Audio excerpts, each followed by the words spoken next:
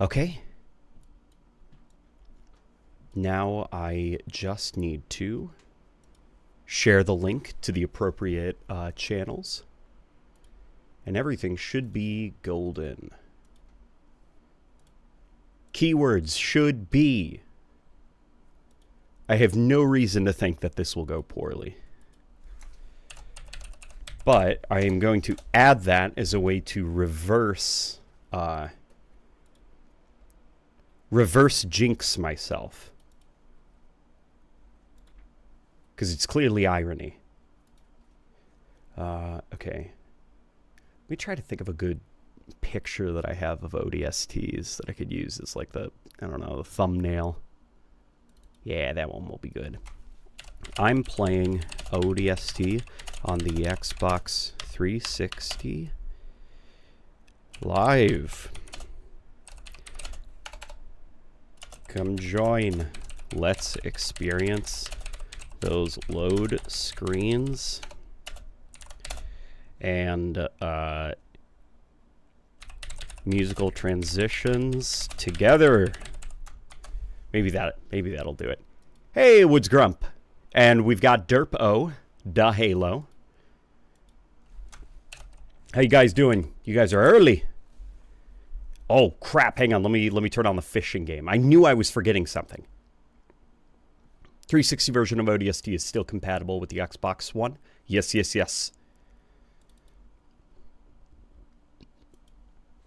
1 second, I'll get that fishing game up. Let me share the Twitch stream. Oh boy, we've also got folk joining over on YouTube because I am dual streaming. Can you believe that the Streamlabs wants to charge money for it wants to charge money for the ability to stream it wants to charge money for the ability to dual stream. But then I found this neato little extension that came actually from Brett Nated. And it just lets me do it for free. So give me 1 second, guys. I am putting in the finishing touches to this link drop. And then we'll get the party started. Streamlabs is so annoying. Yeah, it's not impressed with it particularly. I'm also not impressed with how like buggy it is. It's got a couple of weird oddities and bugs. Hell yeah, how was your Turkey Day? Turkey Day was great. Turkey Day was great.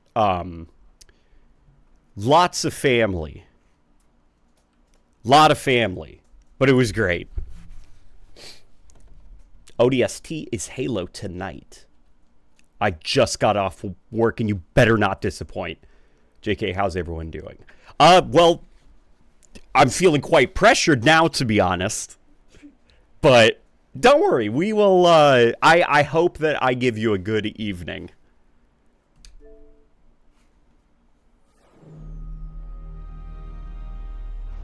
You best enjoy this, my guy, says Mr. Typo. You know the music. Time to dance. Same here? Yeah. I'm a fisherman. Let me close that. Okay, how is the fishing game looking? Hell yeah, it's working. All right, folks on Twitch, you guys are free to fish. I love the Xbox 360 intro so much. Yeah. Yeah. It's just Xbox used to have energy, used to have enthusiasm, charisma, some people call it.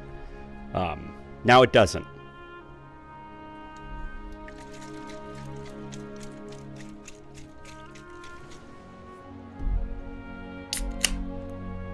I was almost choking on water, and now I sound like Watto. You're like, hi, the laddie.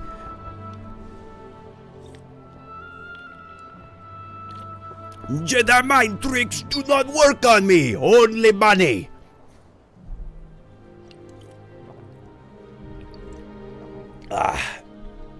So weird. You never do Halo. Yeah, and, you know, I just wanted to shake things up a little bit tonight. Thought we could play some Halo. Hey, Wood Grumps, you just got on a 3-stream streak. Is that a tongue twister? Let's go. Here we go. You guys ready? The original main menu. Isn't that so good? It's literally just the rookie sleeping. I fucking love this main menu so much. Like, don't get me wrong, the MCC is awesome. It's cool that all the Halo games from the Xbox 360 era are playable on PC, but so much is lost by the MCC menu. That all the Halo games don't have their own unique menus and stuff. That it's all just like that MCC container. Because this is such a fucking mood.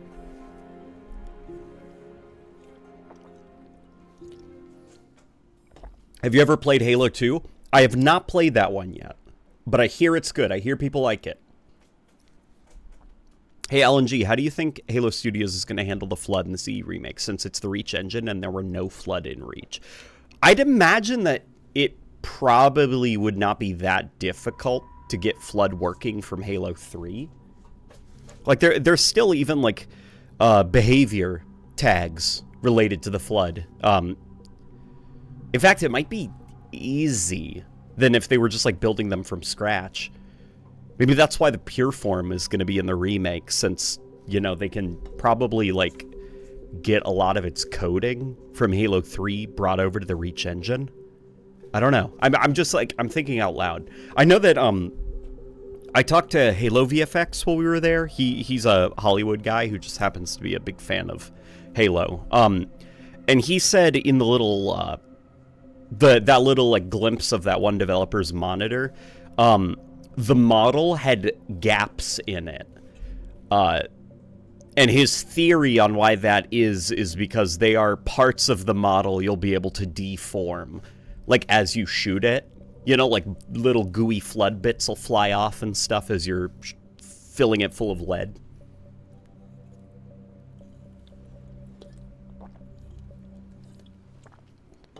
So I don't know.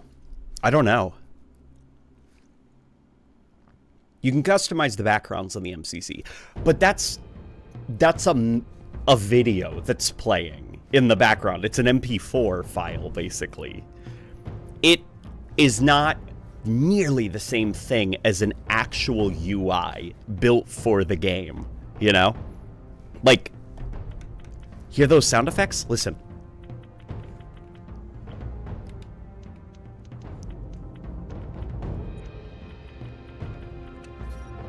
See, it's not the same thing.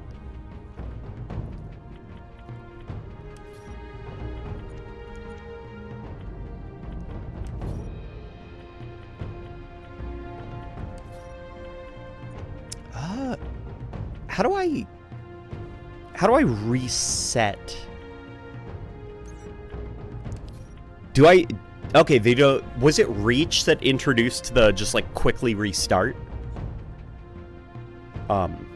Did you install the Mythic multiplayer disc? It's a separate Halo 3 backwards compatibility version on Xbox consoles.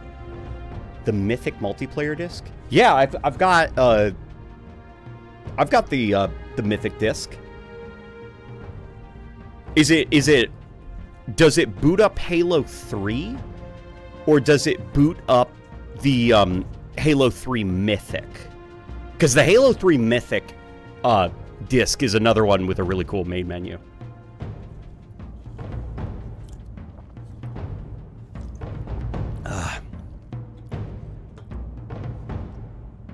Feels like Halo 3, LOL. Well, see, it's funny you say that, because this game is the Halo 3 engine. They basically modded... They basically made an ODST-themed mod for this game using the Halo 3 game engine. That's why when you jump from Halo 3 to ODST or back, it feels identical. It's because, well, it is. It's the same game engine. Same models and everything, too.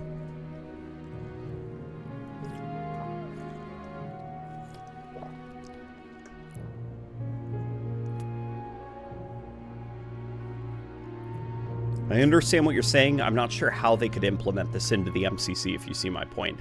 I'm not saying, like, they should totally just, like, bring back the original main menus. Like, that's such an unbelievably large task. It's not me saying they should. It's me saying it's a pity that these aren't, you know? I'm not offering a solution.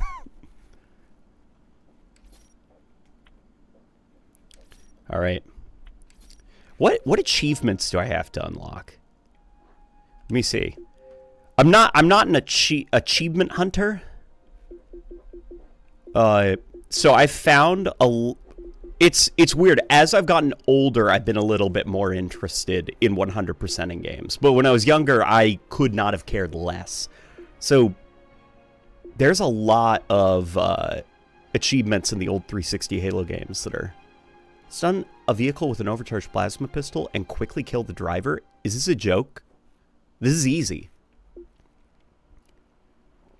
Complete the campaign on Legendary? I haven't beaten it on Legendary on the 360? Oh, dude, we got this. Excuse me. Flamethrower on Data Hive.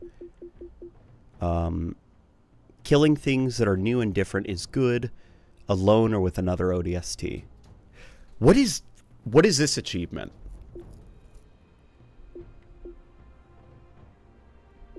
Naughty Naughty and Good Samaritan. Oh, these are so vague. Oh, you know what? I'm feeling this this itch in the back of my head now to 100% this. Cuz games like Halo 3 are unfortunately out of my control now because some of those achievements are matchmaking related.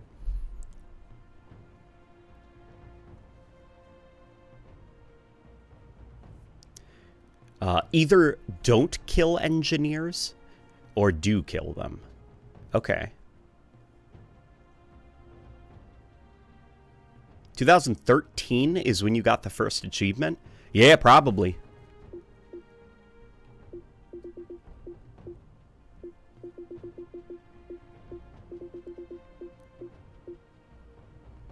Trying to remember when I first played ODST. It was after... Okay. I played it... It had to have been in 2000... It had to have been in 2009. Because I remember playing Firefight at a friend's house when it came out. And he had Johnson. Then I had a friend loan me Halo 3 ODST. And I remember I played the first mission, and because I was stupid and had no patience, and also the fact it was just like the Halo 3 engine, I remember feeling like, yeah, this is boring. I want to go Forge, because I was addicted to the Forge mode, so I never played the campaign. Then, this was after Reach came out. I was staying at my sister's house, because she was away. She was, like, living away from us by that time. And she asked if I wanted to, like, take a train down to where she was and stay with her. And she didn't have her internet set up. I had my Xbox 360. And I also, for some reason, didn't have any games. And I was like, could we go to GameStop? And for some reason, ODST spoke to me. And I was like, all right, I'll give it a shot. So without internet, it being my only game, with my boring sister who wasn't entertaining me, I beat ODST. There were no distractions or anything. It was just me in this game. And let me tell you, that was transformative.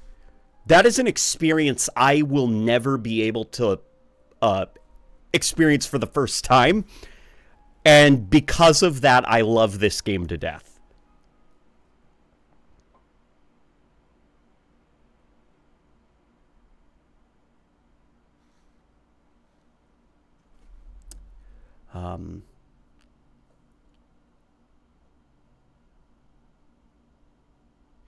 I loved watching your old videos, dog. Excited to see your channel branch out more. By the way, what church did you attend growing up? It was called St. John's Cathedral in Washington, D.C.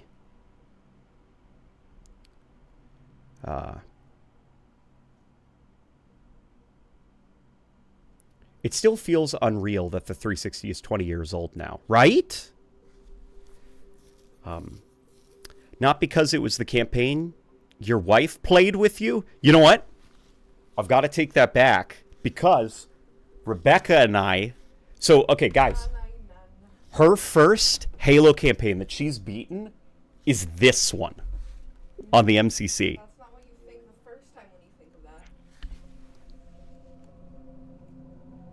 that. She's upset. She's upset. I love you, cutie pie. This is her first ever Halo campaign that she's beaten. No, and this was a couple of weeks ago. So what happened was she asked what Halo campaigns we could play. And what I'm thinking is, God, Halo 1 is probably like 5 hours long. That's pretty long. Halo 2 is cool, but it's very tough to play through sometimes. It can get very boring. ODST is only like 3 hours long. Less than 3 hours long. And we played it in 2 sittings.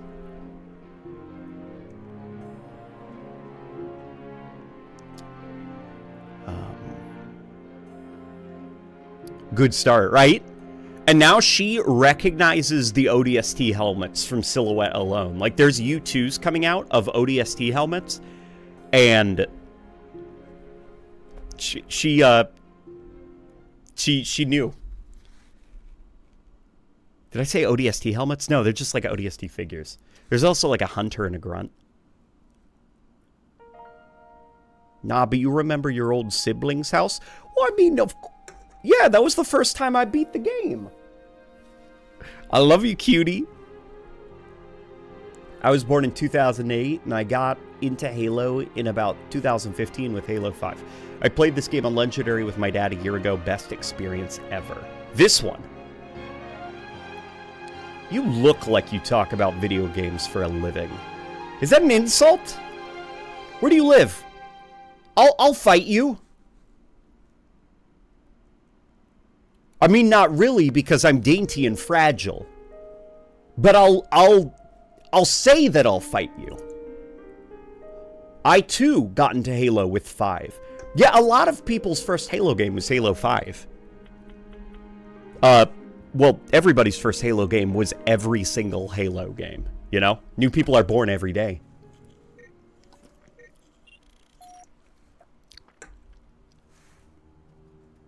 And I love the way that the game starts at the main menu. A good fight. With the camera dollying in. Of course they did. It's Earth. Better late than never. How about you show some respect, Romeo? Just saying, Dutch. They missed one. No. They left it for us.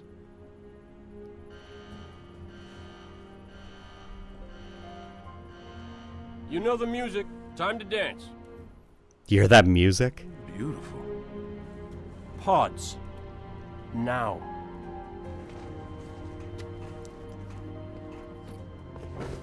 Replacements? This many years into the war? Who isn't? At least they listen. To me. And they're not gonna like what they hear. Orders are orders. Come on, Veronica. What could be more important than that carrier? My orders. And Buck, call me Captain. I'll pass on that dance. But you can show me where to sit. Now, what the hell kind of armor was she wearing? Dunno, I freaking love this campaign so much. I love these characters. Seriously? Well, gotta be close quarters. Exactly. Second to last. Right next to mine. Cozy. You gonna tell us her name, Gunny? Ms. Naval Intelligence. Our new boss. Oh, brother. So check your mouths, find your chairs, and get set for a combat drop. I'll also say What am I this, supposed to do with this in my inside opinion, of the ship? this Halo game is the peak of cinematography when it comes to the cutscenes. Wake up, Buttercup. Like, I still do not think there has been a Halo game that's come nearly Besides, now's one of within those times. spitting distance of this game in terms of cinematography.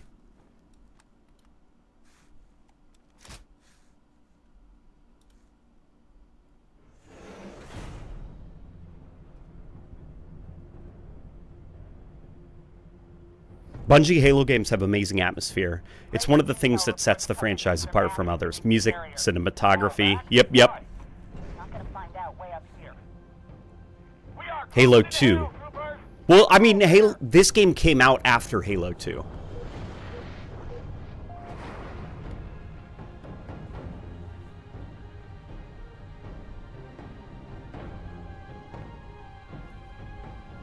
Oh my god, look, I don't think I've ever noticed that.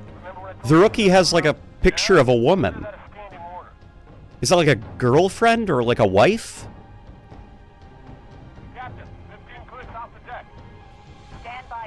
I mean, I assume it's probably like a real person, like probably one of the modelers or something snuck that in. It's probably somebody's girlfriend or wife in real life. But I wonder if they've tried to canonize whoever that is.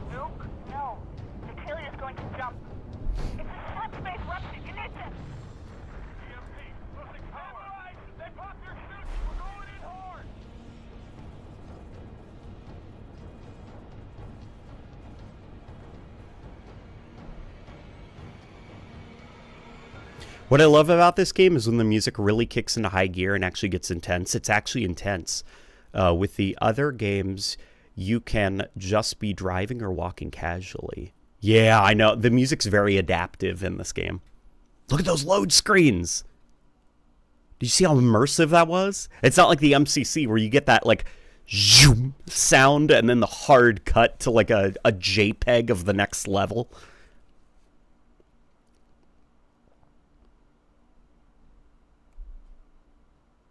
Yes, in canon, that's his gal. Okay, gotcha.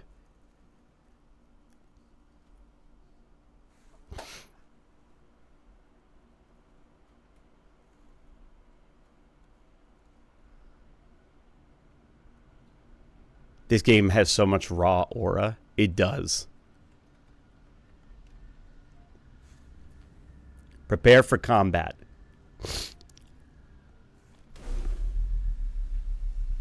This one never captured me like most people, and I'm not sure why. I might have to try it again soon. Oof. This game never captured you? You should revisit it on the Xbox 360.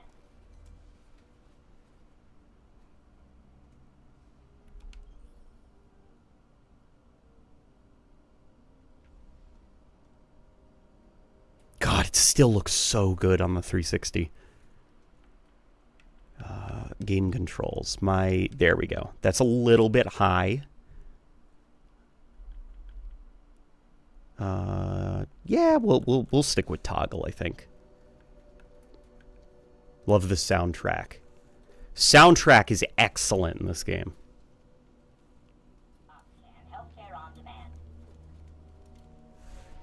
And also, evidence that sometimes health kits can be way more interesting for gameplay than just regenerating health passively. Because it's like a resource you have to scavenge. Oh, my wife's being silly. She's trolling. I love that the MCC added rain. No, that wasn't an MCC thing. Look, you can see the rain here, too. That was, for ODST, they had this system in place where it was like, I can't remember if it was on screen or if it was an actual, like, particle system where they would always have a couple drops of rain in front of you. They would be spawning constantly. Most of it, though, was, like, sound effects. They're just walking right past me.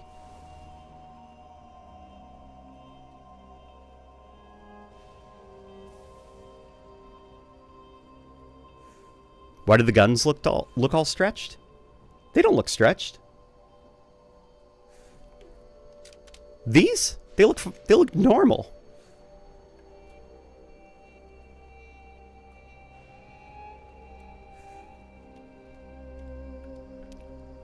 Okay, let's initiate combat here. I'm gonna sneak up on this guy. Watch this. Boom! His buddies didn't even hear it. Boom! And now him. Bam! Okay.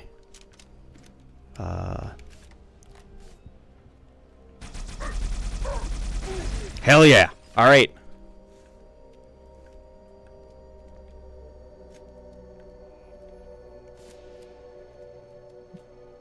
Rebekuma caught the tire.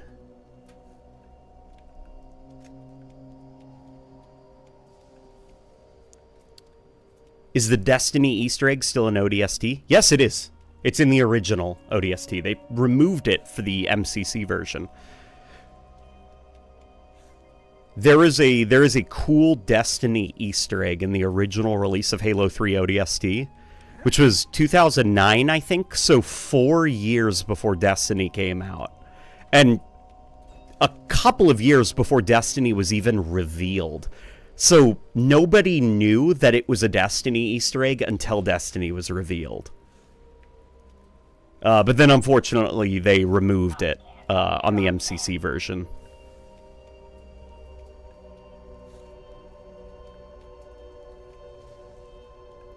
What's up, LMG? Not... Uh-oh. Hell yeah. Come on, where's his little buddies?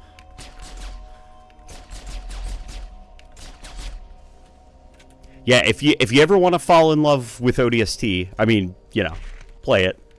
But if it's not clicking with you, and you've played it on the MCC, consider visiting the original Xbox 360 release.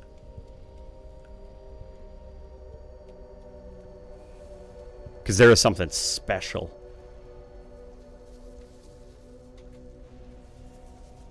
If you don't love ODST, consider playing it at your mom's house.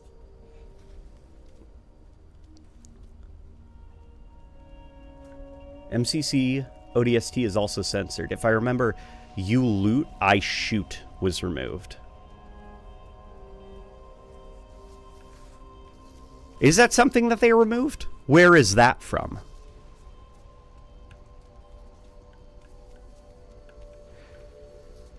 I wouldn't say that's censored. I would say that that is a decal that was removed from the game. But otherwise, the game is untouched.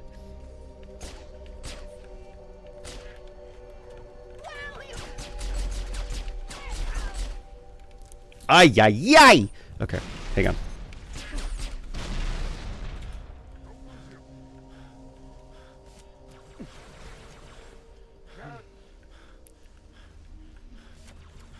I just kind of hate how it's better to play with the detective vision thing all the time. Not all the time. The daytime missions, you definitely don't want to have this thing on.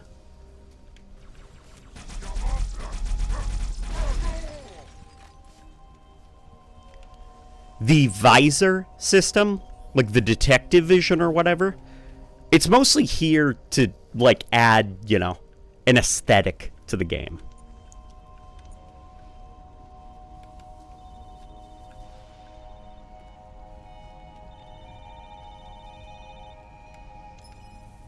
All right, we got our map.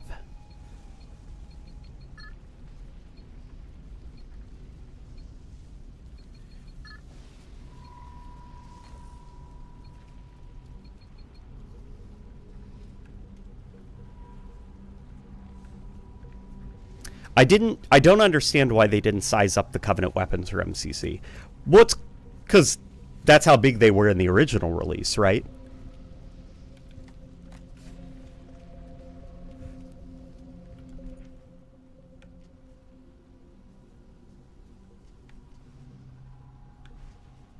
Okay. We place a waypoint there? Yeah, okay.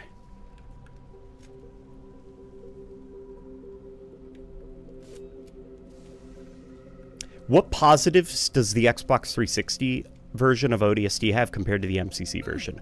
Oh man. Oh man. Okay, let me start. Okay.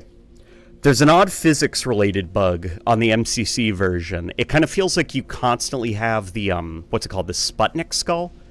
Whichever one displaces physics objects super easily. It's like permanently turned on for some reason on the MCC version, and I think it's tied to the frame rate. So the higher your frame rate, the more physics objects will kind of fly around at ridiculous speeds. You know, cars will act like they only weigh a couple of pounds. Less than that, actually. They kind of act like they're cardboard. You can throw them around. A lot of the visual effects do not scale with your resolution. So the higher your resolution, the thinner and more difficult to see the lines are on the visor system, as well as some various effects like bloom. The bloom doesn't scale well the higher your resolution, and on top of it, if you run the game at an unlocked frame rate, certain particle effects do not despawn correctly, so they'll linger too long, and then they'll just like pop out of existence. Where if you play the game at 60 FPS, it's a little bit better, but they kind of look like they've sped up a little bit.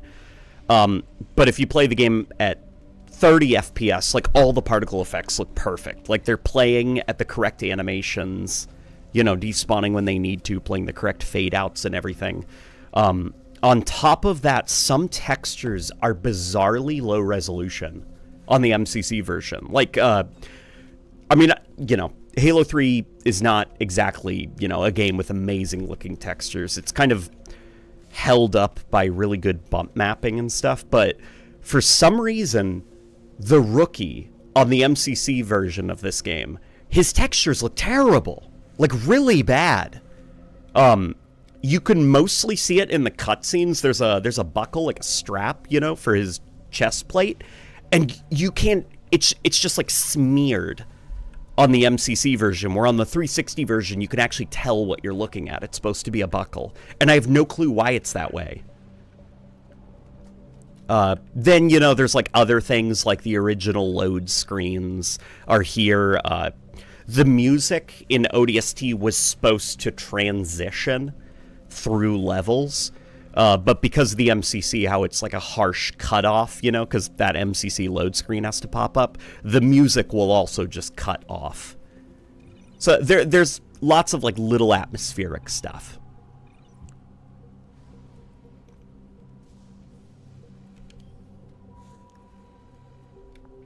Typical 343 hack job. No. It was... Okay, number one, it wasn't even 343 that ported this game in the first place. And it's not like a hack job. Like, I listed what are essentially nitpicks at the end of the day. Like, oh my god, the Rookie's, his textures are a little bit blurry. Like, they were able to translate a game running on mid-2000s technology to the PC and integrate it into the Master Chief Collection, which is powered by the Unreal Engine for its UI. And it's mostly okay, you know? And on top of that, they were able to get the frame rate unlocked for people who like it and get full mouse and keyboard support in there. Like, they converted the game from a closed set of hardware to it can literally run on anything. We have no clue what kind of machines people are going to be booting this thing up on. And it works. It's not just like a complete dumpster fire trash bag. Here is the Destiny Easter egg. Look at that. Back in 2009 or whatever, nobody knows what that is. Destiny awaits. Ah, that's the Earth and the Moon? Probably like a poster or something for, you know, promoting whatever. But, you know, like promoting signing up for the UNSC and stuff. But after Destiny released, it's like, oh, that's the Traveler. Destiny awaits. Isn't that cool?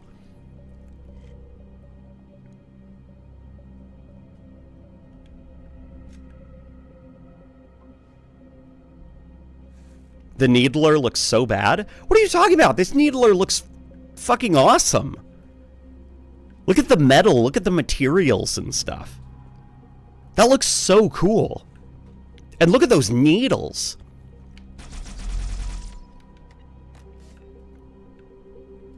What do you mean the Needler looks great in this game?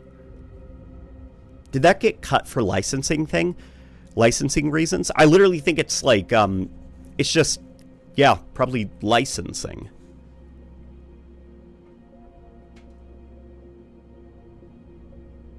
And to 343's credit, the poster that they replaced it with was very tastefully handled, because it's like the exact same poster. Like all the elements are in the exact same place, only they've made it more clear that that white dot is the moon. And then instead of Destiny Awaits, it says for her, like fight for Earth, you know? So very tastefully handled. Because if they just straight up removed the entire poster, that would have sucked.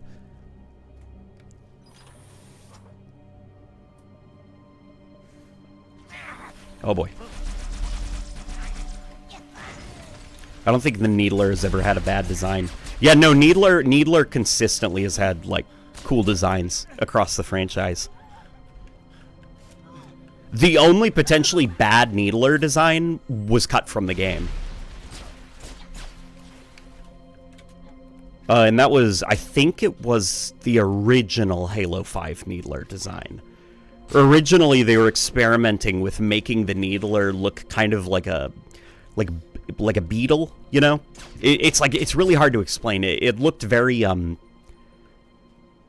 very beetle-like, or not beetle-like, crab-like, like crustacean. It was just like, it was weird looking. And thankfully, they knew that it was like ugly, and they cut it and redesigned it for the real Needler that we see in Halo 5.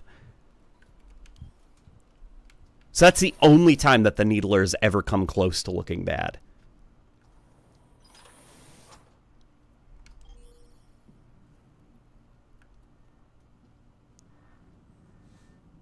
The Needler looks meh in Halo 3. It's way too small. Well, that's size. Look, okay, what if we just make it larger and don't change anything? That's not the design, that's the scale.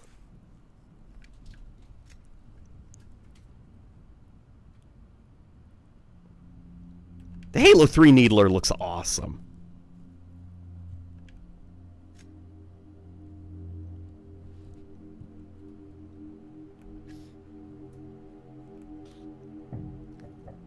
I freaking love the soundtrack for this game. Alrighty. It's like dead body in here. Got it. Lots of blood in the hallway. Like, and I love that the soundtrack here now is mostly percussive, and it's got a very muffled sound to it, almost like it's like footsteps in another room. Like it's just very claustrophobic feeling. Okay, nothing.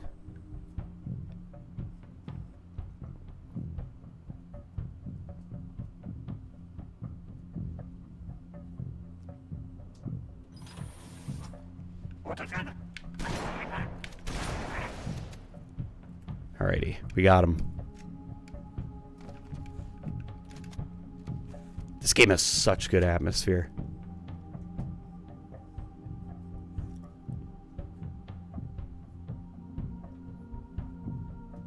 Something Dante's Inferno. Yeah, that's another thing about this game. It was inspired by Dante's Inferno. At least some of the narrative elements of it, like kind of like trying to act like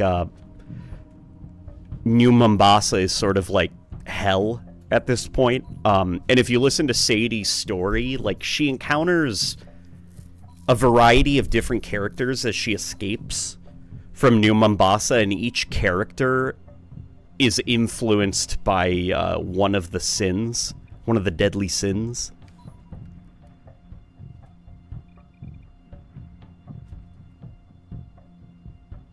I'm telling you, I'm not crazy. The shotgun looks different from Halo 3's. It does not. It does not. What looks different is your hand model. And the view model is pushed further out from the face. You gonna tell us her name, Gunny? Ms. Naval Intelligence. Our new boss. So check your mouths, find your chairs, and get set. Has he ever paid attention to the Twitch chat at all? Yeah, of course I have. I can see you.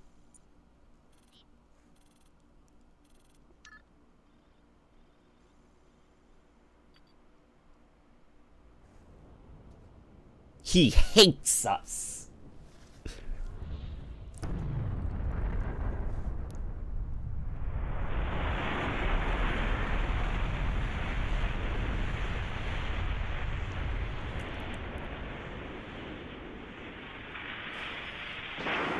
The view is different and therefore looks stretched. It doesn't look stretched. It's just the view model. Like they pushed it out a little bit. Squad, what's your status? What do you mean stretched? Still with me, Buck? Do you mean elongated? Yeah. Give me a sec. I hit pretty hard. My heart's vulnerable. Since Infinite is over, what's yours, Rebecca's, and chat's favorite Infinite weapon and map? Works great. Mine is the Mangler. Still salty about the melee nerf and the launch site. Did I? Well, the Mangler nerf was reverted. Because the only thing I regret about you and me, not knowing you were a spook when we first met. I would have been a lot less charming. That's what I missed most about you, Buck. Where your mouth was always a little faster than your brain. The higher FOV in ODST means that ODSTs canonically have a wider vision than Spartans. No. No, it's just gameplay. Fuzzy on the details. Must have met a lot of other saps since then. Why pick me for the safari? First, you're the best soldier I know, and second, I don't remember that night. What you asked me in the morning? I remember not getting an answer. Say again, Buck. You're breaking up. I said stay put. I'm on my way. We missed our LZ. This grid is packed with Covenant. Be careful. I appreciate the concern. Won't be much of a rescue if you're dead. Like, for example, the Needler looks smaller in Halo 3 ODST than in Halo 3. It's not smaller, that's just because the view model is further away. Like, this assault rifle, exact same model. The view model is just further away from the player.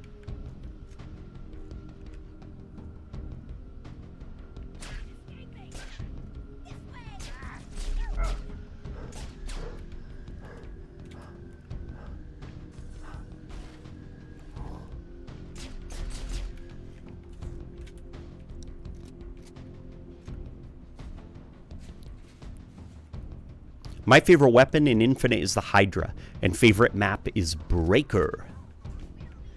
Let me tell you, Rebecca's great with the sniper rifle. She's like really good with the sniper rifle. She's better than me. I mean, not that I'm very good with it to begin with.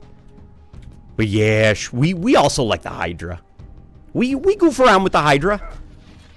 The Infinite Hydra is definitely up there. I also like the Heat Wave quite a bit.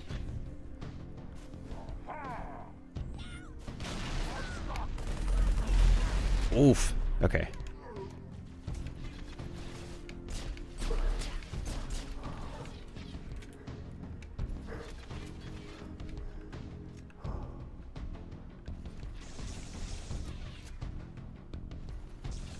Yeah, the guns are definitely longer. That's just because their view model is further away from the screen, so you're seeing more of the gun.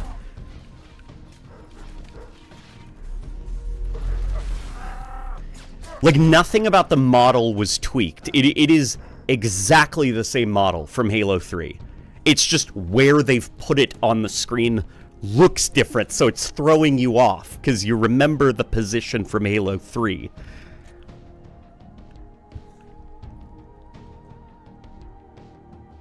Chip's Dubbo is coming up.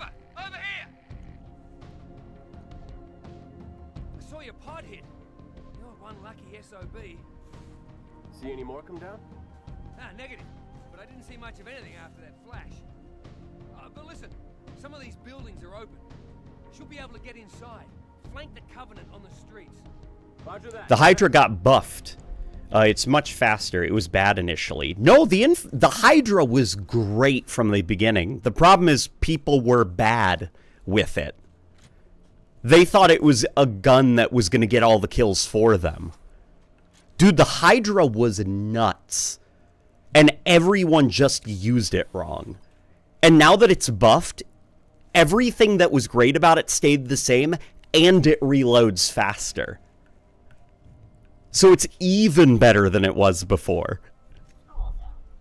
Hey, Mr. Nowhere's here. This is just a spin-off game, Marty. No need for the OST to go hard or anything. Marty proceeds to compose the sexiest soundtrack to a game about shooting aliens to ever exist. That basically is the story of ODST's soundtrack. Dude, it's still crazy how stylized this game's soundtrack is.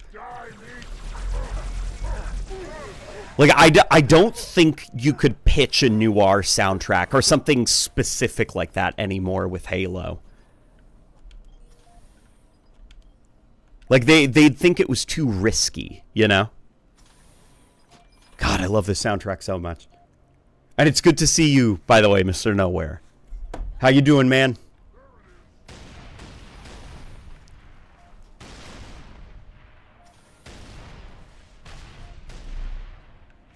Hot take. Infinite's Hydra model is mid. It's like some weird shape trying to look like a gun. I don't agree with that at all. I think it looks awesome. You can tell that it's like the same it's of the same family, manufacturer family that produces some of the other weapons like the battle rifle, assault rifle, and so on. Like, it looks like a UNSC gun, you know? Yeah, I don't agree at all that it's mid. It looks like a UNSC weapon. What I think it could have used is like a targeting thing on the side that flips out. Almost think of like the Spartan laser.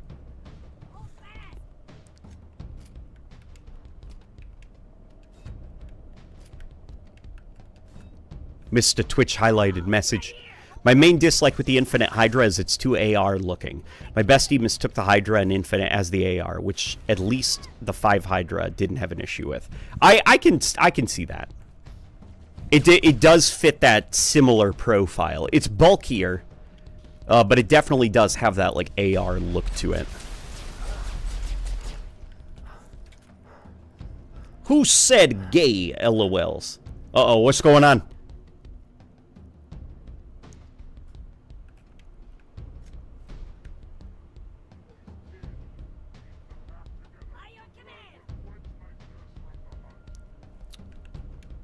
Tired boss, they plowed snow outside my apartment yesterday night, so the sleep was middling, unfortunately.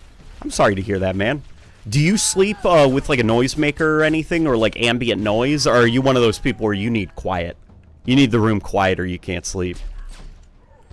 Rebecca and I, we sleep with it's this app called Rain Rain, and you can make your own remix, basically, or your own mixtape of noises. They have like a variety of fun stuff. Like they have Shih Tzu snoring. They have trying to think of what else they have. They have like Shih Tzu snoring. They have like laundry machines whirring. They have like city nightlife, you know, outside your window, like that kind of stuff. Bro added the gay in there for funsies. Okay, gotcha.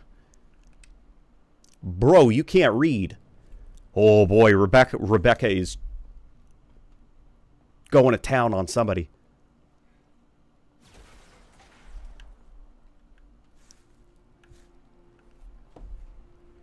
Hey, late night. I bought a 360 dongle to connect my old 360 controller to play MCC and Fortnite on my PC.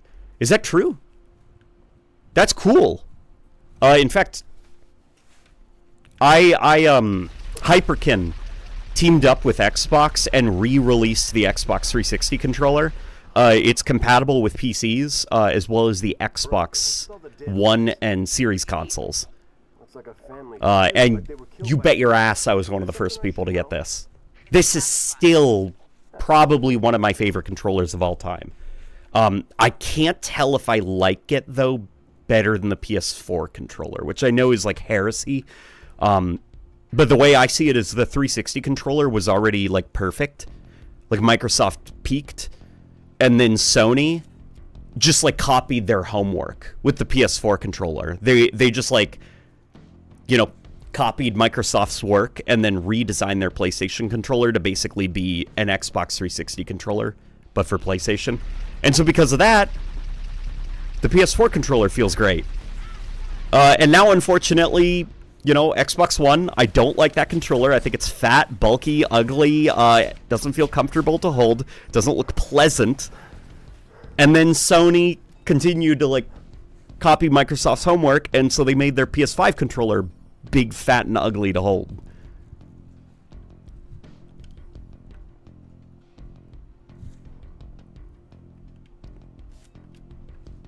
I don't get why ODSTs can rip turrets off. That seems like a Spartan thing. The reason that they can do that is because this is the Halo 3 engine, and that is something you can do in Halo 3. It's as simple as that.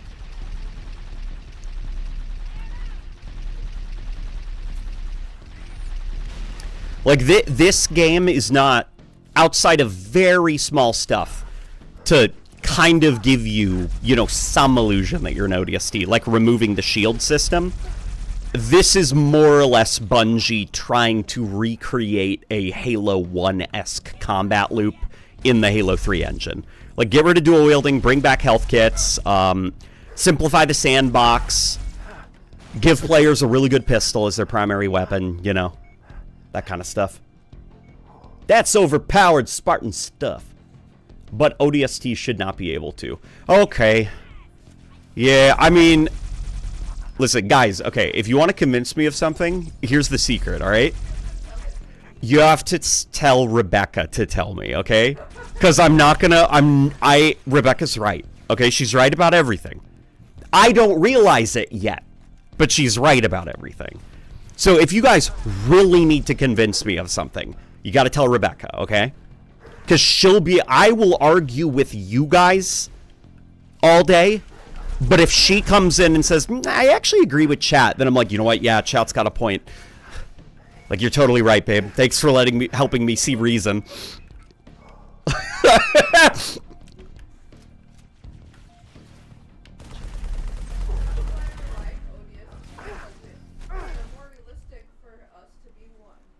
That's why Rebecca likes ODSTs, she just said from the other room, because it's more realistic and achievable as a human than, you know, getting abducted when you're like 5 and turned into a Frankenstein monster. Oh yeah, the ODST cosplay guys, they always hit. Happy wife, happy life. It's literally true. And it's not true in, like, the like, stupid, like, I'm a baby boomer, and my only joke that I can make is, the old ball and chain. Marriage sucks, am I right? No, it's, like, genuinely, like, one of the biggest joys is when Rebecca is happy.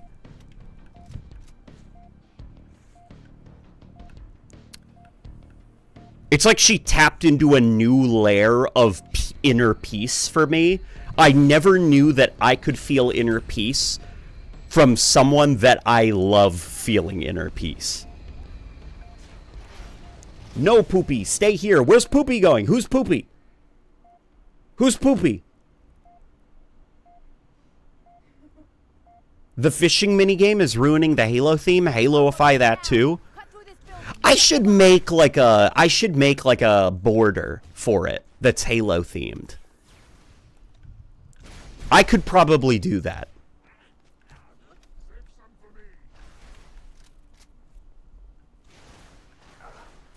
Buck, location. Almost there. What's wrong? Multiple hostiles closing on my My only gripe with Halo 3 ODST is the grenade angle messing with my muscle memory. You know, it's funny, one of the first things Rebecca said, literally one of the first things when she played this game and ran around with it, because most of her experience with Halo came from Halo Infinite. So she got very used to how Halo Infinite feels, the arc of grenades and stuff like that. And one of the first things she noticed is, whoa, your grenades go high in the air in this game.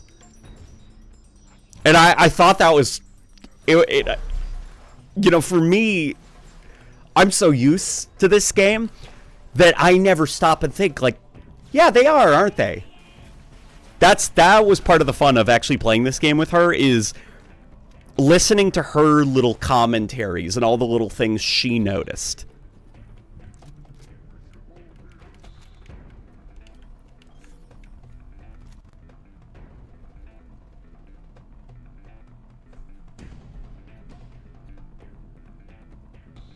Well, Bip Bap is the best grunt. God, Bip Bap's a nightmare.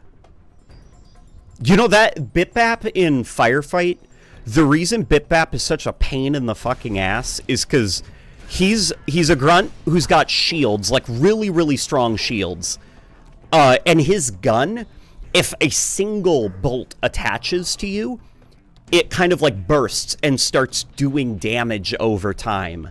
And that will stack as he attaches more shots to you. So all he needs are like 3 shots hitting you, and that's it. It doesn't matter what happens, you're gonna die.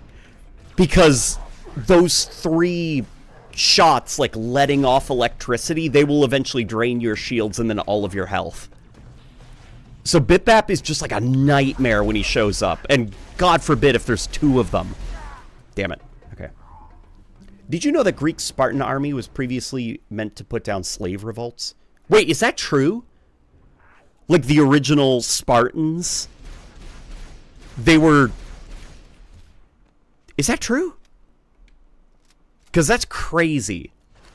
As far as like, history repeating itself in the Halo universe. Because the Spartans, were they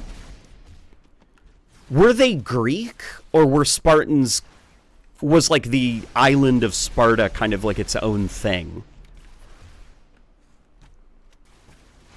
I heard that Marty Pizzed and shit is... Man, screw this, I'm moving to the Twitch stream. Yeah, come over to the Twitch stream, we got a fishing game, it's a lot of fun. I have arrived, says Dregsum. Welcome, Dregsum, it's good to have you here, man. I don't know what that was. Damn it, no! Veronica, talk to me. Don't move. I'm coming, you hear? The Spartans did have a semi-slave underclass that they relied on for labor. Well, that's shitty of them and really hypocritical of them.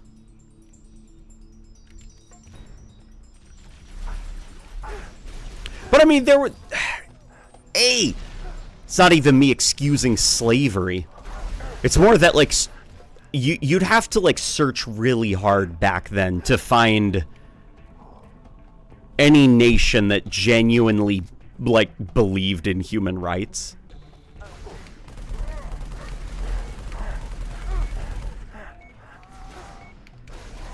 This assault rifle is pretty damn good in Halo 3 with killing brutes. And it's even alright, like it's decent in ODST. At least on easy to normal difficulty.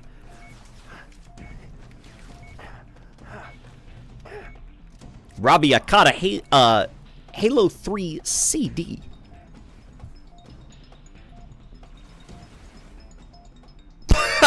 You guys are being ridiculous.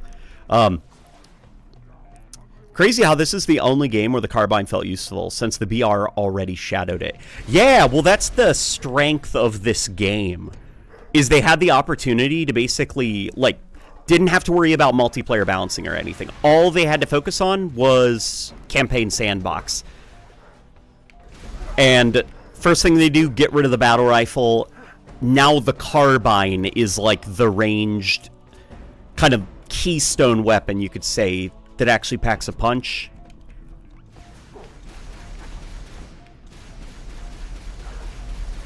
And when you find a carbine in this game, it feels like a really big deal. Hang on, I'm gonna make a run for it and try to grab that. Oh! No, I'm not! Okay. He actually went in after me. Fish!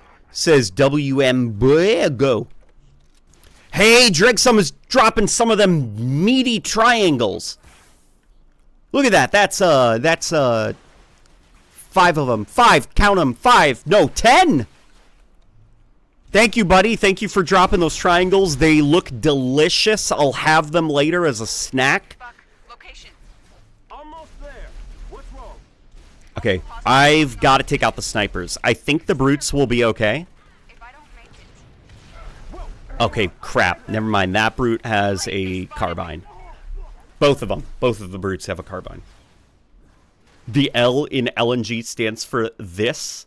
IG? IG or I guess? Or this gameplay? Because it could definitely stand for this gameplay. I feel like I was on a roll until this firefight here. Buck, location. Almost there. Though this is usually the place where I struggle a little bit in this game. And I think it's that I get impatient and I don't clear out They spotted me. like the appropriate people. Talk to me. I'm just like, I'm impatient. I want to go. I want to go now. Sparta was unique in that the slaves outnumbered the citizens, so they were always paranoid about revolt and encouraged kids to kill slaves unnoticed. What the fuck? What's wrong with them? I mean, they were like crazy already. A lot of their beliefs were just like nuts.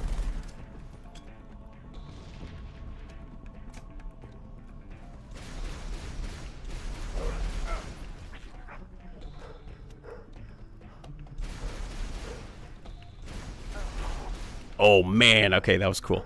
I got, ooh, ooh, oh, this is mine. Okay.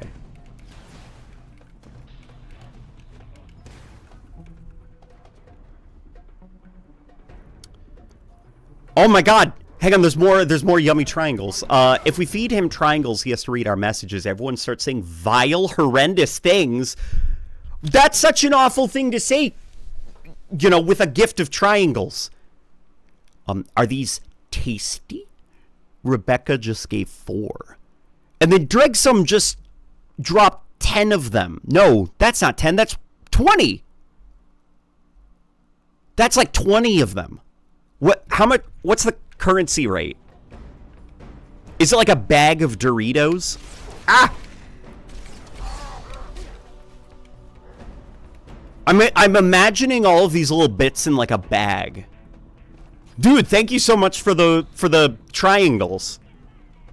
I'm still learning the value of Twitch and what these various things mean, but that I assume is a lot and that's a good thing.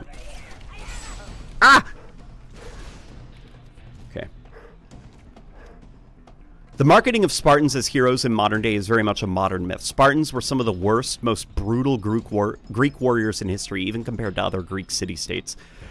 Who also highlighted his message with 800 what appears to be Mario stars? Yeah, I got that vibe from the Spartans.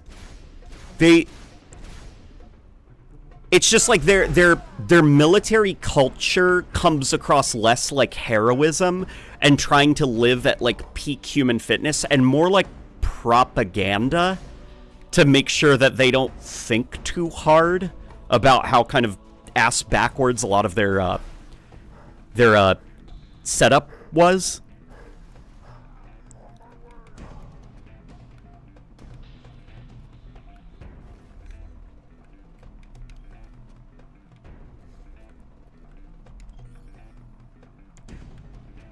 I remember back in 1776 when Master Chief saved us from the tyranny of King George III. Heckin' tea sipper.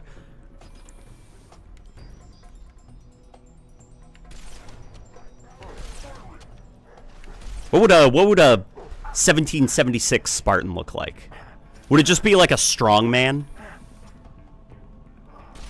Is that what Master Chief looked like? Did he have like a big curly mustache? And he had that like, you know, that kind of like, it's not fat, but it's like natural muscle where they kind of look large. And he's got the shorts that are striped, you know, and Master Chief's got his fists up.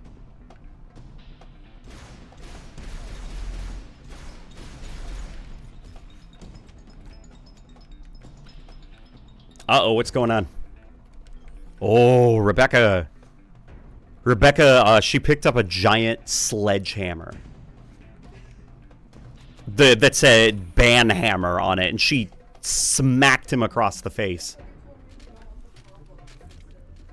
What did he say?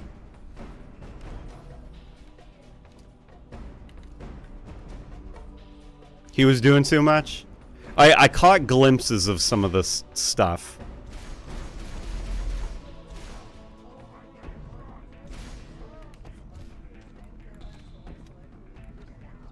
Well, it's not being selective. It's...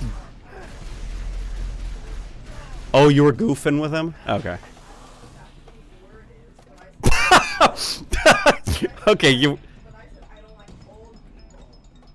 And then he said twice, if you don't want the combo, don't say silly things. Okay, yeah, it's just like bickering. He was getting offended on Marty's behalf. Marty has more money than that guy will ever make, and his children, in their entire lives. He does not need anyone's pity. He is living so much better than anyone in this chat. He is so out of touch because of how much money he is. He does not need anyone's pity. You do not need to be offended on his behalf.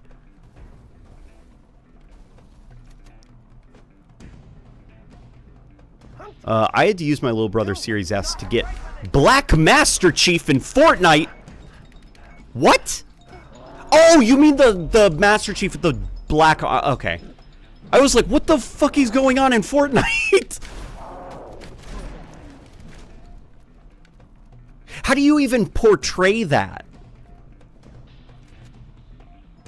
Doesn't he have like a helmet?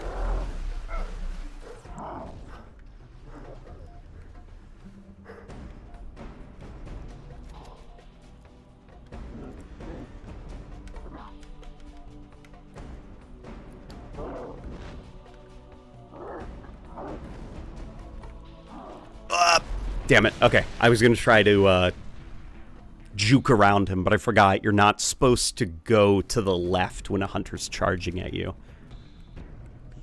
That's pretty much a death sentence. Okay. Where am I? Oh, here I am. Okay. It's a first-person game. Why did I say, where am I? Oh, here I am.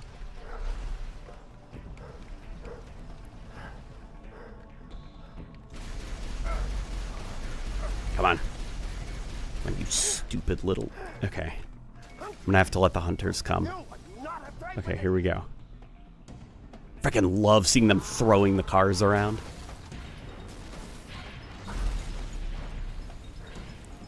Come on.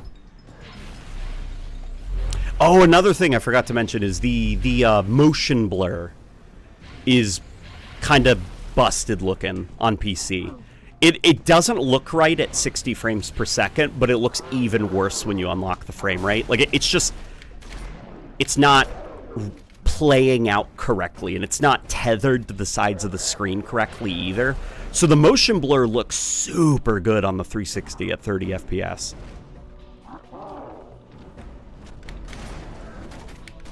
Yeah, hell yeah. Okay, that's how you take them out, man. Why are they gold? Because it looks awesome. I heard that that jackal just shot the wall by accident and he gave himself away. Oh my god, hang on, there's more. He's at one of the Louvre. Wait, this one's the Louvre, and these are some of the Great Pyramids. He says as he donates 5 more. Farty O'Donnell, here's some of the rest of my triangles. I like the, like, here's the Louvre, and take some Great Pyramids, why don't you? Have some of these. I appreciate it, man.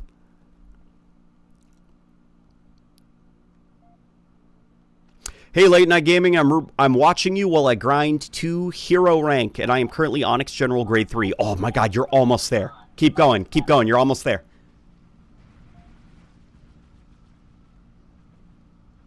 The Halo 3 yellow filter is here? What yellow filter? This game is blue as hell, man.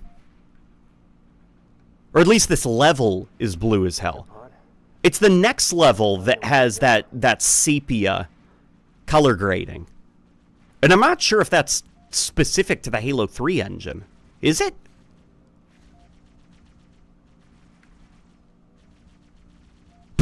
British Museum be like...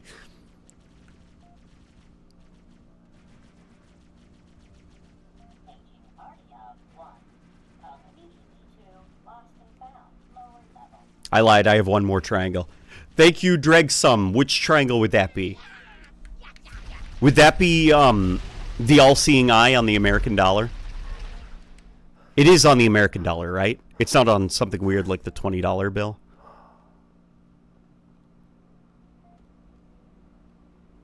Okay. Dude, this cutscene hurt Rebecca. Because she already knew that the engineers were friendly. She was so upset. Oh, nuts. Whoa, whoa! Whoa!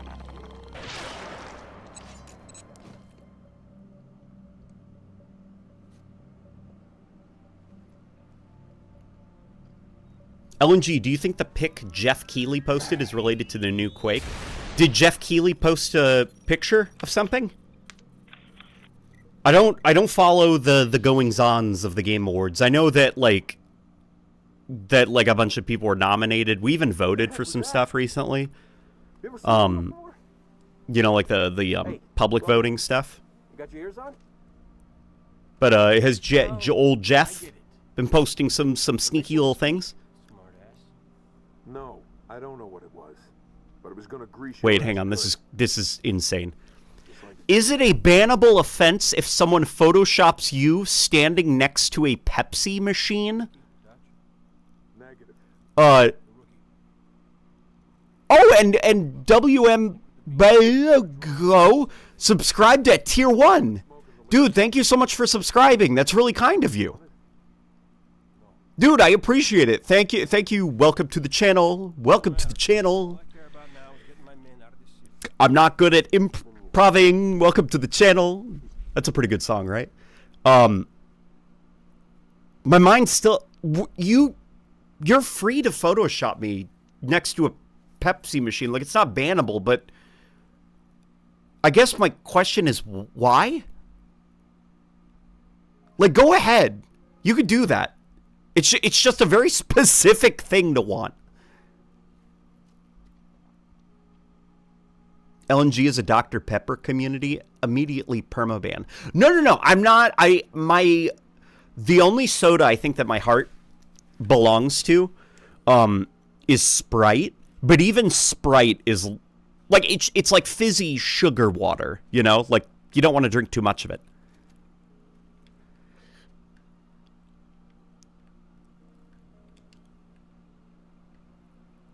I hold no ill will to any soda of any form. They're all good. Sparkling water is better than Pepsi. Yes. Yes, I do drink root beer. I don't care for root beer. I will say that. Uh-oh. Rebecca redeemed viewer attack. Okay, she's put a dancing guy on my face. She's put that guy. Yeah, I see him. Okay, he's gone now. It's a Wings of Redemption ban reference. Is it? Okay. Is that something that got him that got him to ban somebody?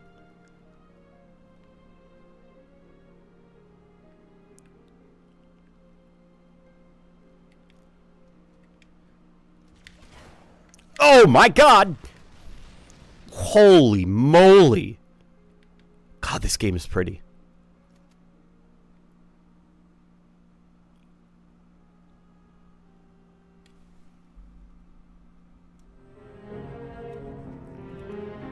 Listen to that music, man.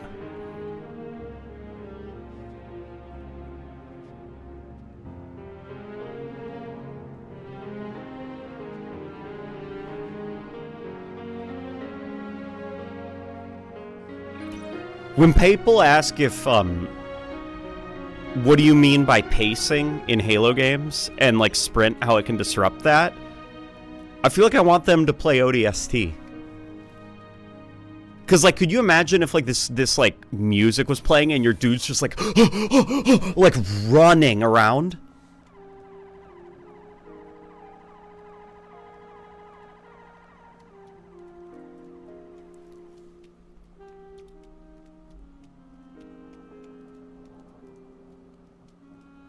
Clippy, lock in. The hogs, because we ride in warthogs.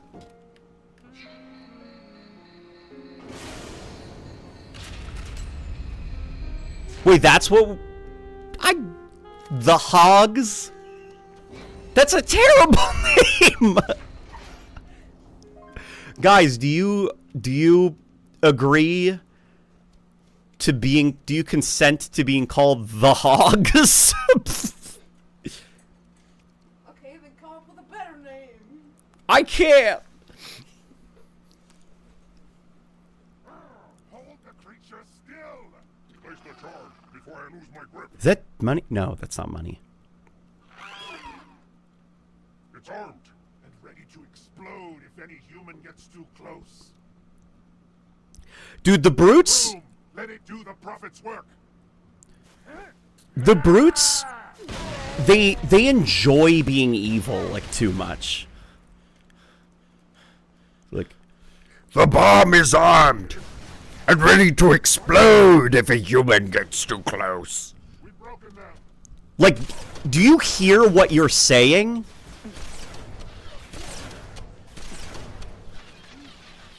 They're like, I want to kick puppies.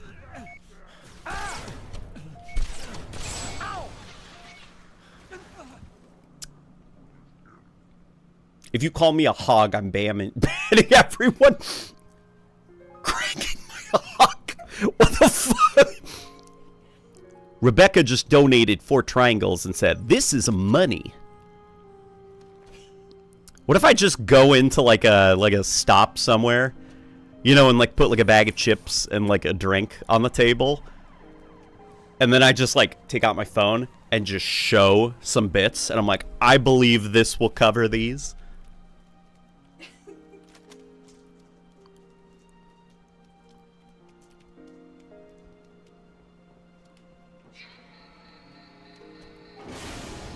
If they're cartoonishly evil, you gotta remember what their mythology or historic heroes are like. They're like, And then, little children, the great carnivorous picked up the baby and bit off its toes.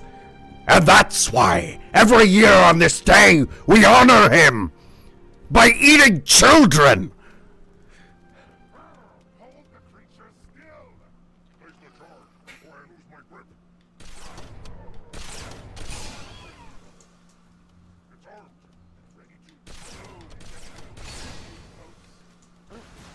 And we make sure to wake up our siblings with cold water on the face.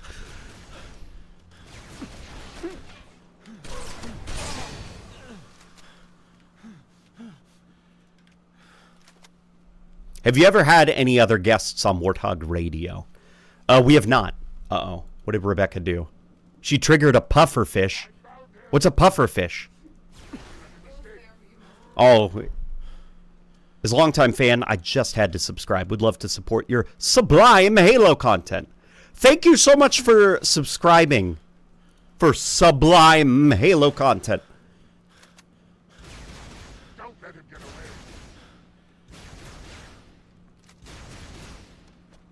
Imagine how the brutes think for a minute.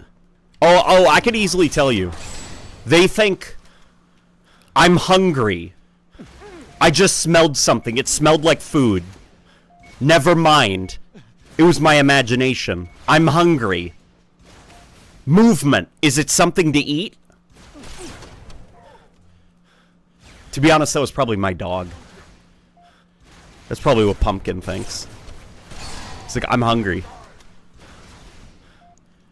I love how big the hand looks holding the beam rifle. I know it's a colossal hand. Ooh. Okay. Is this bulletproof?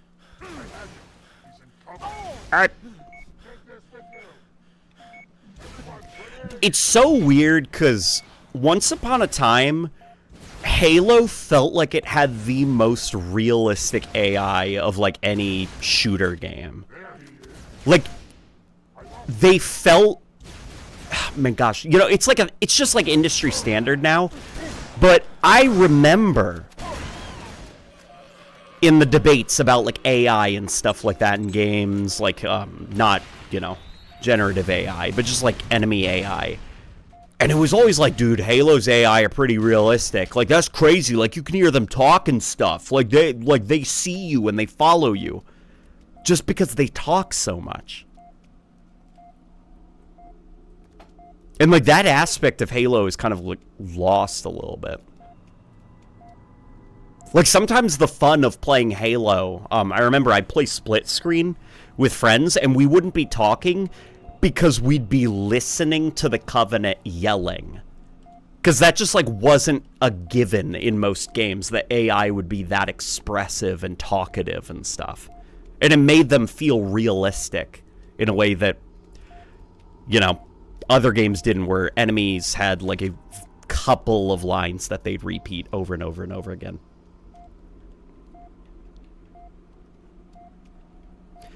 Chat, what if we call ourselves the Late Night Sus Crewmates because we are sus? Okay, Rebecca's giggling hysterically behind me. She's like rocking in her chair, covering her mouth. She had a big sip of silly juice. Or the sus crewmate because we are sus.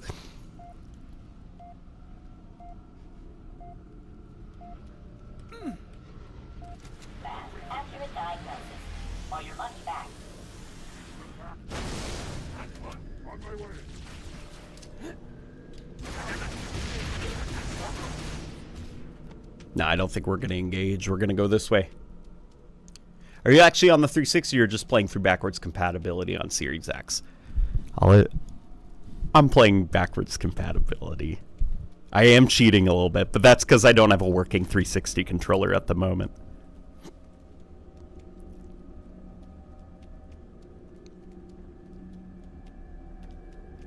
Midnight Sussy Gaming. Rebecca says, what was that noise? What noise? Me? I went, ooh. Maybe that was my impression of the brute dying. And I just like did it without being aware that I did it. So I went, ooh. Followers of LNG should be called poopies. More like late night cheating. Got him. It's mostly the same experience.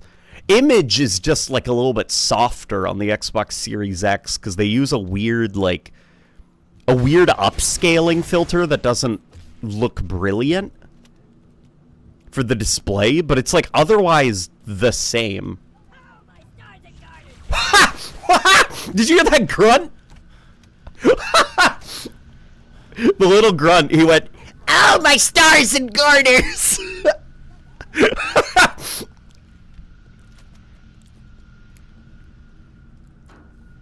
You can go a long way giving players the impression that enemies are smart through dialogue and contextual actions over raw AI behaviors and strategizing.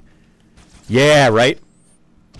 Like, that's Fear's AI. Like, Fear's AI they're very intelligent. Like, they are intelligent.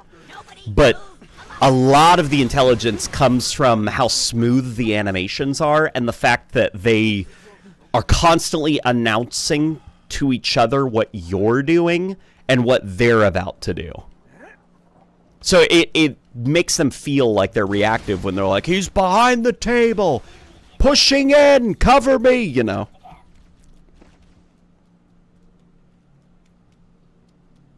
Late night loud, Halo quiet. Okay, let me turn down late night and bump up Halo a little bit. Ah! Just a grunt going, oh my stars and garters!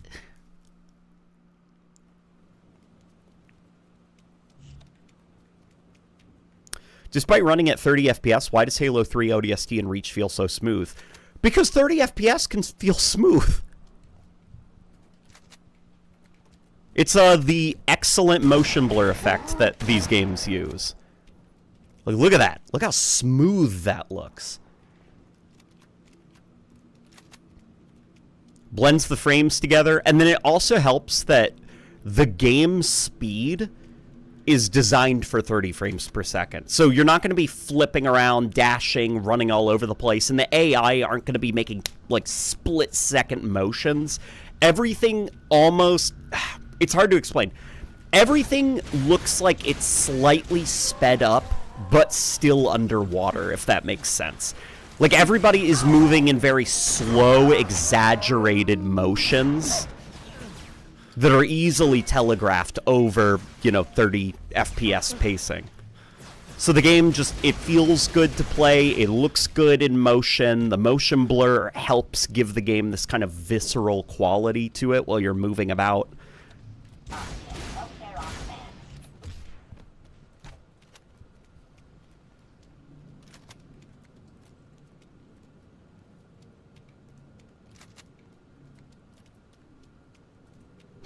My favorite grunt line in Infinite Suicide is Infinite Suicide grunts going, wait, I didn't mean to turn these on. Oh no! That one's pretty good as well. I've heard them say that.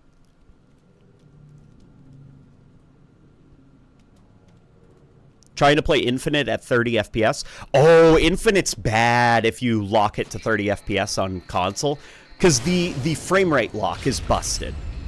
Like, 343 didn't tune it correctly, so it's... The way that they've set it up, there is a micro stutter every, like...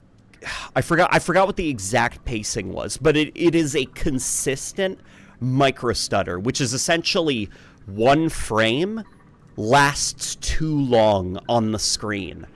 And then the next frame is too short, and so it feels like every couple of seconds the game hitches in this very subtle way. It's just like, and they never fixed it. And by the way, it's the same on PC. If you use the frame rate lock in the game's options on PC, it is not tuned correctly. So there is also that subtle micro stutter. You're from Mickey, Dutch? Negative. We need to get above this. Yeah, Halo Infinite feels super weird on the VCR Xbox One. Yeah, no, it's not a good 30 FPS experience. The frame pacing's really bad.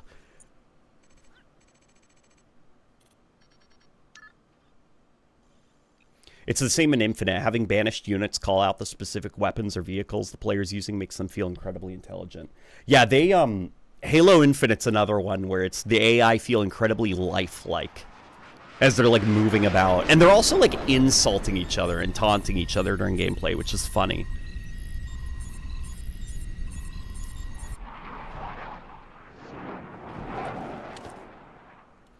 I tried to do a high stream of Halo CE the other day. I passed out halfway through Pillar of Autumn and the stream lasted another 3 hours until I woke up and turned it off. Is that true?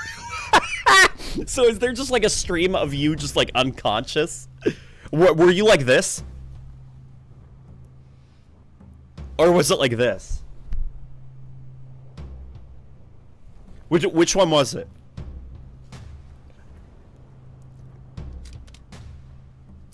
I played Halo Infinite on Xbox One S. Now I play Infinite on the Series S. I can't go back to 30 frames per second.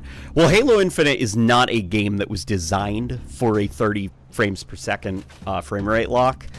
The animations are too quick, enemy AI and movement is too fast. Like, the game was clearly designed for a high frame rate.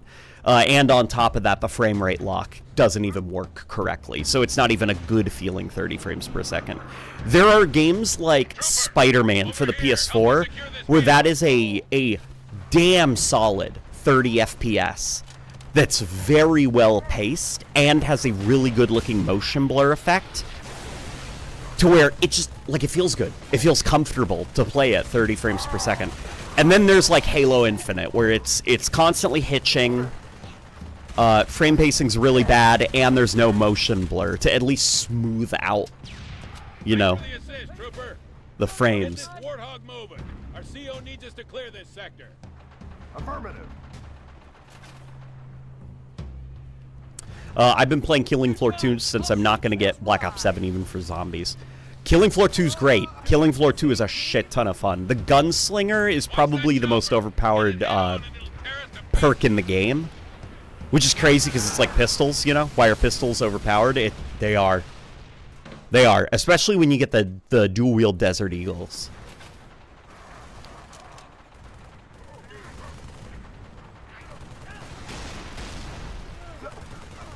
If you use mods to turn off the anti-aliasing on Halo Infinite, the pilot's beard looks like it's made out of bees. Yep. Yeah. It's because it was designed for anti-aliasing. Ratchet and Clank also has enemies call actions the player makes and says what weapons you're attacking with.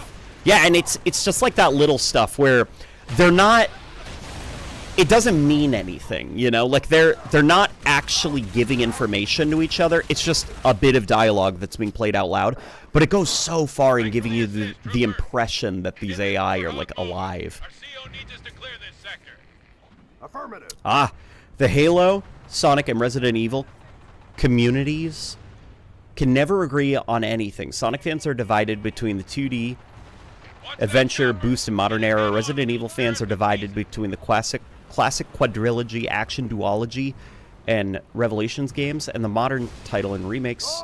And Halo, well, we know what Halo fans are divided upon. Being a part of all three of these communities makes me want... No, don't say that. Don't say that. Don't ever want that.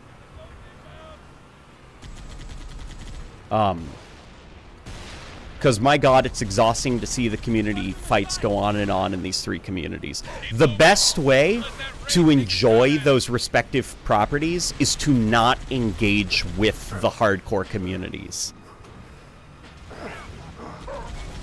Like, just don't do it, you know? Because the problem with, like, being a fan of something has to have some limits. And that's, okay, so...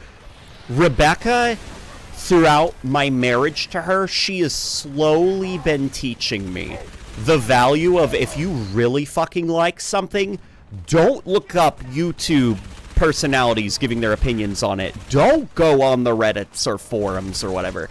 Just stay off and enjoy it on your terms. Because you don't want to, like, you know, when we got, like, Kirby... She was like, no, like, I don't fucking care what any of, like, the Kirby YouTubers are saying. I bought the game for me. And she's totally right. Watch that chopper. Hit his head Oof. on, it'll tear us to pieces. Careful! Ghost! And when the next Halo game releases, or Campaign Evolved or whatever, I'm going to follow her advice, and I'm going to log out of the Halo community, and I'm just going to enjoy it on my terms. And then when it's time for me to kind of, like, return to the Halo community to see how everyone's feeling, it's going to be interesting seeing what everyone else is talking about versus how I felt playing it alone, you know?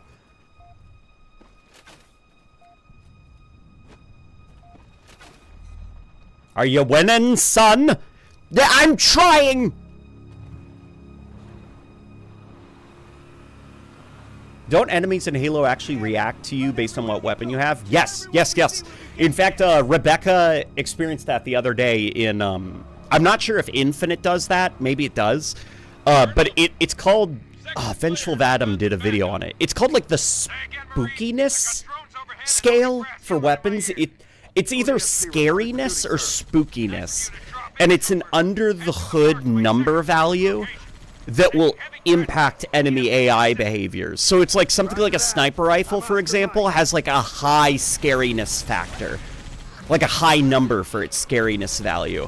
And it means that if you get close to like grunts with that weapon, they're gonna panic and run away immediately. Same with like the energy sword and stuff. And when we were playing ODST, Rebecca was like running up to grunts with like the sniper rifle, and the grunts were immediately, they just like, they weren't even trying to engage her. They were just running immediately. Damn it. Why are you so itchy, TT? I don't know.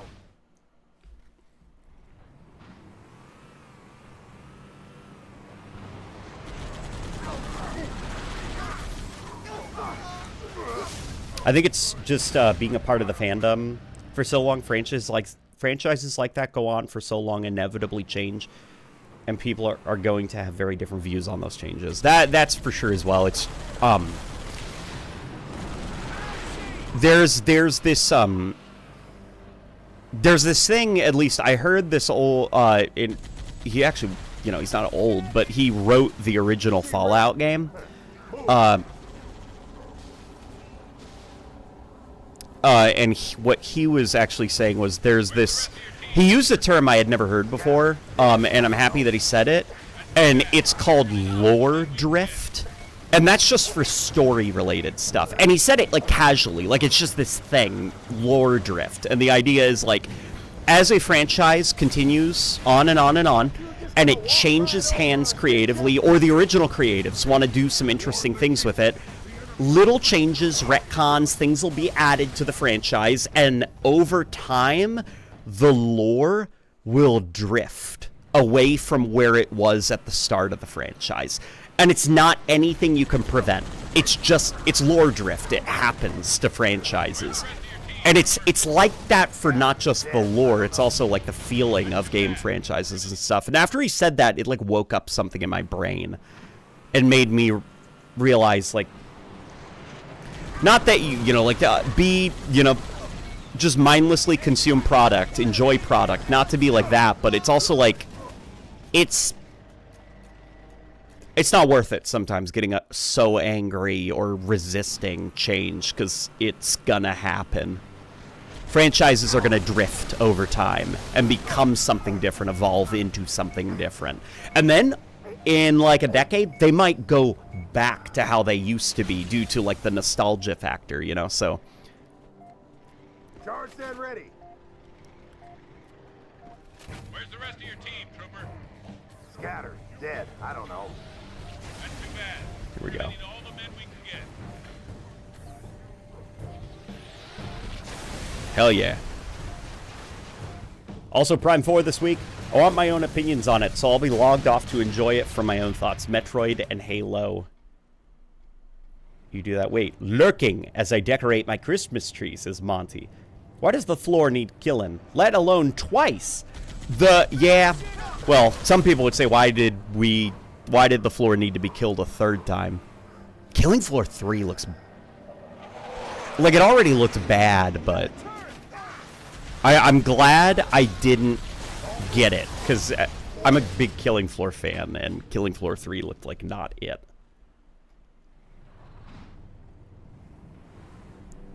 It's good to know that you're decorating your tree, Monty.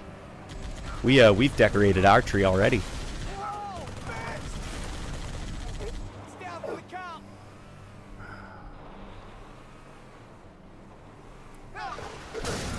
Oh boy.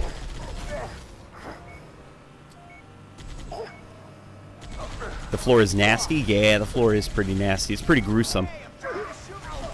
Okay, hang on. I gotta lock in. Let me catch up on a couple of chats, and then we're fucking moving through, okay? You guys have trees? Yes, we have trees. There's a lot of them, actually. Yeah, unfortunately, there are people in this world that refuse to change their mindset, grow up, or mature.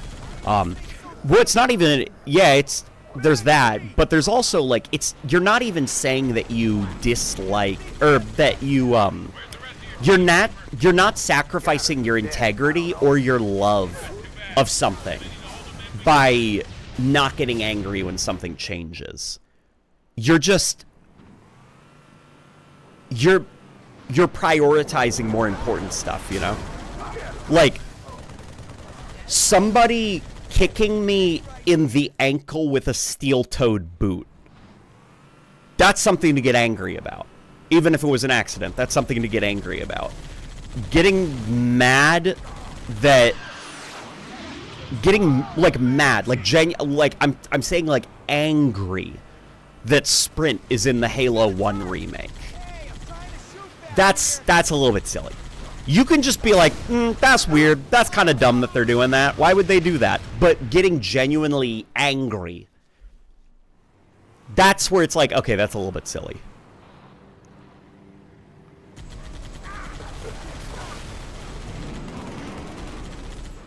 Ghost is out. Banshee. I feel like for some folk enjoying something means you have to constantly be up to date with the franchise, you know? I gotta come up with a new plan to get through here. Because I'm making mistake after mistake. There's a spot coming up that you have to stop and check out. Through the main area, past the race, right before the bridge. Don't miss it. Okay. Is it right up there? Or are you talking about the space elevator crashing?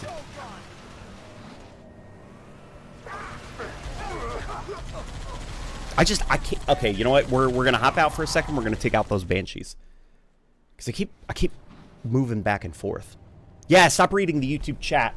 Read ours instead. We're better, says Dregsum. Oh, he's just arguing for me to read the Twitch chat.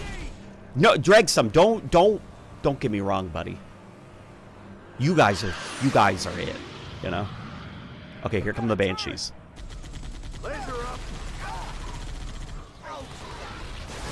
I missed. They're coming around for another pass. Eat laser, alien. Go back home to Mars.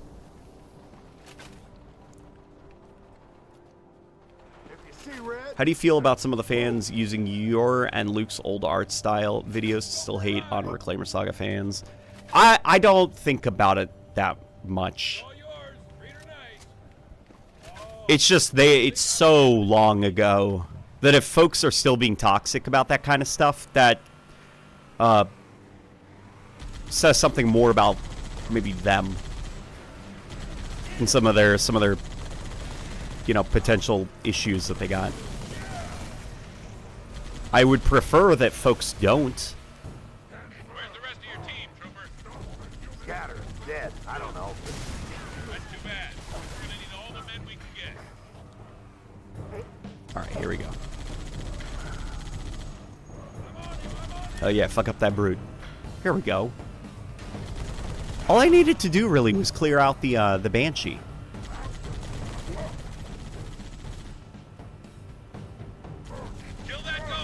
Oh boy. Ah, come on! Okay. These are ridiculous mistakes I shouldn't be making. I'm live, I have an audience! What would they think? They think I was a fraud. What kind of a Halo fan flips the Warthog?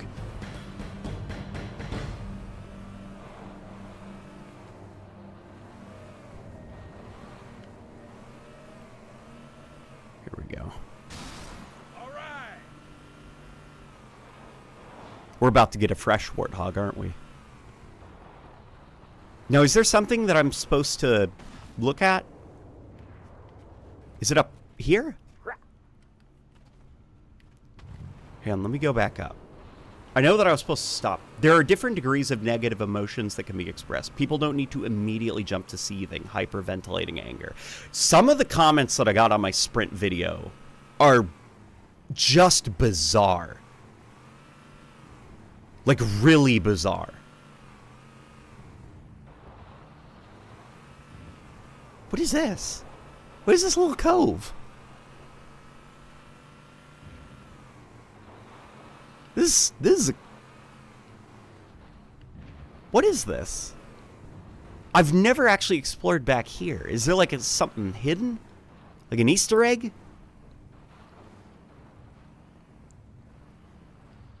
It's indoors through the next area. Got it. Do you think there are comedians making Reach jokes in the Halo universe? Like, we now have 9/11 jokes? Probably not, because the fall of Reach was only a couple of years. Like, about 8, 9, maybe? 10? And then, you know, they had, like, an AI takeover that they had to deal with, so there probably wasn't a lot of room for, like, comedians, right? I don't know, maybe, you know?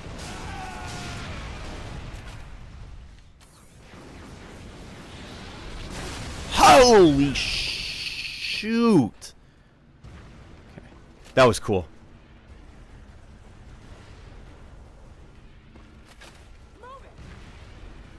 God, I'm so happy that they're using the Halo Reach engine. Because these old Halo games, the vehicle destruction physics were so on point. They felt so good. Like, the velocity and the inertia of the different pieces of debris, it felt precision-tuned to be as satisfying as possible. Just the way that they'd, like, accelerate and then decelerate.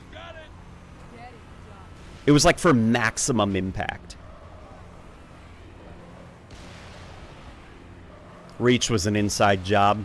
I assume that there's probably folk in the Halo universe that think that. Like, probably, like, conspiracy types that live in the outer colonies that don't like the UNSC anyways.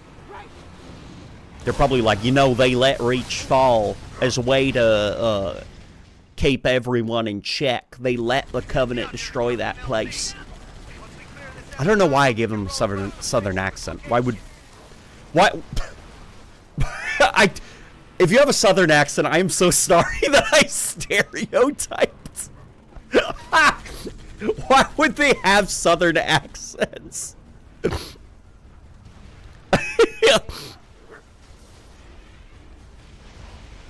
My family grew up in Space, Pennsylvania. It's its own planet in the future. We all talk like this.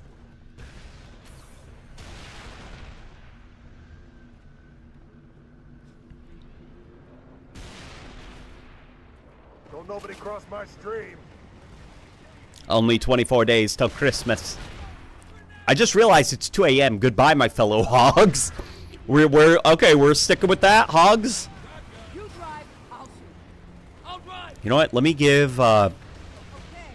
Time for some talk. Okay, is here. You're gonna take the laser. I'm taking this. All right. Let's see if they can clear up. Oh my God, he's not gonna do anything with this laser, is he?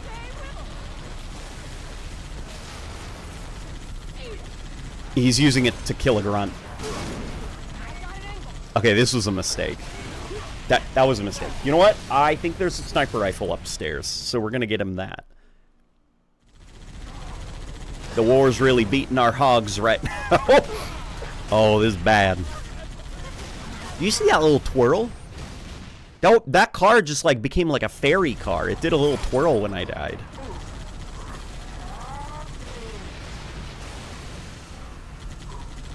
Like, Marines, if you give them something like a sniper rifle or a beam rifle, they're ruthless. Like, they are crack shots. But if you give them something even remotely complex, like a Spartan laser where they have to time, it's like a lost cause. LNG, Jeff posted a picture on Google Maps, and people found the location. It's in the desert, and it's a statue that's kind of demon-y and alien-looking. What the fuck is Jeff... What's Jeff Keighley doing? Is it like Doom the Dark Ages DLC? Or is it like Diablo shit or something? What was the statue of?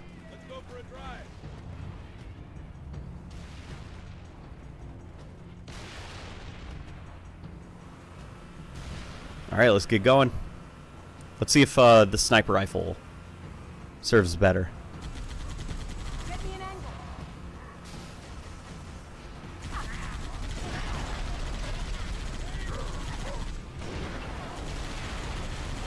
Come on, take it, take it! Ah, oh, thank God. Okay. Uh-oh.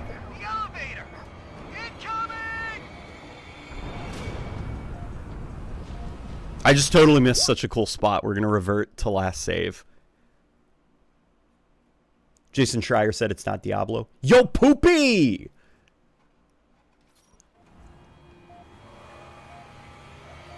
Ah, we missed it already. This room? It's this room? Okay, hang on.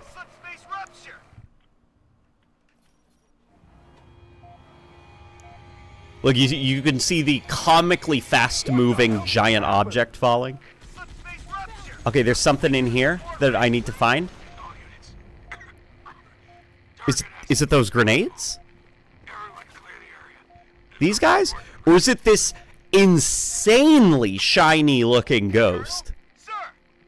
This is the cube map, right? In this room, for some reason, it's like crazy detailed. Because look at this ghost.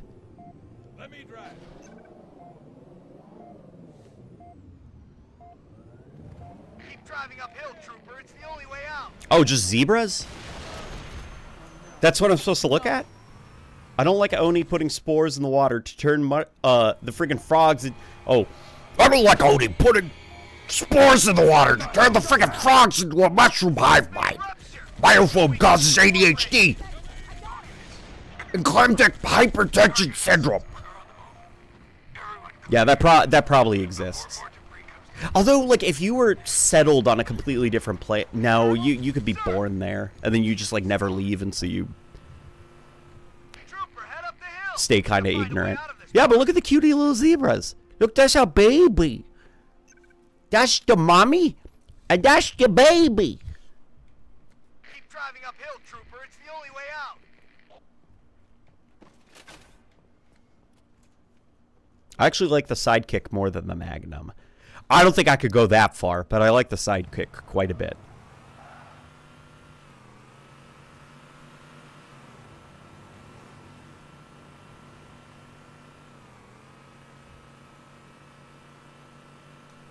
Let's grab that warthog. That looks nice and shiny.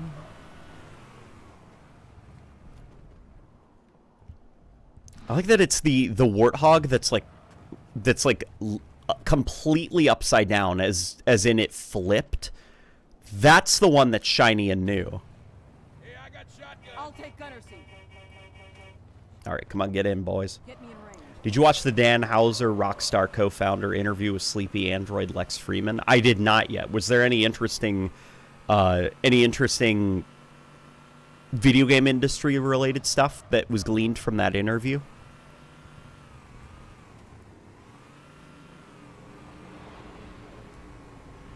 Do you ever miss or feel the Mizraya Armory Magnum could have been an infinite to compete with the Emerson Sidekick? I don't think the Magnum can compete with the Sidekick, like as in the sandbox, like they both act as counters to each other. I don't think that would work that well, because if you wanted a counter to a Sidekick, it would surely be another Sidekick, right? But I do miss the Magnum. I do miss the Magnum from Halo. And one thing I am excited about the Halo 1 remake is that it's like, oh, the Magnum's back. The problem is, the Magnum doesn't have like a solid, the Magnum is more of like, it's more of an aesthetic at this point, you know? Because it has so many different functions across the different Halo games. And the Sidekick, for all intents and purposes, is just like another Magnum. You know, it just looks different. So I feel almost like there was no value in them actually adding a Magnum, because at that point, all it is a slightly different feeling Sidekick. Like, what could you do to separate it from the Sidekick? It fires slower, but the shots hit harder.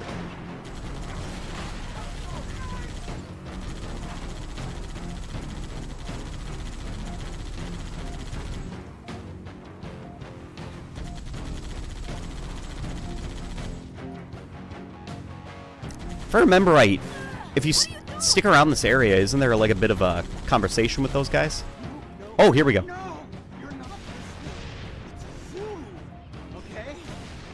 Well, technically it's a corporate-funded wildlife reserve. Semantics! This whole place is one big cage! Listen, Marine, you're wounded. You gotta try and relax. Except we're the zebras, get it? All fenced in and ready for the slaughter. And the Covenant? They're the lions! Rah! Careful. Man down! Strained a metaphor. Oh God! Oh God! Is that serious? Well, only if you keep it up.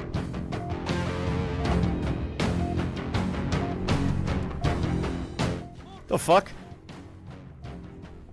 Oh my god, and he just died. That was insane, that little conversation. I know that there was like a secret conversation on this level, and that it was somewhere around there. But I've never actually like stopped and listened to it. It's like, careful, he's trying to metaphor.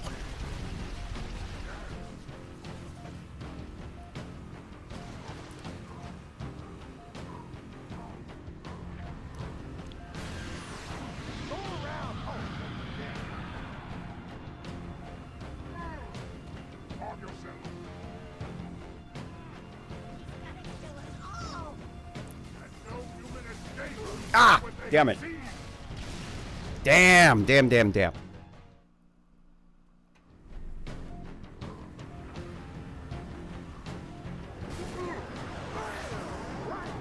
Despite being such a horrible feature in Halo Reach, why is Bloom present in 4, 5, Halo 2 Anniversary, and Halo Infinite? It's because Bloom has been in every single Halo game. It is in all of them. The first Halo game to have Bloom was Halo Combat Evolved. The only difference is it was not visually represented by your reticle until Halo Reach. And that's when people became aware of Bloom. Because in Reach, you could actually see your reticle blooming out. In Halo 3, if you feel like that assault rifle isn't accurate enough, just start feathering your shots and suddenly it'll start hitting things at medium range.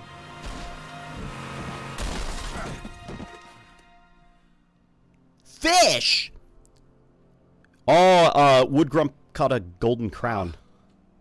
Lord, I didn't train to be a pilot. Tell me I don't have any more flying to do today.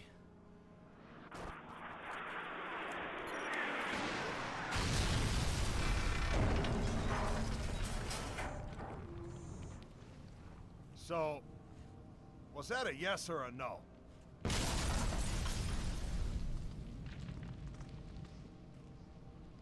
Amen.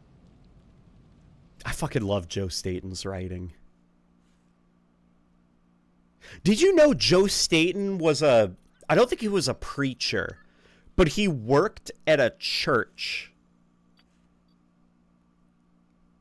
God, what was he? What was he before Bungie?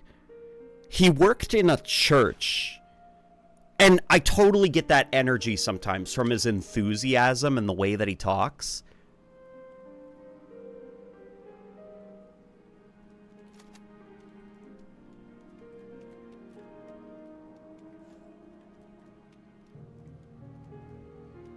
Did Joe write the script for Halo Reach? No. No, the only Halo games where Joe Staten was directly involved in the writing process / wrote the script himself were Halo 2 and ODST. Which probably explains why they are the best written Halo games in the franchise. Halo 1 was largely written by Microsoft, by their external writing teams. Halo 3 was largely written, as we know, by a committee of people, because Joe Staten kind of went on hiatus following Halo 2's development.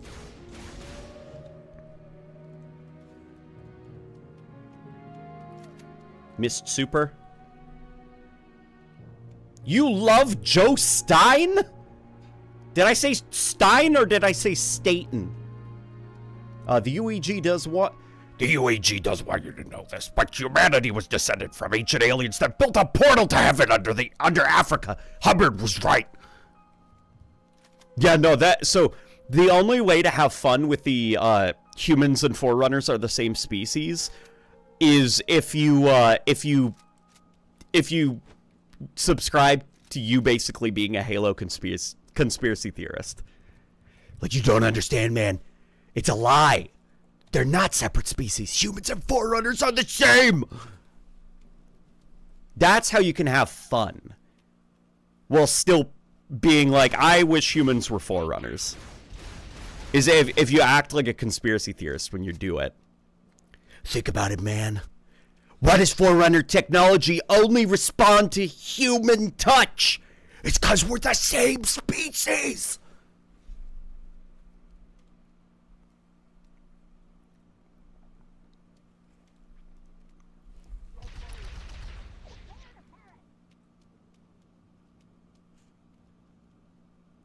Watch this. Hang on. There we go. Brute grenade. Hello!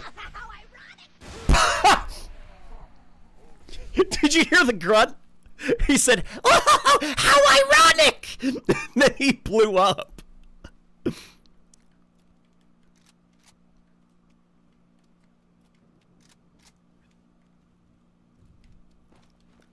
All right.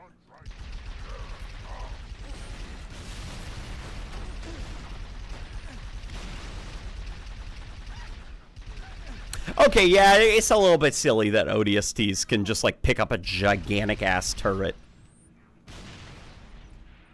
Rebecca is totally right.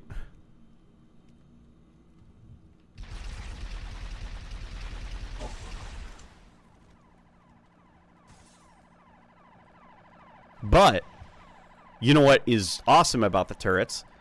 If you run up and to the right for some reason, you move faster. And then all you have to do is position your view like this, and look, I'm running forward, but super fast. Hey guys, sprints in ODST, all you need to do is pick up a turret. A gigantic heavy object.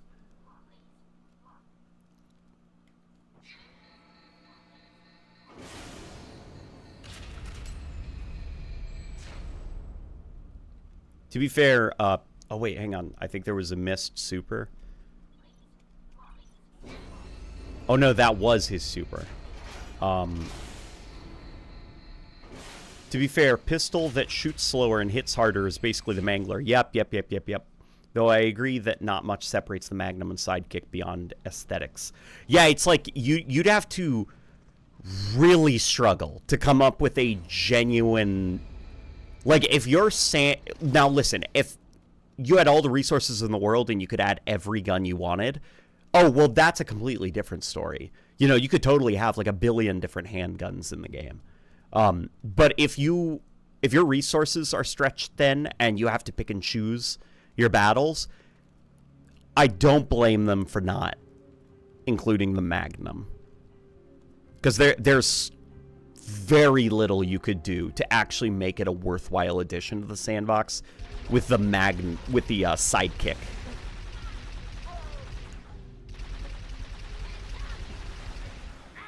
Like, it would have to exist in the context of Halo 5, where that's more of like a everything in the kitchen sink kind of game.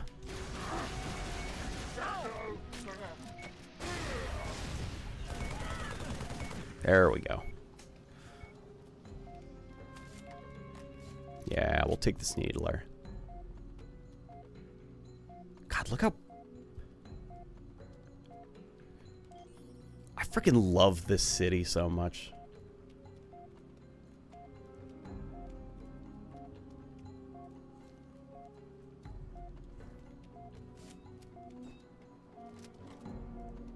Dudes, Rebecca and I, we went to New York City earlier this year, and that place kicks so much ass. I used to think I wasn't a big city guy until I went to New York City. I'm like, what the fuck? You're telling me I could step outside at any time of the day, and there's a place to get food a couple blocks away, or even less than a block away?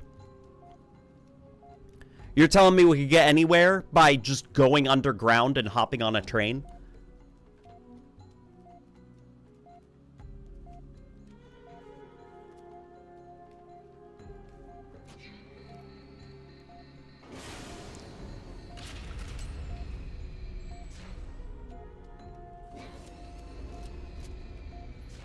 The AR not being to scale with ODST hands will never not bug me. No, it is to scale. This is what it looked like in Halo 3. It's the exact same model, exact same animation. No, I take that back. Because when you fire it, I think the bolt moves on it. Okay, maybe not. Never mind. But it is the same view model, because it's just that it's, you know, moved away from your view a little bit. All you have to do is go onto the MCC and open up your view model editor and bring it back, and it looks exactly like Halo 3.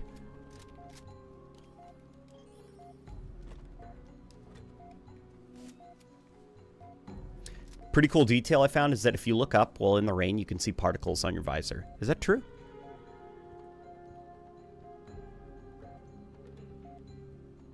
Well, it is raining here. I don't see any particles.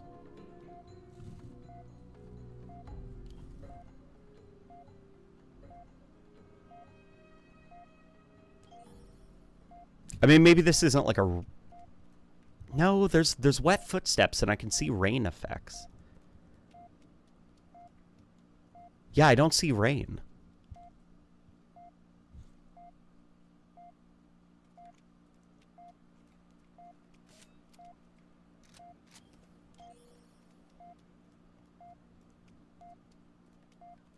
Joe Staten is too good for this world.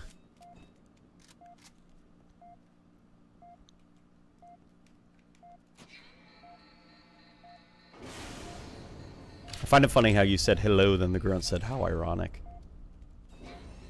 Their lines are just really good, man. In this game especially. Like, Joe Staten just gets grunt humor. Though, I assume he didn't personally write all of the in-game dialogue, you know, because that would be ridiculous. I thought I saw some red up here. You, I saw you! You were going to take shots at me while my back was turned.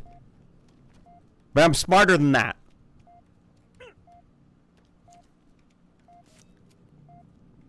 Strafing while moving forward to run faster has been a thing since Doom. It's called strafe running. Not as flashy as strafe jumping, but still. I didn't know that there's like a term even for it.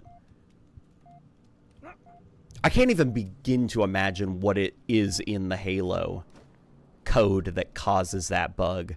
But it was fixed, I think, in Halo 4 and 5. And then, if I remember right, they brought it back for Halo Infinite, but it was deliberately brought back. Like, they had to re-implement that bug because it was fixed in Halo 4 and 5.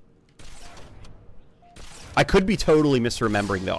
I remember having conversations with Quinn Del Hoyo about it. About that bug, and he said they were going to look into it and see what they could do. And sure enough, in the final game, Halo Infinite, if you pick up a turret and run up and to the right, you run a little bit faster. Not that it matters much, because if you sprint, you move so much faster, but there is a way to get your turret from point A to point B quicker in Halo Infinite.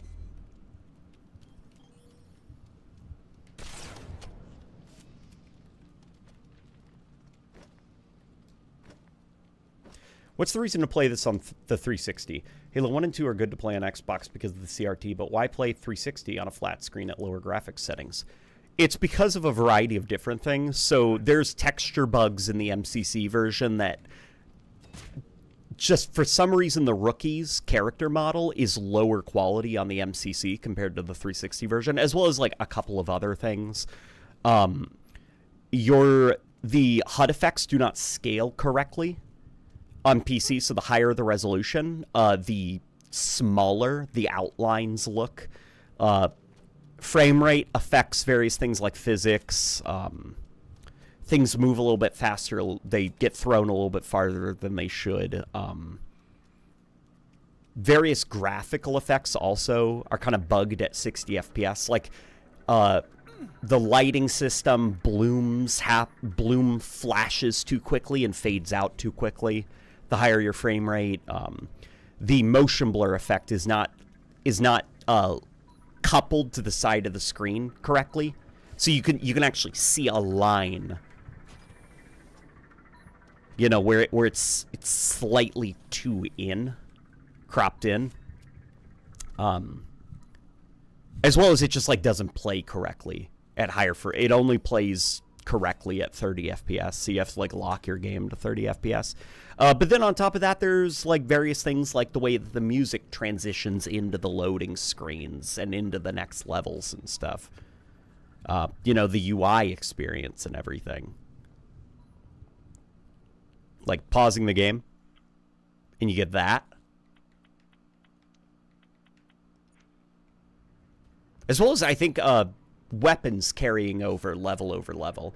Like, whatever you pick up as the rookie, you keep. Where on the MCC, I think your loadout resets every time you return to the Mombasa streets.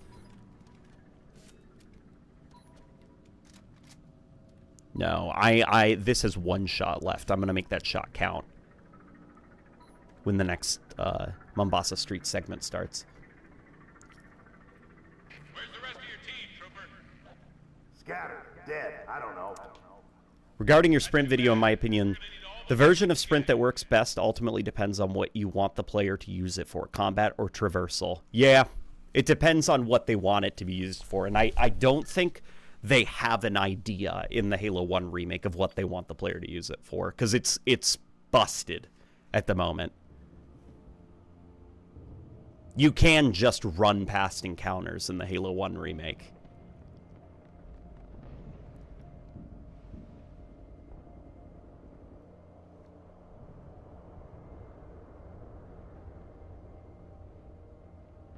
Does Destiny 1 still have Peter Dinklage dialogue? It does not. They patched it out. Hey, where's the fight at? Right there was a good example, actually, of some stuff that doesn't work on the MCC. There was a depth of field effect on him. You know, because you were supposed to be focusing on the tank and the guy's running, and he was slightly out of focus. Look at that depth of field effect. That just, it looks like it's not even there on the PC version. Because it gets fainter and fainter the higher your resolution.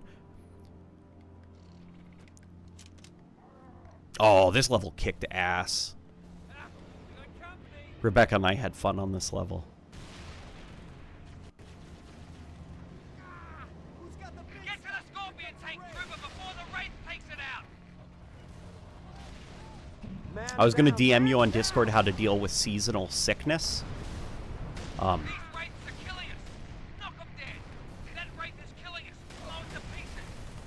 Thankfully, I don't get seasonal sickness too bad. You took some Mucinex? Good.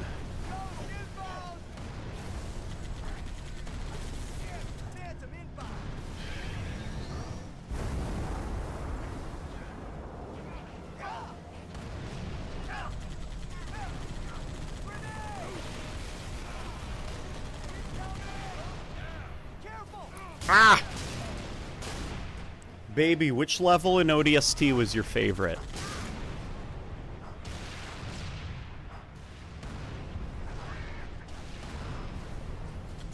Where we were trying to escape with Virgil? She likes the final mission where you have to get Virgil out of the city. Yeah, that's a good one. Sure, as long as I get to drive the tank. Gosh, Virgil woke something up in Rebecca. Like, she got insanely aggressive when Virgil was part of the gameplay. She was, like, pushing the brutes and, like, actively running into them to kill them to protect Virgil, and she gets so mad if a single shot hit him.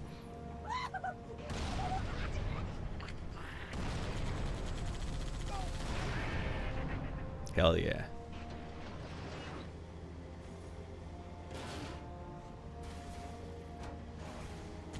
Coastal Highway is a solid choice. Hell yeah, dude. Ew, gross, the dirty traitor. Mickey. Screw that guy. The book goes into... The book explains And it's just sad all around. Like, nobody's happy.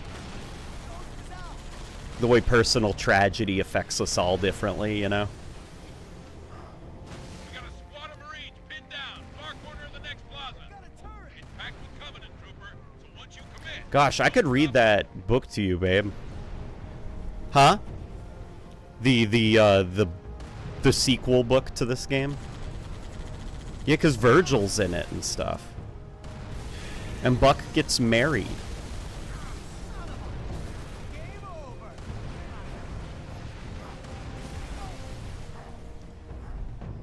Protect Virgil.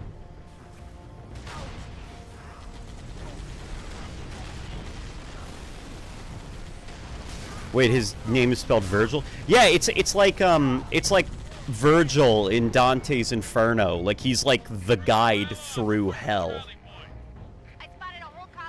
You know, Virgil is like watching silently and guiding you through the circles of hell.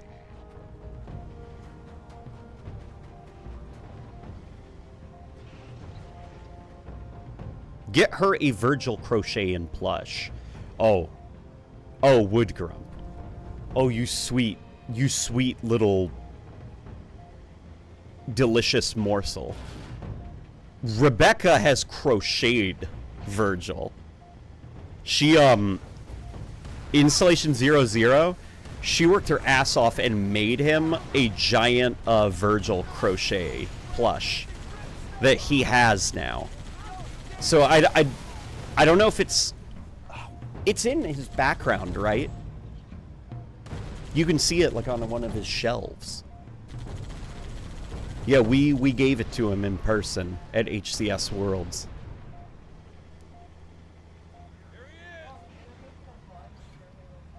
Oh yeah, and she's gonna be making a shit ton for Halo Fest this coming year.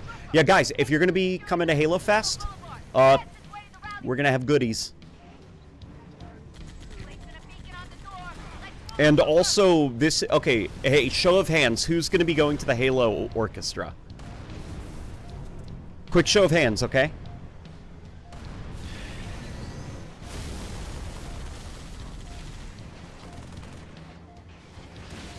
Aye! Boom, we got to get a new tank. Oh my god, stop shooting me. Damn it.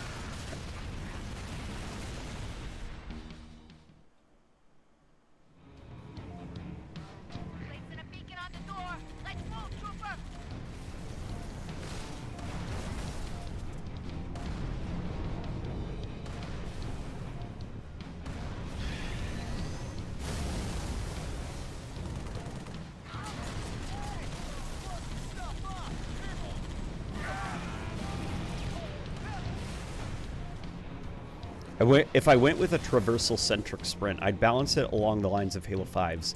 If I went combat-centric, I'd absolutely go with SPV3's take. Well, the current build balances it like Halo 5's.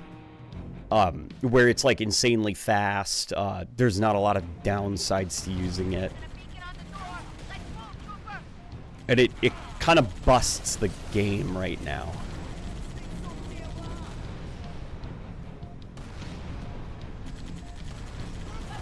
Because the problem is the game already has built-in systems to assist with traversal, which are vehicles. The rest of the game, though, is balanced with you moving at a very specific pace. You know, musical timing, AI encounters, and the such, and the current iteration of Sprint in that demo, it just breaks it, cracks it wide open.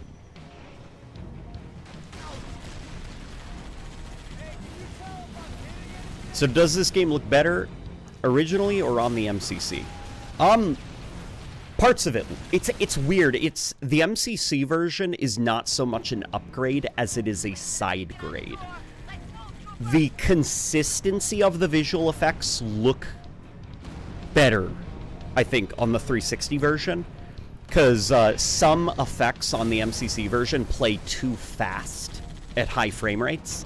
And it can be various things like smoke, bloom, fire, embers, you know, falling, like you know, the flashing right there. Like, that'll be like, whoo, and then it's gone. You know, the actual flare from the explosion. It'll blink out of existence too fast.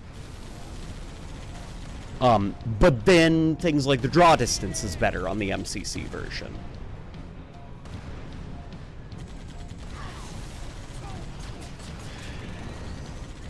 There we go. So it's like for every win that the 360 version has, there's a win that the MCC version has, and for every win, you know, that the MCC version has, there are things that the 360 version does a little bit better. So it's mostly down to like which aspects of it are you okay with. But the big thing where it's just across the board, the 360 version is a lot better, is the loading screens, the fact loadouts carry between missions, and also the whole presentational aspect. Like, you're always in the world of the game, if that makes sense. Like, loading screens are themed around the superintendent, Virgil, like, watching you and stuff. The music carries over between levels, you know, it'll fade in and out. It won't just, we're on MCC, it just harshly cuts to that MCC UI load screen. Like, you get yanked out of the game every time a level ends, and you're reminded you're playing the MCC. And then it puts you back into the game. Where you, on you know, the 360 release, you're in ODST, you're playing Halo 3 ODST. Nothing else is here.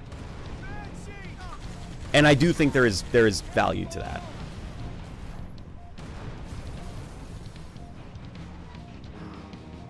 The world of the game is such a good way. Yeah. It really is, you know? You take out that disc, you know, pop it into your 360.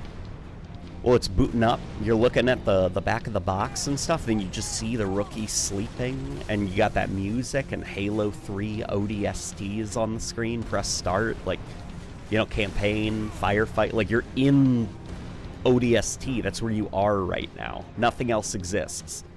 Where on MCC, it's like, you know,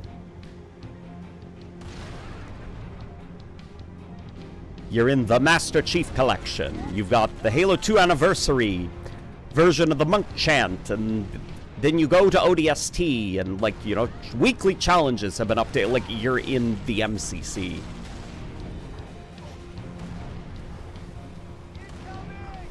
Even the pause screen. Look at that.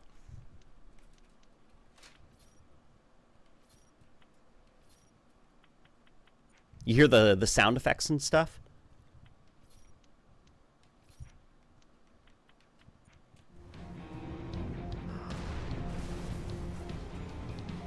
And that is a win, by the way, that the MCC version has, is, like, way more ways to I was gonna say twinkle. What I meant was tinker with your settings. But if you're somebody who is, like, quick to adapt, you know, just like, oh, this is how the game feels, got it, and then your brain adjusts accordingly, the 360 version is okay. But if you're somebody who, you know, doesn't adjust very well, / needs those features because of accessibility reasons, like you're very easily prone to motion sickness and stuff, then definitely go with the MCC version. ODST's original user interface is the shit, man. It most certainly is the shit. Okay. I wish I could go. Yeah, there's a couple I wish I could go. Okay, well, if anybody is watching and they plan to go, you need to go to the Halo Orchestra in a suit. Like black tie event. Like, you remember the Gentle Minions thing? Like, Rebecca and I were gonna be going, like, we're attending the Met Gala. You know, we're gonna have, like, she's gonna wear, like, a beautiful dress. I am going to wear a crazy suit. I might even try to customize a tie so that it has, like, Forerunner glyphs on it or something. Like, boys, this is for Halo. We should dress our best. You know, get those shoes shined.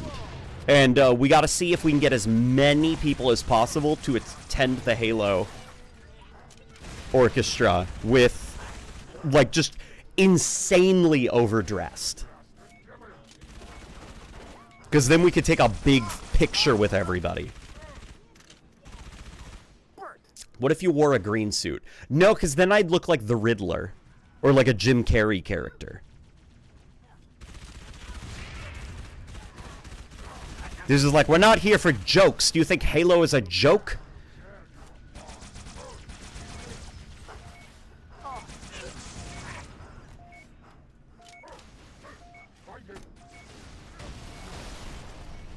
It's like how Patriot's AI in Metal Gear Solid 2 talks about creating context. MCC does everything it can to strip out as much context as possible. Yeah, and that's not even like MCC's, you know, MCC wasn't trying to kind of make itself bland. It just, like, that's the UI design of the MCC. It's the portal to hop into the various campaigns from. Grenade out! It wasn't like going out of its way to be as boring as humanly possible. And it's not even like a boring UI, you know, the MCC UI is really nice. It's just, it does not fit within the context of any of those campaigns. It does not aesthetically match any of them, you know? Relax. That one will have a heart attack in about a minute.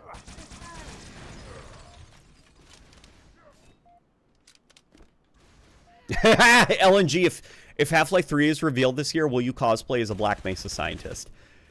Yes. Yes, I'll do that, okay?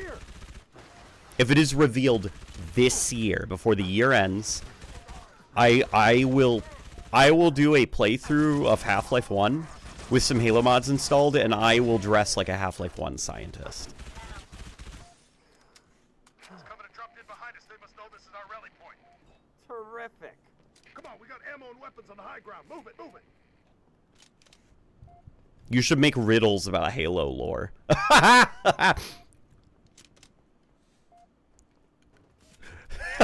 Like, okay, let me try to think. Like, I got my green suit on and I'm being the Riddler and I'm being all mysterious and silly and campy. Everyone, find some cover. Get ready. More of them. Damn you. What is large but light enough to float and has no start or end? Riddle me this, Batman! We got any heavy weapons for that raid? Negative. I'll draw its fire. You try and board it. Do you think CEA is harshly criticized when it's not even the full package on MCC? Yes, I think a lot of Combat Evolved Anniversary's criticisms come from experiences with it as part of the MCC. I stand by the opinion that Combat Evolved Anniversary for the Expert Box 360 entertainment system is a damn good purchase. It is a damn good purchase. The UI is freaking awesome for it. UI is awesome, great little package, great way to experience Halo 1. It's just within the context of it being on the MCC, is it like, this fucking sucks. And I will prove it to you guys, okay? I will prove it to you guys, you know, before we end the stream, by booting it up, because I have the disc. 60s Batman was peak. Yeah, 60s Batman was genuinely peak. Oh, missed. I chose Halo 5 specifically for its downsides. While the player sprinting, having their sprint speed ramp up over time and their shields not recharge. Oh, I thought you were talking about like the way Halo 5's campaign does it, where there just like are no downsides and the ramp up time is reduced. To be honest, I would do either Halo Infinite's version or I would do, well, kind of like Reach, you know.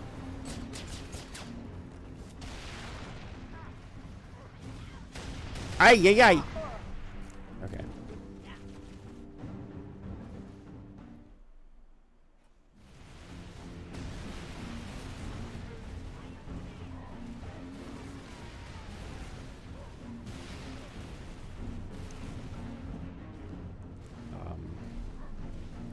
How would you approach on an MCC UI overhaul to make it more congruent with each game featured in it? Also, when's Halo Fest, December 25th or 26th? Oh god, redesigning the UI would be so complicated to make it make more sense for each of the games, because it would require essentially like it would be too complicated. I think at that point, like, the project would probably spin out of control, and there would be way too many ways that it could go wrong, you know?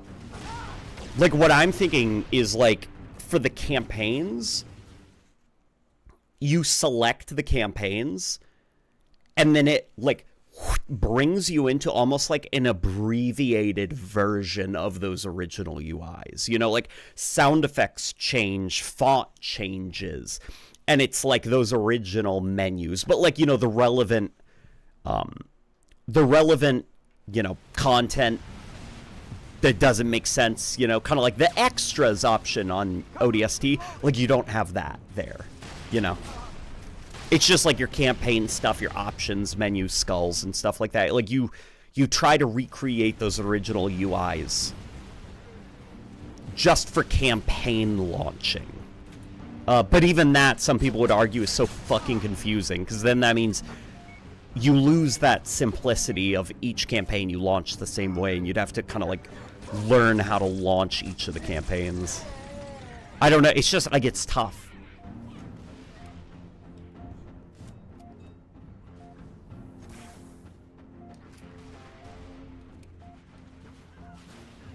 When's Halo Fest? December 25th? 26th. Next year. Reloading.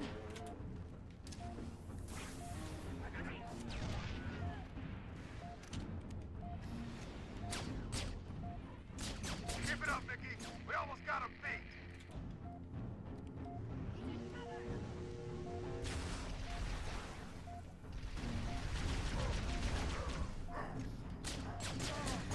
There we go, got him. Got the driver.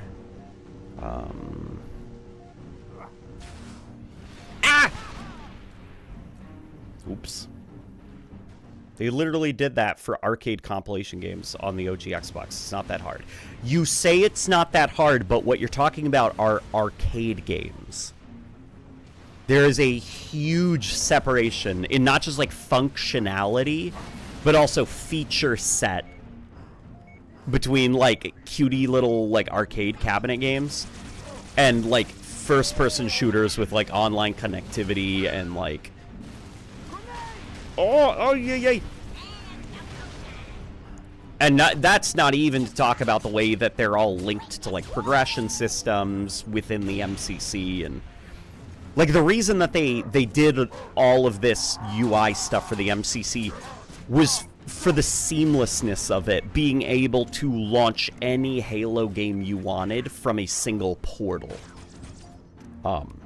And not having to basically boot up like a port of the original games in their individuality, which apparently was something they wanted to do originally. Like, it was called the Halo War Chest during its development, and they were considering doing basically, like, not this, like, linked thing where you could hop between different games seamlessly. It was going to be more like you bought the Halo War Chest, and it gave you 4 different ports of the original games, you know, and as they added more ports. And you'd have to boot those up independently, and if you wanted to matchmake, you'd have to matchmake only in those games. Like, you couldn't matchmake in any of the other ones. And they wanted to make a way for players to be able to hop between their favorite Halo campaigns seamlessly and with no load time, no having to close an app and then boot up another app. And part of that also is making sure that it is consistent across the board.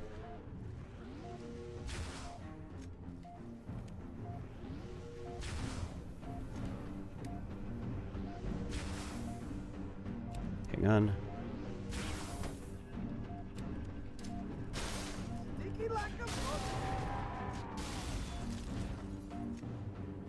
At the very least, the load screens should be preserved. Yeah. I agree.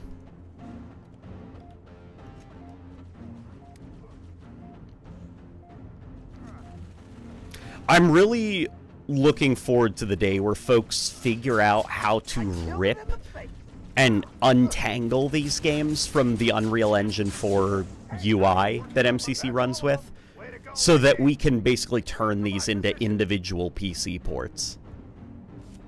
Wanted to know ye thoughts on this. Why do fans hate easy BRs in 4, 2A, multiplayer 5, and Infinite, but love Halo 2 BR? Then they hate the Halo 3 BR, but people want Halo BRs to be 3s? Is this just Halo fans being hypocrites? I think what you're doing is you're combining a bunch of different opinions into one single person, and then calling that person hypocritical. Because you're saying a lot of different opinions that I assume come from different people. You're lumping a bunch of people into the same camp, when the truth is they all have their own different takes.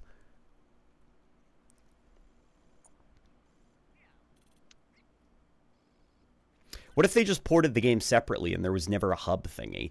Then what you would lose is you'd lose the seamlessness of being able to hop from Halo game to Halo game. Same with, like, matchmaking, you know? If you wanted to play, like, Halo 4 matchmaking, you'd have to boot up specifically the Halo 4 port. And you couldn't, say, throw Combat Evolved into the mix as well. And that's what they wanted to avoid. Whether it was, you know, a good idea or not is, like, completely separate. And there is a convenience, I think, to having all the Halo games under one roof. But it came at the cost of the UIs of the original games, that seamlessness. And some people aren't bothered by that. But for the sake of, like, the multiplayers and stuff, I do think that there is value to that. But I do think even if it was more clunky and more awkward, I think in hindsight I would have liked original, like, different ports. Shih Tzu's being silly.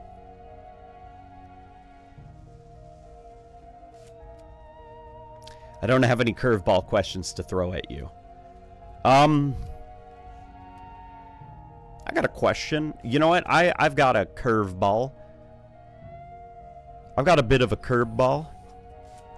What Halo game do you think would be even cooler with the addition of a weapon from a different Halo game?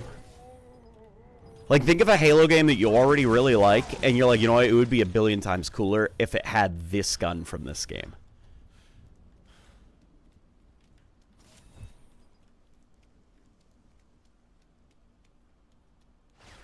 Oof, oof. Oof. He's sniping. He's sniping me. Oh my god, he's gonna get me. Oh, this is the end.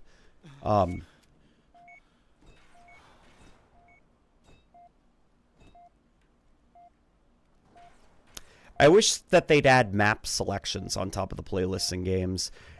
Yeah, they're not going to do that because they want you to experience potentially every map in matchmaking. But I never experienced that. I always get, like, the same maps over and over again. Originally, the MCC had map voting, but then they patched it out. And I'm like, map voting, sure. I'll give it to you, map voting. Sometimes became lopsided. Like, I remember for the MCC, it was basically like, map voting in a multi-game playlist was basically like, oh, so we're just going to play Halo 3. But I do think map vetoing is better than just the game decides what map we're going to play on.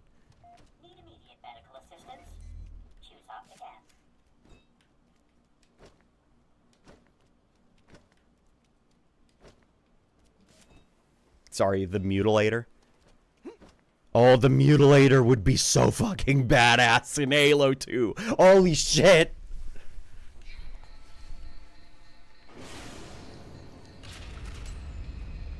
I think Halo CE would be fun to have either version of the Hydra since there isn't any good anti-air vehicle. Yeah, that could be fun, actually. That's a good suggestion, actually.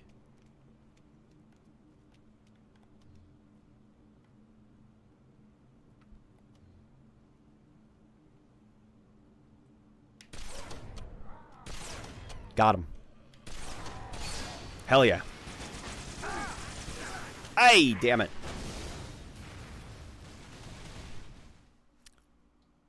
For me, I'd love to see the sticky detonator from Halo 4 into Halo Infinite Sandbox. Yeah, the sticky detonator in Halo Infinite would be very cool and good. This sounds like a question. This sounds like a what game would the pro pipe be fun in kind of question.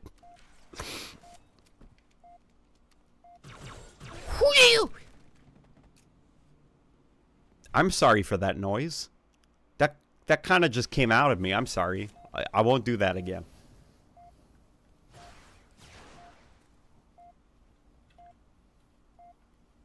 Here, let's run this way. Oh, man.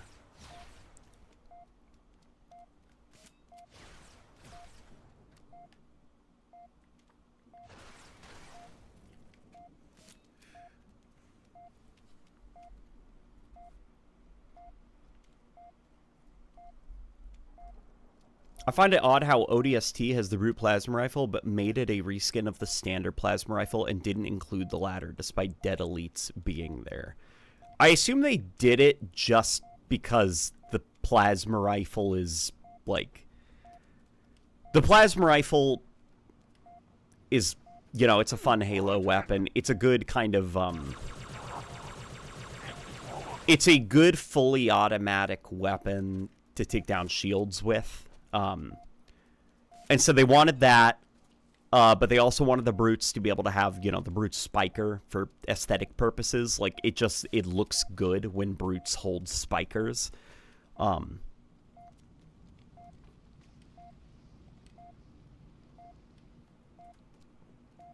then the reason that they made it the brute plasma rifle is just 'cause, you know.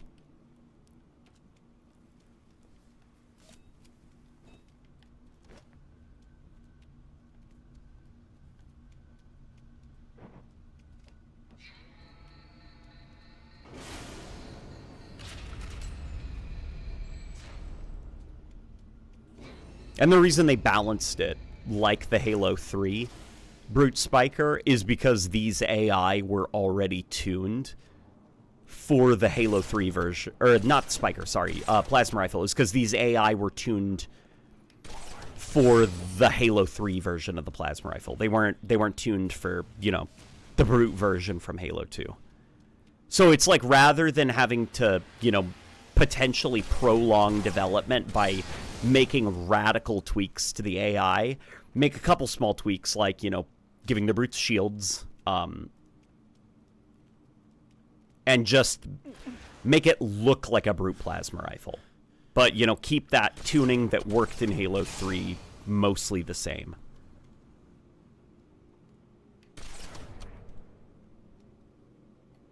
I freaking love that there's like a camera shutter, like, included in the sound design of this thing. That's spooky music.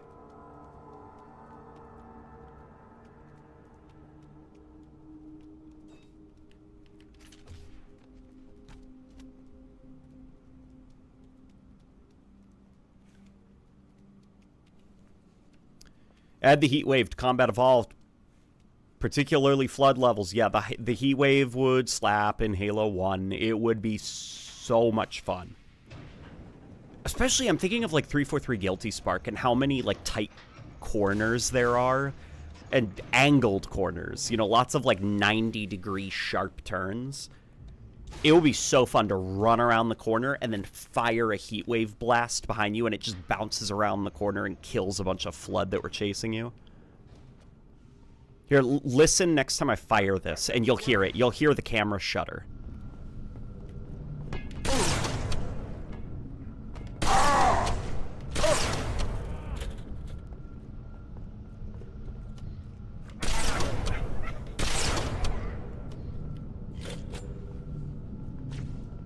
You heard it, right? Take this!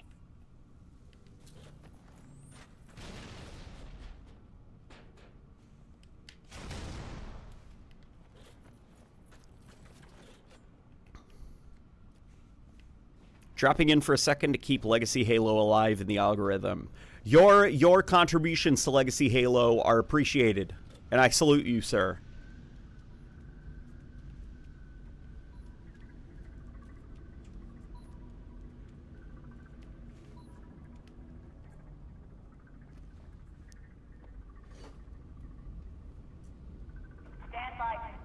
Now, a real question. What is a Halo weapon you wish could be dual-wielded? For me, it's the Halo 4 bolt shot. Oh, God. A weapon that I wish could be dual-wielded?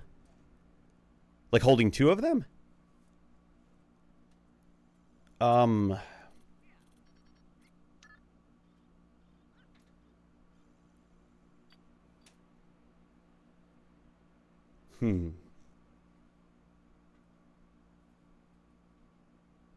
I don't know, because all the ones that I think of, they were made dual-wieldable.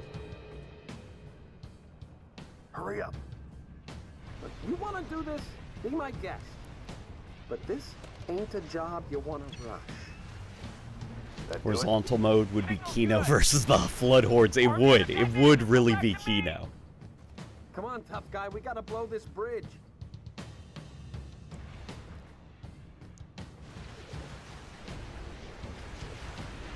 You should get the Mongoose next level. Well, the level after the one coming up. Gotcha. Okay, is there a reason why? Cinder Shot and Reach custom gains. Cinder Shot and Reach would be fun.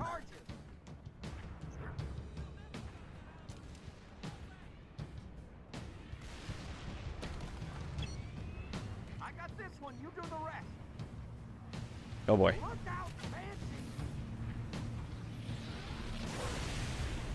Damn, I only clipped it.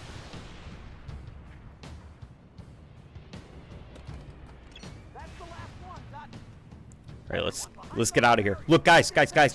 It's the only ladder in Halo 3 ODST. There it is.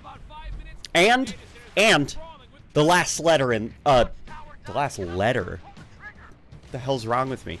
The last ladder in the Halo series. This is the final ladder in Halo.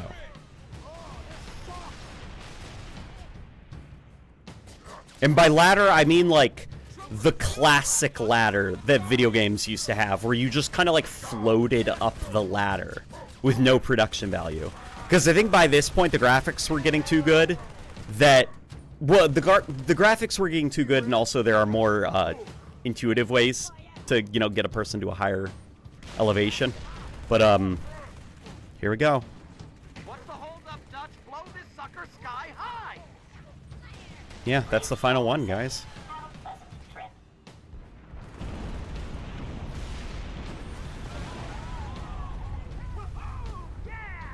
Hell yeah.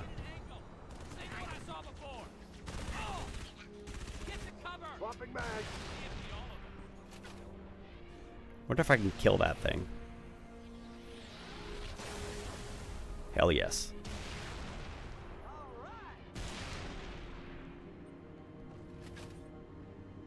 I think I'm gonna keep the Spartan laser and use it on the hunters coming up. Landing on the other side of the wall. Come on, Dutch. Those cops aren't gonna last long against brutes.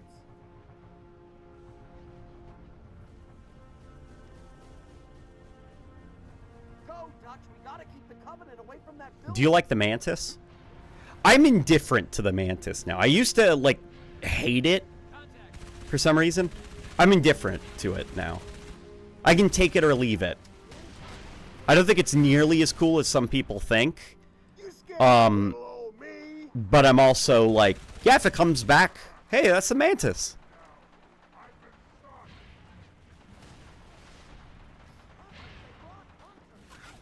The only stance I take on the Mantis is, I think the Mantis, like, Covenant, in my opinion, should have the more sci-fi-y stuff. At least in the first-person games. Like, for RTS games, it's a completely different story, but in the first-person games, like, Scarab Walkers, hover tanks, like, all of that kind of stuff, that stuff, like, I want, you know, walking machines are very sci-fi, and that's stuff that I want the aliens to have, where the humans have stuff like jeeps, tanks.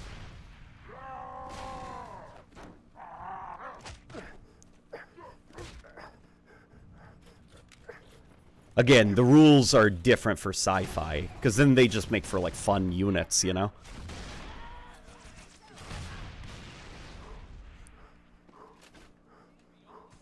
I might have missed the last super. What the Sigma?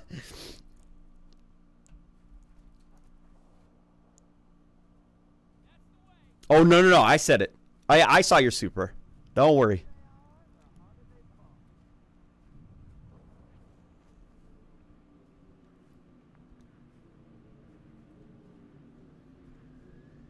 F in the chat for the last for the classic ladder. Yeah, it's man, we lost them. We lost something beautiful when the ladders went out of fashion. And I fully expect this Halo remake to have ladders in it. If it does not,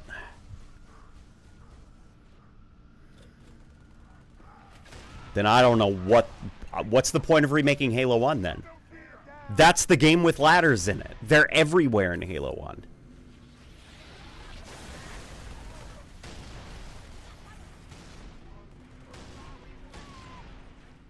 Would you rather the UNSC have a Gundam instead of the Mantis? Well, Gundam's like even more like crazy sci-fi. Like that a Gundam is basically a giant humanoid. That's even more advanced. Like a Gundam I wouldn't want any side to have because of how crazy that is.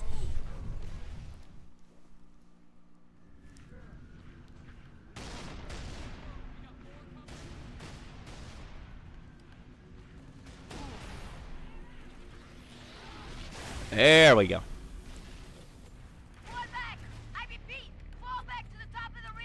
Isn't the Mantis just kind of like a big lanky Spartan? The Mantis reminds me a lot. I don't know if, like, you know, it's intentional. It kind of reminds me of the Spartan laser, where it feels like it's an extension, somewhat technologically, of Spartan armor. Like, I look at the Mantis and I'm like, that looks a lot like the same metallic alloy that, like, Chief's armor is made out of, and it's, like, the color green, you know, and it's, like, it seems specifically built, for, like, Spartans to use, and, like, the Spartan laser is the same way, you know. So I don't know if that was, like, the intention, was to be like, holy shit, look, it's, like, the next prototype for what Spartan armor could become in the future, like just a giant mech thing.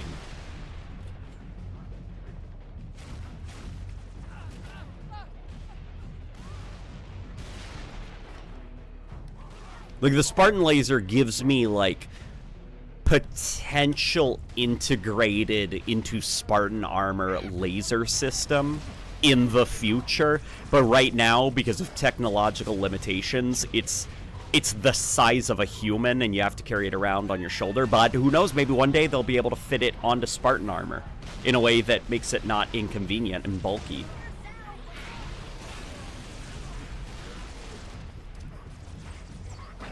That's just the vibe I get. Like seeing Chief climb into a Mantis, I'm like, huh, I wonder.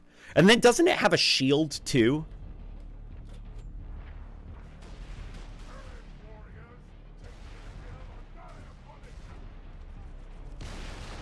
Damn it. Oh shit, do you hear those drums? Hang on. Hang on.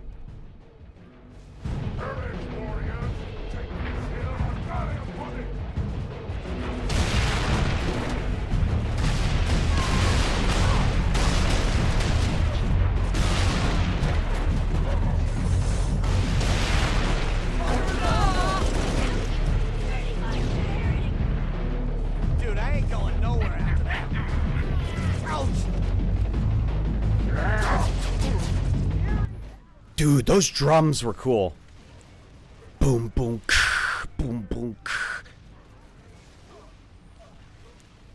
I freaking love those, like, super, like, I don't mean metal as in, what metal? Like, I mean more like metallic, like very reverby, I freaking love drums that sound like that. It's just like, it sounds like fucking, like, crashing. Like you're just, like, throwing a bunch of metal trash around in a room. It's so, like, aggressive sounding. I freaking love drums that sound like that.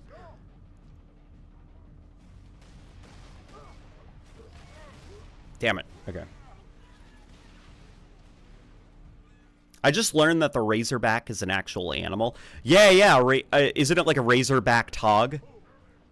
And not only is it an actual animal, the razorback is an extremely obscure reference to the marketing thing for Halo 2, I Love Bees.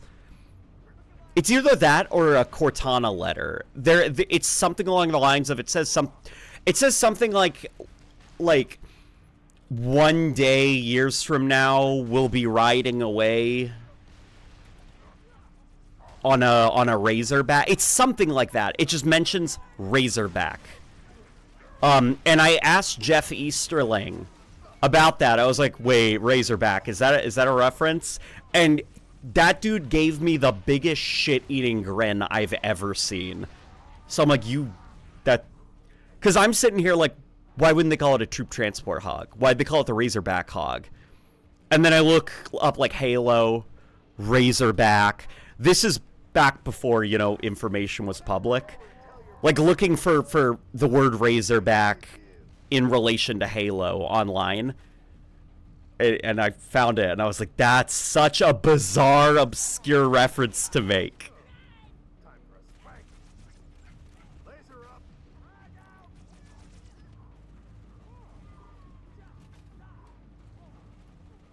In my opinion, mechs can fit the UNSC so long as they look like upscaled Mjolnir armor, like the Cyclops. The Mantis looks way too much like Metal Gear Solid 4's Geckos for me.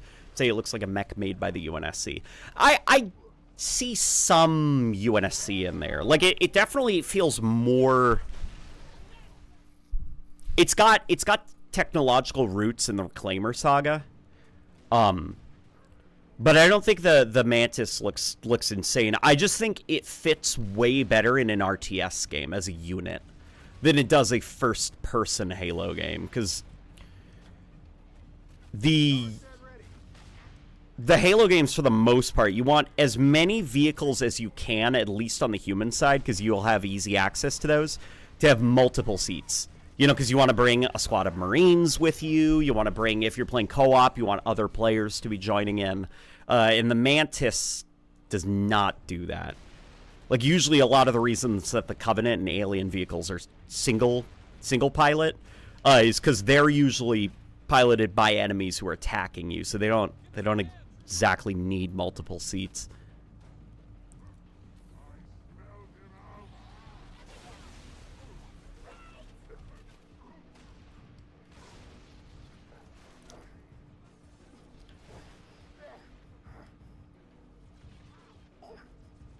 Here we go. We're going to hide here for a second. I'd love the dual-wield manglers, like Revolver Ocelot. Could you imagine how fucking cool it would look to dual-wield manglers? Those drums are still going, man. You know, I keep dying over and over again because I'm trying to chat and I'm holding stupid weapons at the moment, but at least I get to hear those drums.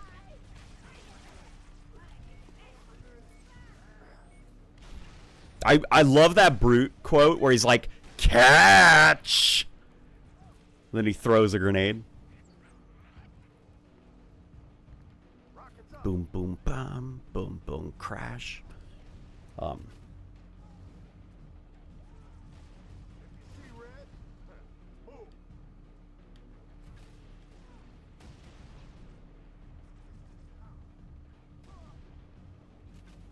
Do the prophets even have butt cheeks?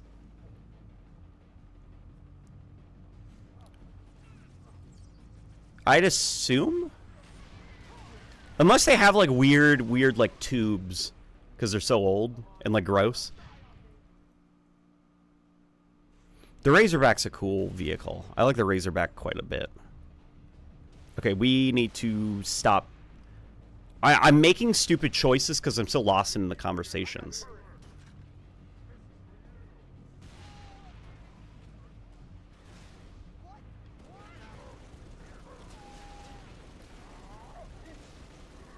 I thought the Mantis was based on the prototype suit from Halo Legends. So the Mantis has like a weird history tied to it. And I'm not confident about this, okay? This is just like what I remember at the moment. Halo 4 had a really difficult time getting made. Like it was like, you know, new team, all these people had never worked together before. And the game director for Halo 4 actually changed during development because pre-production was not going well.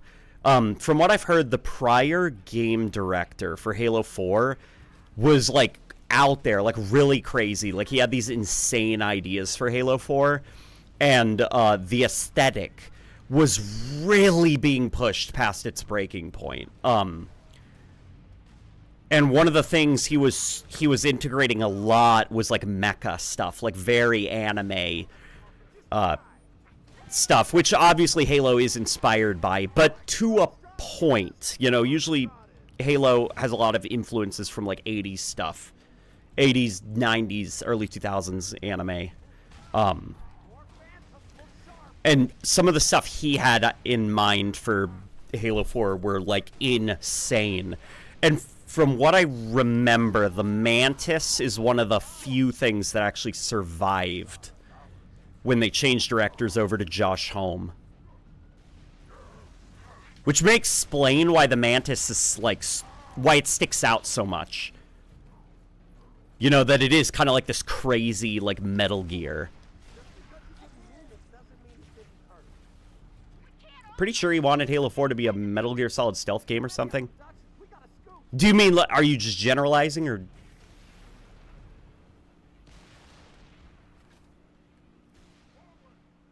Do you think ODSTs like Fireteam Raven will appear in Campaign Evolved? Oh, yeah. There will be Fireteam Raven Easter eggs. They'd be crazy not to have a little Fireteam Raven Easter eggs.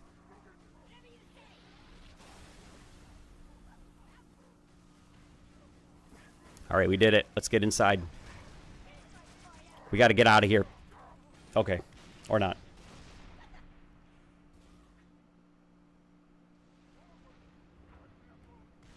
I'm not the biggest fan of Halo 4 and 5, and I hope Josh Holmes and Bonnie Ross are doing okay. I hope they're doing okay, too. I really, really hope they're doing okay.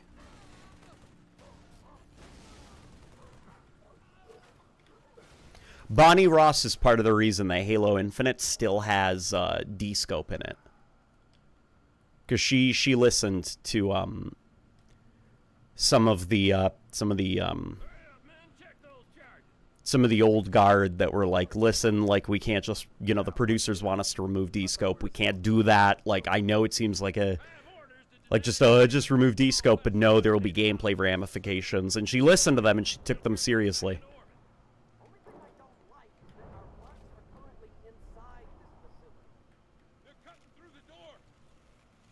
LNG, speaking of Metal Gear, I had a dream last night that Hideo Kojima walked onto a stage and talked for 20 minutes. Is this foreshadowing?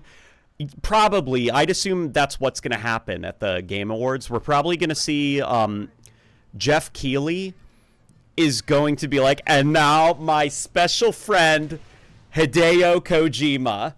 And he's going to come up on stage, and there's going to be like some famous director or actor with him. And they're just going to talk forever. And then they might show a CGI trailer of something else. But you know Jeff Keighley is going to waste all of our time by giving Kojima like 30 minutes uninterrupted.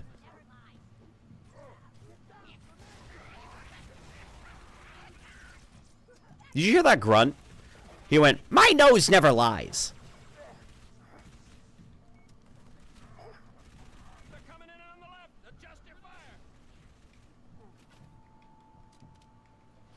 Bonnie Ross was honestly fine. I don't think she deserved to be fired. I don't know enough about, you know, the corporate structure of the various games and stuff. I hope Bonnie Ross is doing well, though.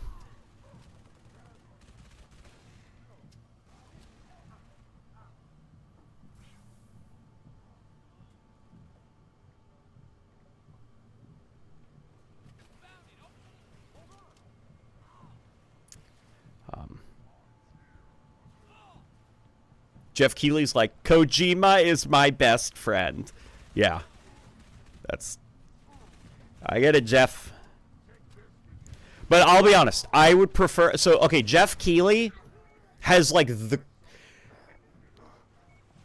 Jeff Keighley has, like, the charisma of a damp towel that is in the laundry basket after you're done taking a shower.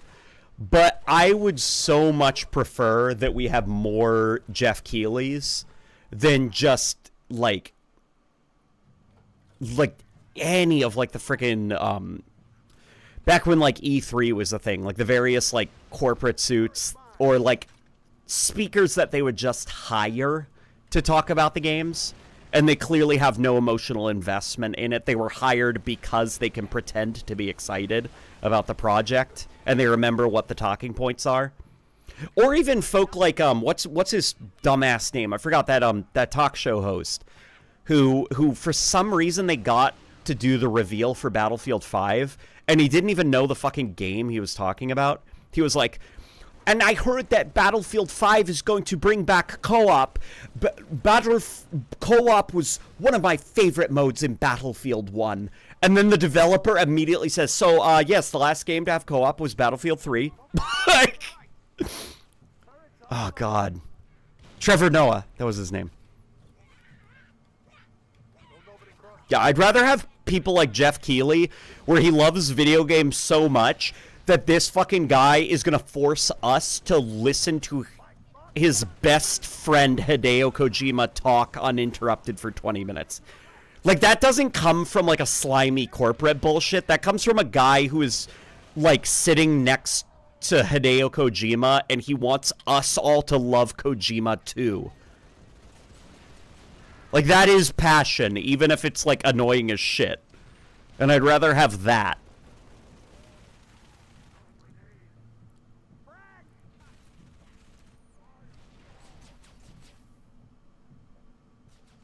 I think he started his gaming journalism in the 90s. Yeah, like Jeff Keighley, if he wanted to pick a career that made fucking money, video game journalism is not it. You know, that is not a lucrative... You do that because you're passionate about games, not because you want to make a bajillion dollars.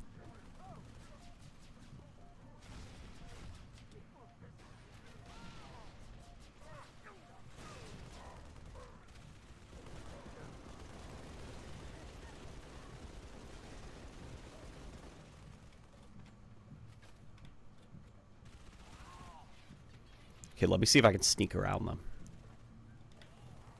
It's crazy that I'm just, like, playing this game wrong. Like, I'm using, like, the wrong weapons, engaging Covenant the wrong way and stuff, and it's on Legendary. It's tough, but I'm working with it.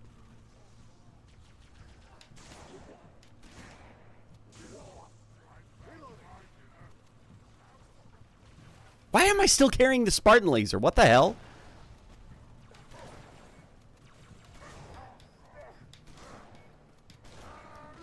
Hell yeah. Oh, somebody asked what are, like, differences between the 360 version. Another difference, huge difference, I'm talking huge, is enemies are more aggressive. They can target the player faster, and fire rates for all weapons are faster on the MCC version. And part of that is due to the tick rate upgrade. Like, okay, so, like, the battle rifle, you know how everyone's like, Halo 3 is a one-gun game, everyone just uses the BR. Well, the battle rifle got a buff that nobody knows about in Halo 3 after they upped the tick rate of the game. It also had the side effect of speeding up the battle rifle's fire rate. So the battle rifle fire, like, if you've ever seen those side-by-sides of folks pressing the trigger, and firing the MCC version and the 360 version of the BR, the MCC version is reloading before the 360 battle rifle has exhausted its magazine, because of how much faster it fires on the MCC.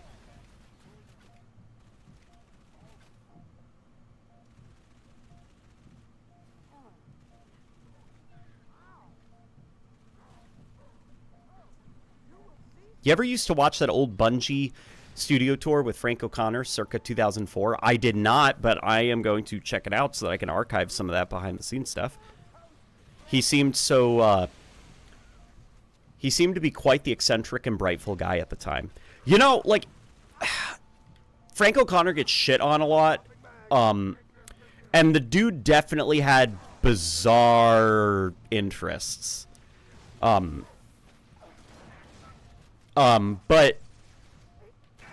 he did really like Halo fiction. There was a foreword in Halo First Strike, which I'm almost done reading, from Frank O'Connor, and it was like, okay, a guy that really likes Halo wrote this.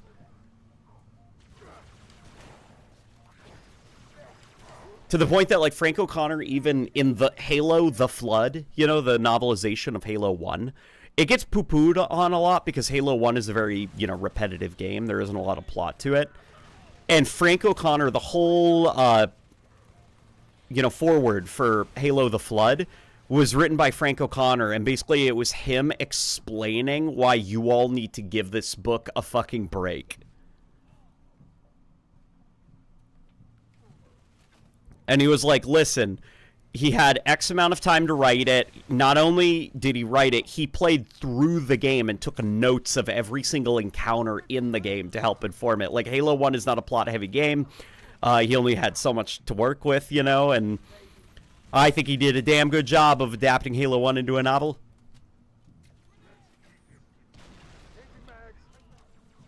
So Frank O'Connor is a very complicated man. The parts where I think, like, Frank O'Connor's Halo stuff, I don't like it when Frank O'Connor would write for AI or write stories about AI. That's when it started getting like, and I didn't like the way he wrote Chief and Cortana or talked about them or pushed for their portrayals.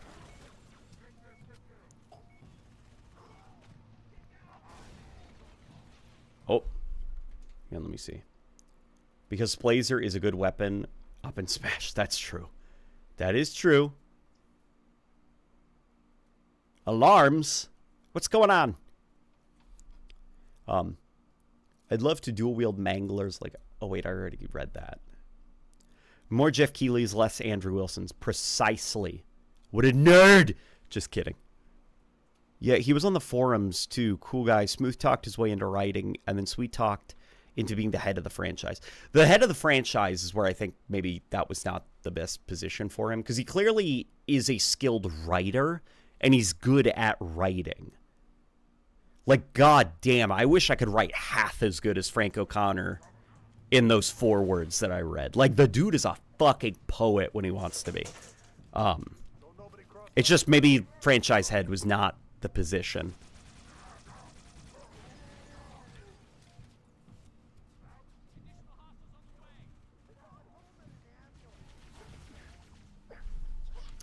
Wasn't he the guy who was using the war in Ukraine as an excuse when responding to someone? No. That was somebody else.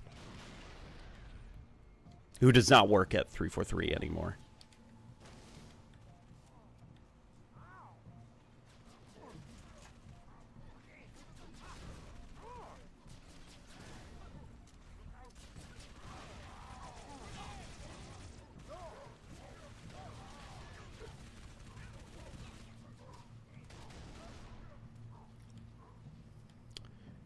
I like the Halo Flood novel.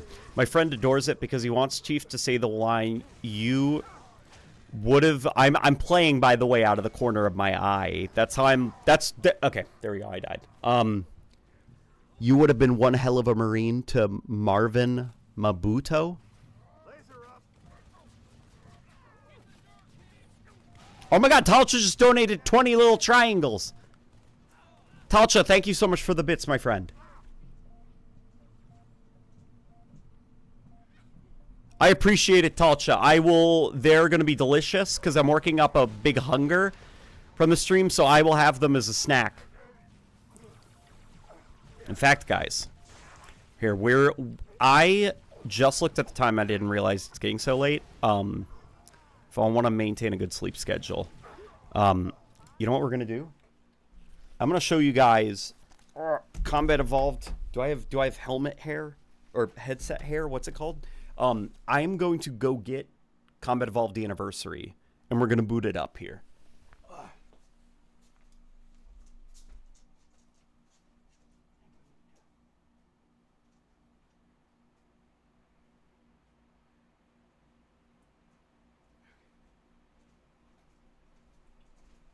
Okay. All right, failers. All right, failers. So watch this.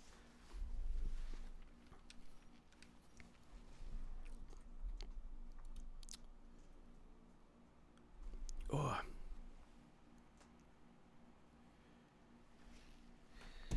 Here we go. Oof. Here we are putting in Combat Evolved Anniversary for the Xbox 360 because I want you guys to see that it's actually a pretty damn good package on the 360, and some of that gets lost in the MCC discussions. Okay, 83 gigabytes. Hopefully this doesn't destroy the stream's bit rate.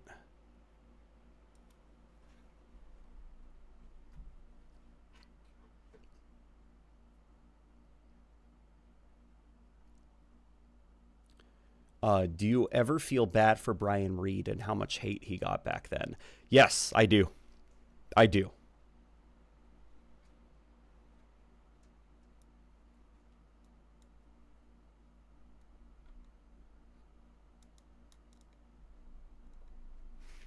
Halo 5 was bad for more reasons than just Brian Reed.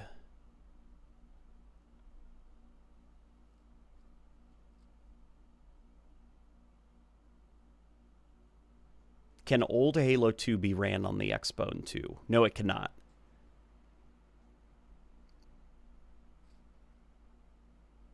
You should check out Jeff Keighley's demon statue.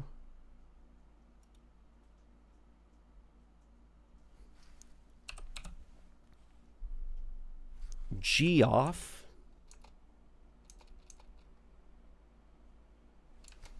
How do you even spell his name?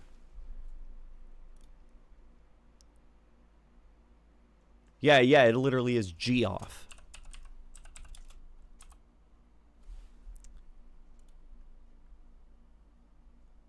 Okay, let's check out his demon statue. This fucking dude is tweeting about the Sonic movie 4 and the new Sonic Universe event film in 2028, and this dude did not include Sonic 3 for best adaptation. Okay, is this the demon statue?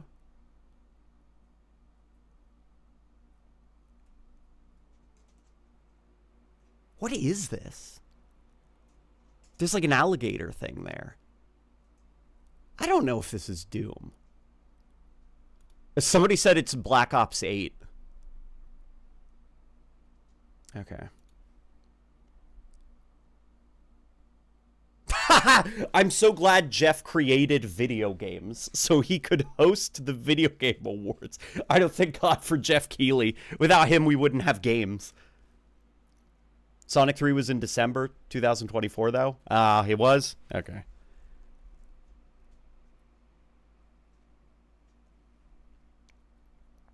Not just a destroyer blade, but a mobile turret, crucible, and super shotgun blast.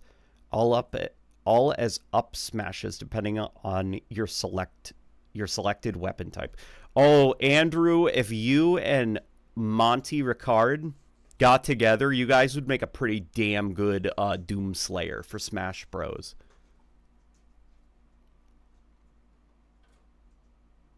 Funny, a lot of December stuff from 2024 got in, so he has no excuses. Yeah, you know what?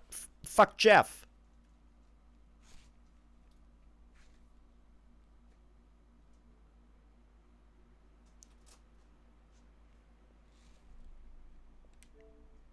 See, we're almost there. I'm new to Killing Floor 2. Is the story told in the environment? Pretty much. It's Killing Floor 2. Well, okay, saying Killing Floor even has a story is almost like silly. There is lore, but it doesn't make a lot of sense. Outside of the setup of why there are like zombies running around. Beyond that, the ongoing story makes no sense.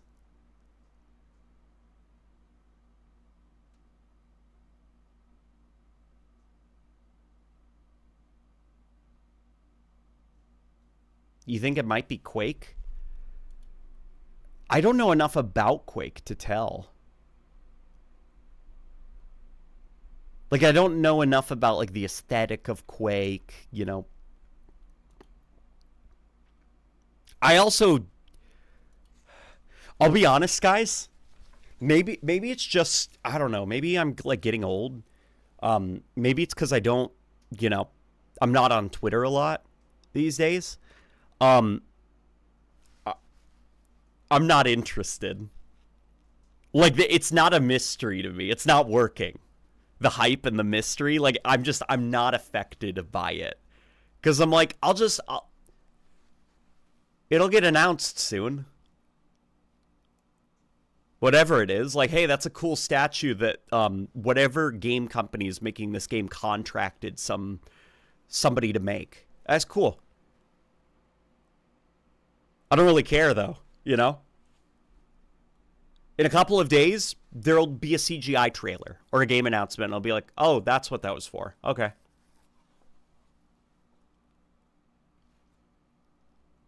Jeff Keighley was surrounded by Halo 4 Doritos and Mountain Dew. Yeah, Jeff Keighley is the Dorito Pope.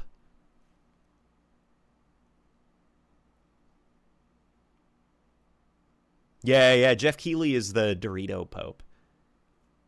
I can't take Jeff Keighley seriously. He's the Mountain Dew and Doritos guy. That picture should have ended his career. Well, the thing is, that picture is why he left. I forgot what he was with, but it's why he left and started doing this Game Awards thing on his own. Because he did feel dead doing that. Like, he was, like, personally sickened by what gaming journalism had become, and he wanted to break away from that and do stuff that felt more authentic in its celebration of games. So, in a way, it just energized him to try to inject a bit more enthusiasm into games and game culture.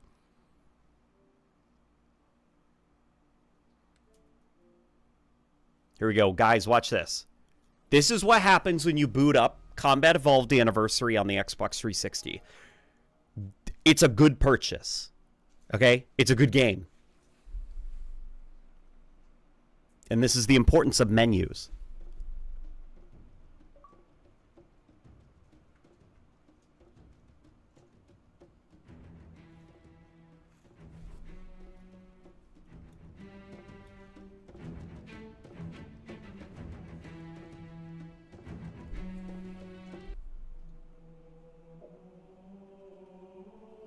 And look in the background. That's the original graphics.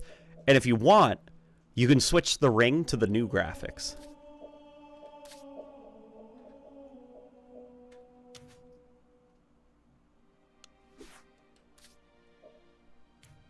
Look, now it's the new ring. If you want, you can choose which menu you want. Isn't that cool? Let's check out the extras. Terminals aren't working. And then the library doesn't work either because you need a Connect for it. And this is running via backwards compatibility. Music. It was set to classic, but it was doing the anniversary version of the Monk chant. Huh, okay.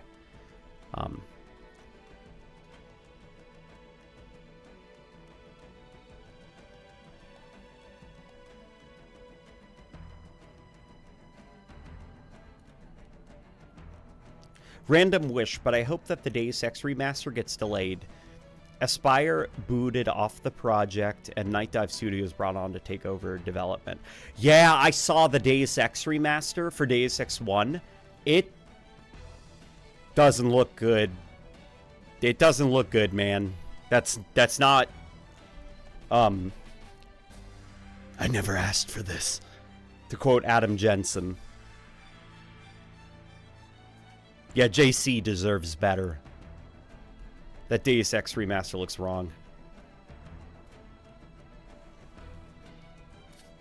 Yeah, here, let's switch back to the old menu.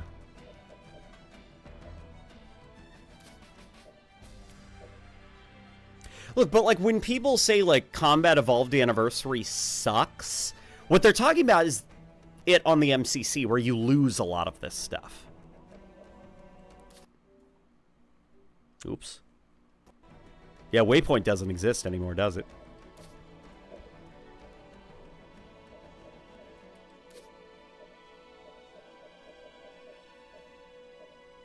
You know what? Let's go for where am I? Resume game?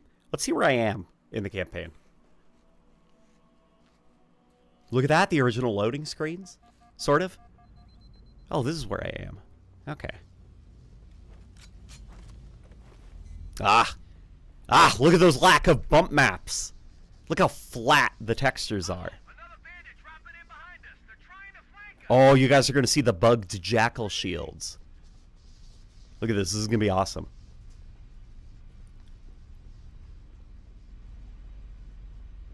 Oh, hell yeah. Look how flat the grass looks. The Spirit's shaders for that energy effect are busted.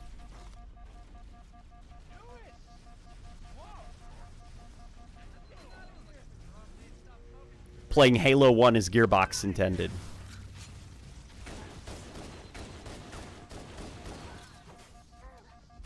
Damn it.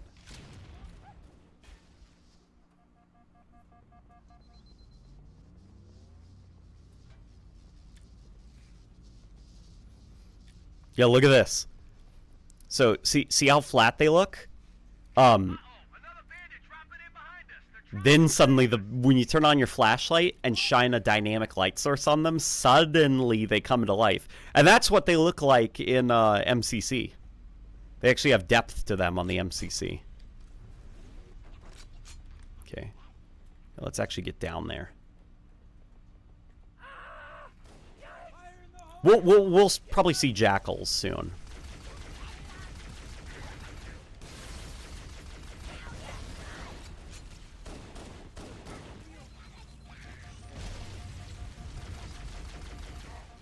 Let's get the fuck out of here.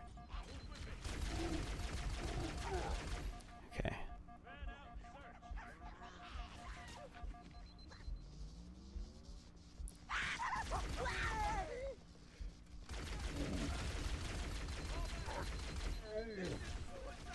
Ah, damn it. I forgot. I pressed B to punch. And that's not the punch button because I'm playing Bumper Jumper.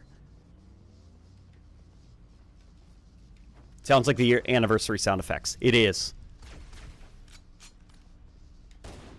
It is. The original release of Combat Evolved Anniversary, a lot of people forget, there were no classic sound effects.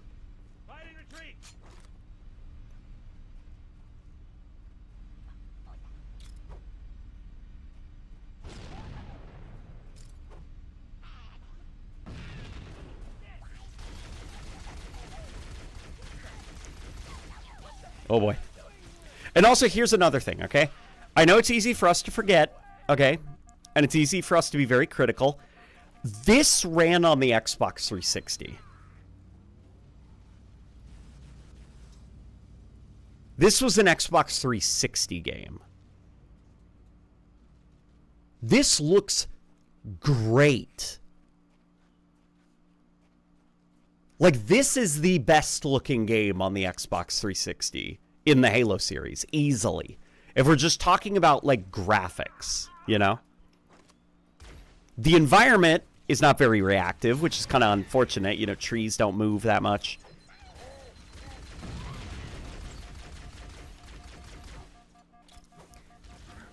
But, like, that grass looks good. That lighting looks good. These shadows look really good.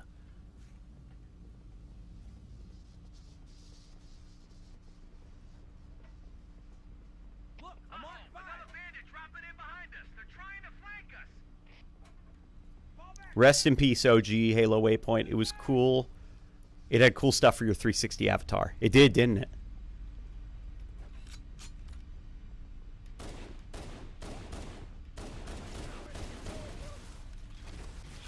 And let's hide. And switch back to the classic graphics.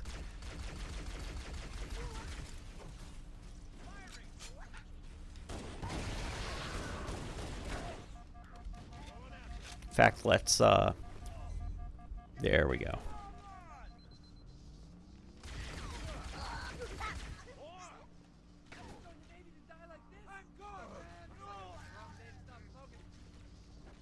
Nah, Halo 4, dude. No! No, you're not. You, right now, I want you to find a single environment in Halo 4 across the whole game that is as big as this, has a skybox as high res as that, and has, like, just a draw distance as long. You can't because it doesn't exist. Because this looks so much better than Halo 4 graphically.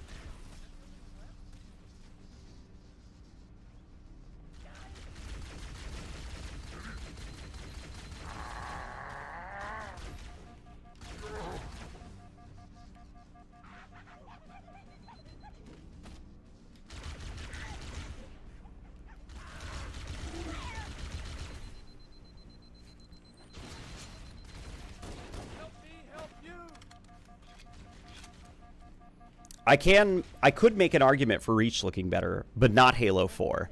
No, I don't even think Reach like, these shadows are so high resolution looking. You don't see stuff like that in even Reach. Now, the trade-off that this game has is that the environment is completely non-responsive. Like, Halo 4 already, like, none of the grass moved in Halo 4. None of it reacted to the player in any way, you know, none of the foliage.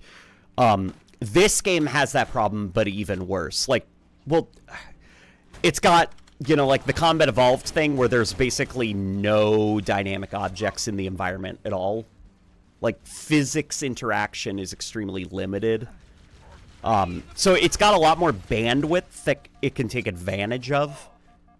You know, because of how much more primitive it is than those later games. But as a result, like this view is more graphically pleasing than anything in Halo 4.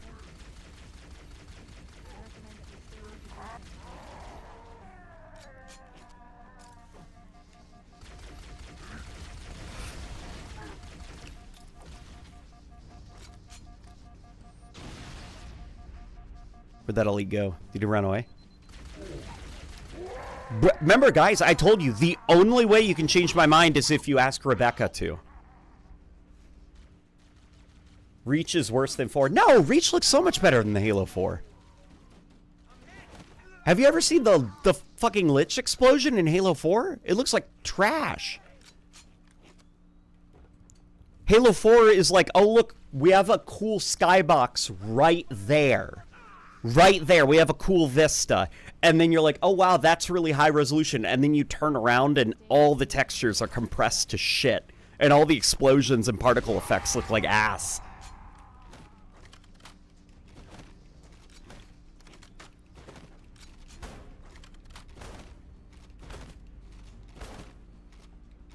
The lighting in Halo 4 is prime, though. Is it? Is it? Oh yeah, and Halo 4 also doesn't have that really damn cool motion blur effect that Halo 3 had. Let's boot up Halo 4 next. And not to shit-talk it, by the way, but just because we're talking about UIs from these older Halo games, let's check out Halo 4 and let's kind of see what was lost, you know, on the MCC conversion. Ow! Okay.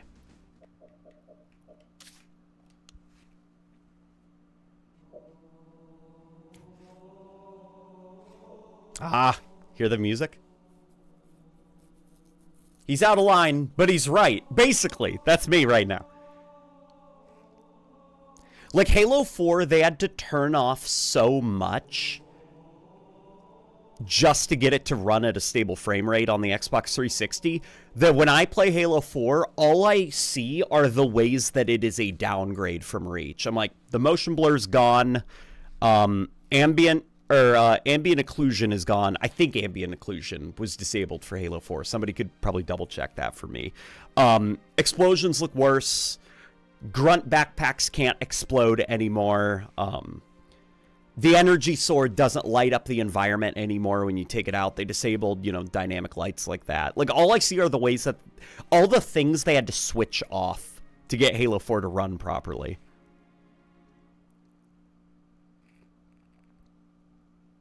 By the way, most of the Halo 4 UI was tied to the Xbox Live. You'd be surprised at how much of Halo 4's UI is still functional.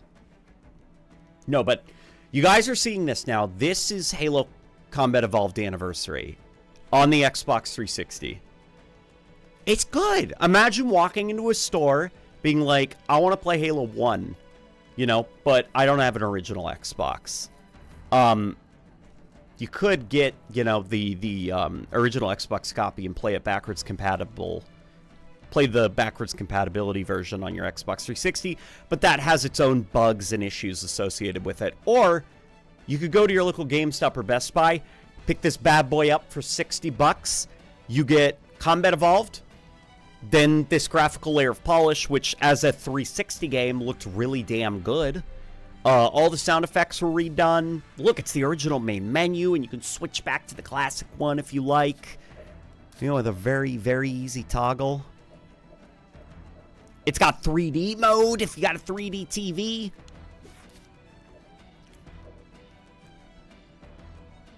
I mean, shit. Look at this. Even the MCC version doesn't have this. It has contrast.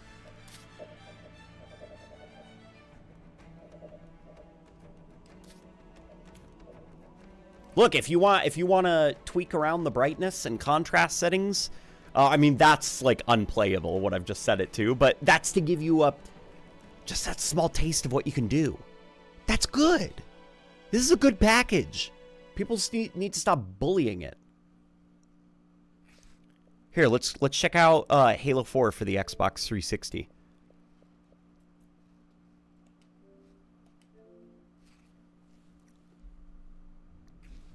Oh, whoops. I had this booted up because I needed footage quickly for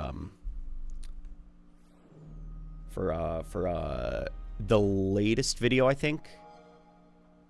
Yeah, because I show the perks for like a quick second.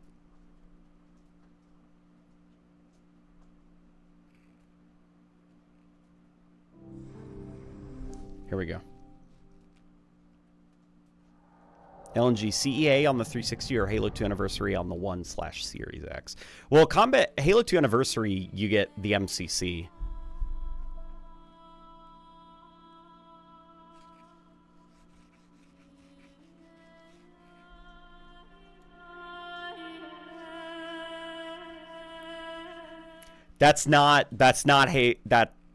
I'm going to be muting the game right now just because some of the stuff that's from Neil Davidge can be copyright struck, So I'm going to be lowering the volume. But that's not right. That's not what a Halo menu should sound like. It should not sound like, it should not sound like that. It should sound like a bunch of cozy monks going, oh, oh. Look how flashy, look how snappy this is, man. Like, booting up Halo 4, being like, I'm going to play some matchmaking. The new map pack came out, Or, I want to unlock the battle rifle for my loadout. And then you hop over to War Games, and it's like, whoa, more inside the infinity. Look at that. See that yellow thing? That's where the simulations take place. That's like the holodeck. Then we go over to War Games, and we can... I mean, we're not because the servers are down, but look, we're going to search for players. Look, oh, fuck, I can't. I wonder what map we're going to play next. Let me boot up my loadouts. Like, look at that. Look at the way it, like, flips between different things. Let's check out the challenges. Like, the servers are down, but there were challenges up here, and they would refresh every week. Commendations. Look at this.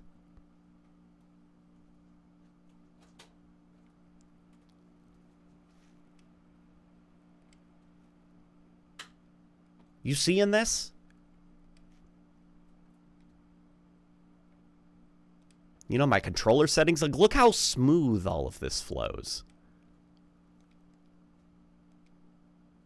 You know, Spartan Ops had matchmaking, which the MCC version does not have matchmaking.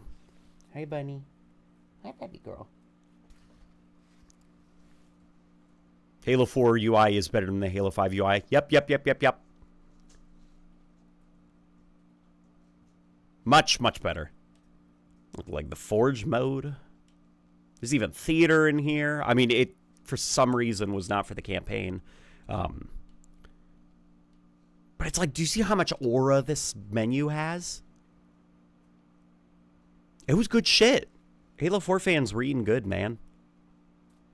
Little did we know this would be essentially the last great Halo UI.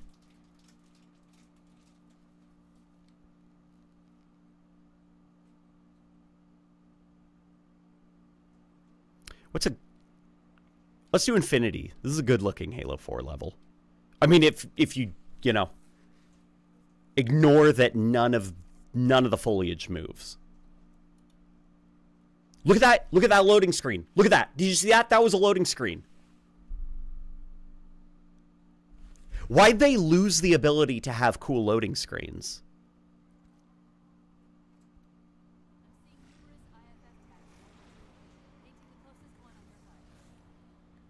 Hell yeah.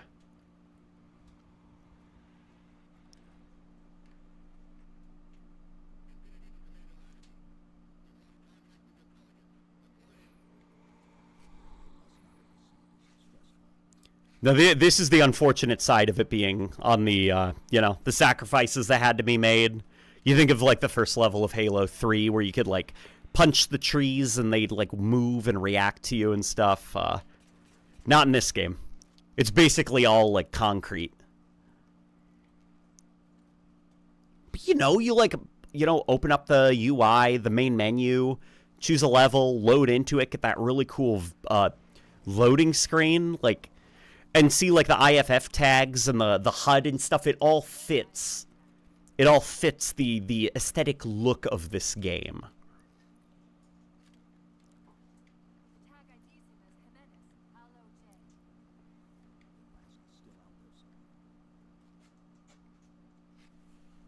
Yeah, but, like, look at this. Compared to Combat Evolved, this Combat Evolved Anniversary looks so much better. This is denser, but the reason it's so dense is because they can't have big environments. Like, this is basically it. And when Halo 4 does have big environments, the level of detail drops considerably. You know, it's a pick and choose your battles when it came to making this game for the Xbox 360.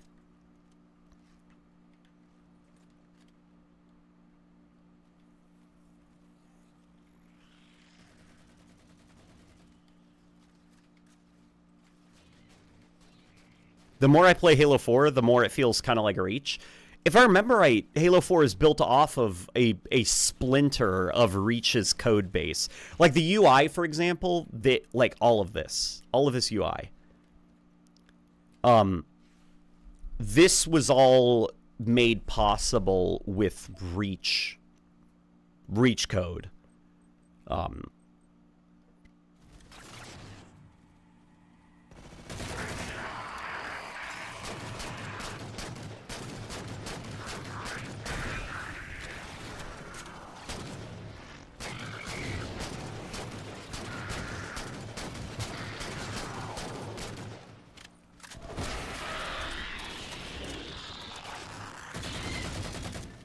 Alrighty.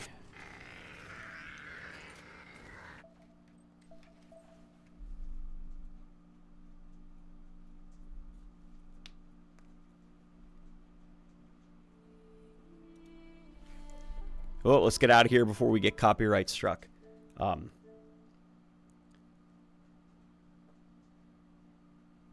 LNG, why did they stop using the assault rifle sound? It was so cool.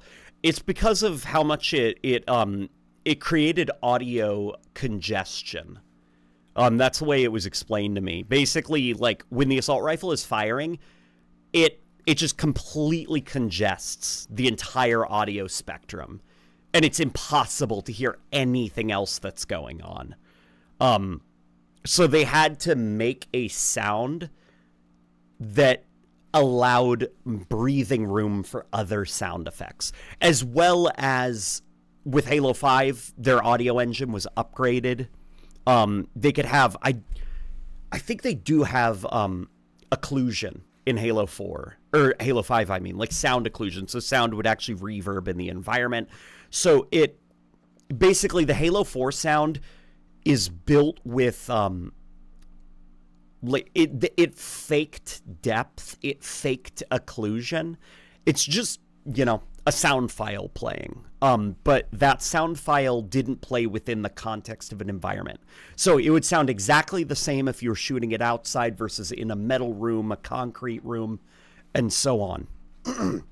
So they had to rebuild it for Halo 5. Now let's hop on over to Reach.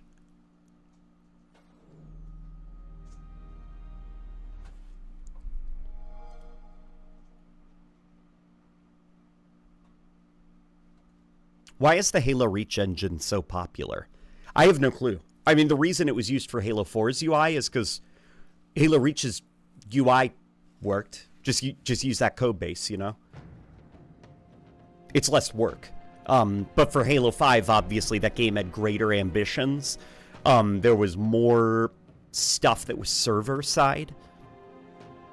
And so they had to rebuild a lot of it for Halo 5.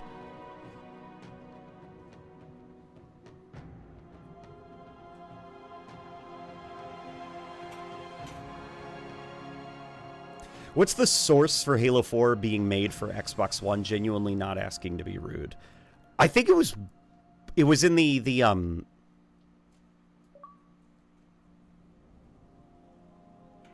It does come from a genuine place, and it was not the plan. It was something that was considered, but then they ultimately made it a 360 title.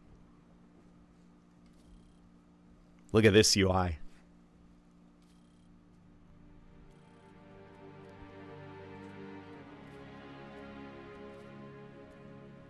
Look how good this is. And David Candlin, is that his name?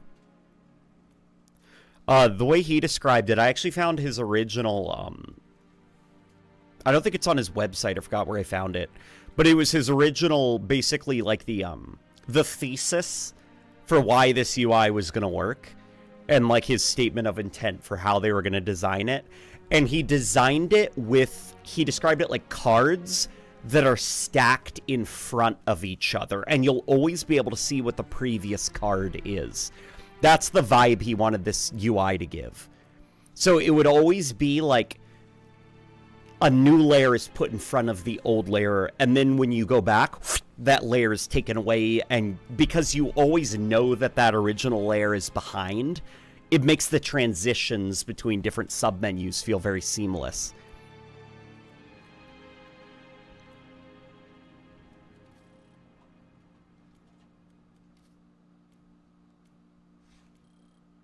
Yeah, and that's what makes it flow so well. And you can see a little bit of that even with Halo 4 when you bring up that, like, you hit the pause thing and the hologram pops up with, like, you know, your loadouts and stuff like that. I don't know, man. Just like all these UI designers cooked. Like, the Bungie games cooked. Halo 4 cooked with its UI. They're all so good.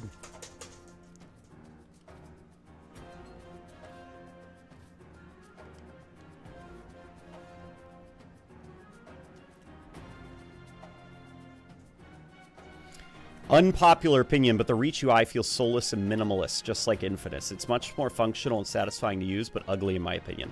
I don't think it's very ugly at all. I think it's very, very, very stylish.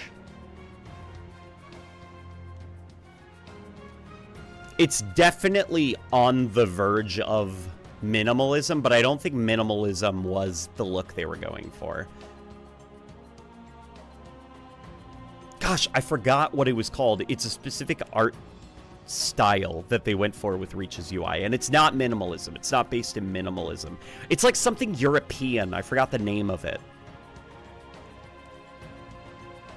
But it involves lots of cards, and it involves layers over top of each other.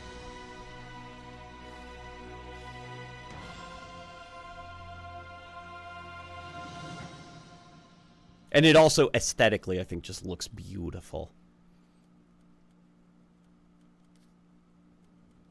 And always in the darkness, you can see the anti-dot patterns. This is pretty much my definitive Spartan, I think. Like, at least when I think of, like, my personal Halo Spartans, it's always been like this, basically. They look a little bit, you know, different in Halo Infinite due to the different body proportions, so I can't get it exactly right, and on top of that, you know, the coding system makes it hard to get this specific look. But, why does Halo Reach backgrounds look like paintings? Let me see if I can find it.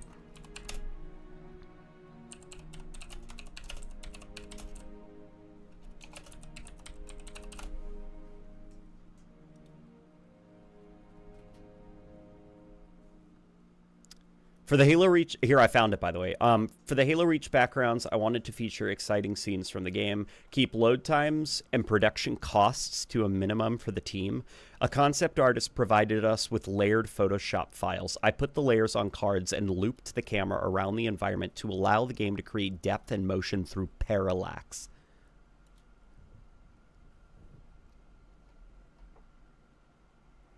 Yeah.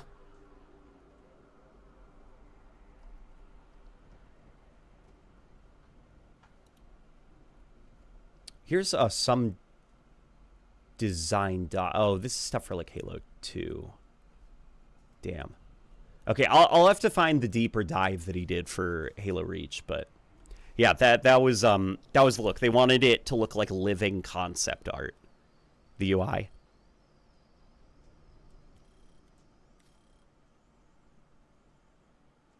It looks great, doesn't it?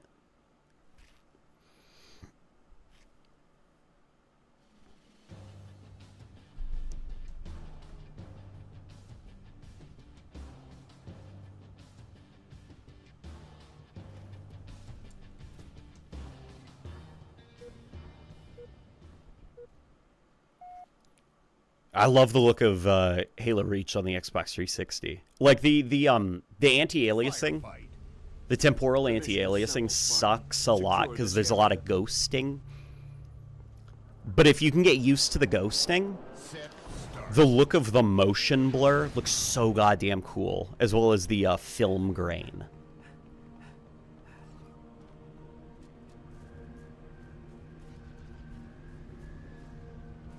Like, just, like, going into a sprint and look at, like, the way that the assault rifle is blurred. It looks so cool, and you lose so much of that, like, visceral, like, look, we're going, this is war! You know, with the film grain and the desaturated look and the motion blur, and you lose so much of that on the MCC. It looks so flat and sterilized. I hate the look of Reach on the MCC.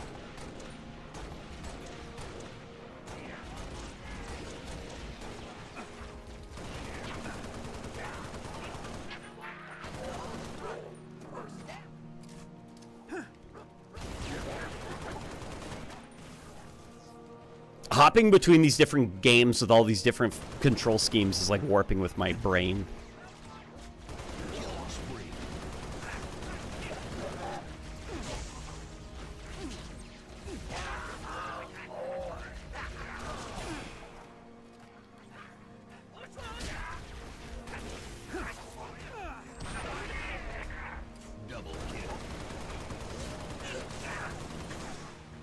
Yeah, just Reach has an incredibly strong aesthetic.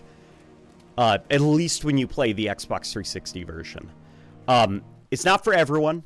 People like Halo being, you know, a little bit more lighthearted. We want, you know, we don't want to be feeling depressed after playing Halo.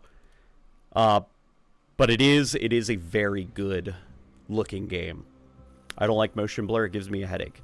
Which version of motion blur? Because there are so many different implementations.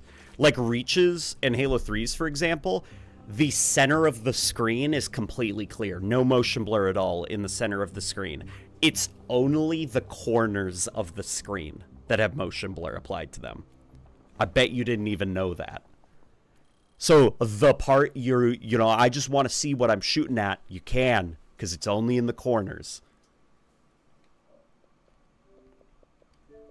And it's there to make the game feel fast. It's there to make motion feel a little bit more visceral. Especially when you're in a warthog and you're moving fast. And it's like everything in front of you on the open road, completely clear. Clear as crystal. But the stuff that's behind you, behind the warthog, the edges of your screen, those are blurred. And it makes you feel like you're moving really, really fast.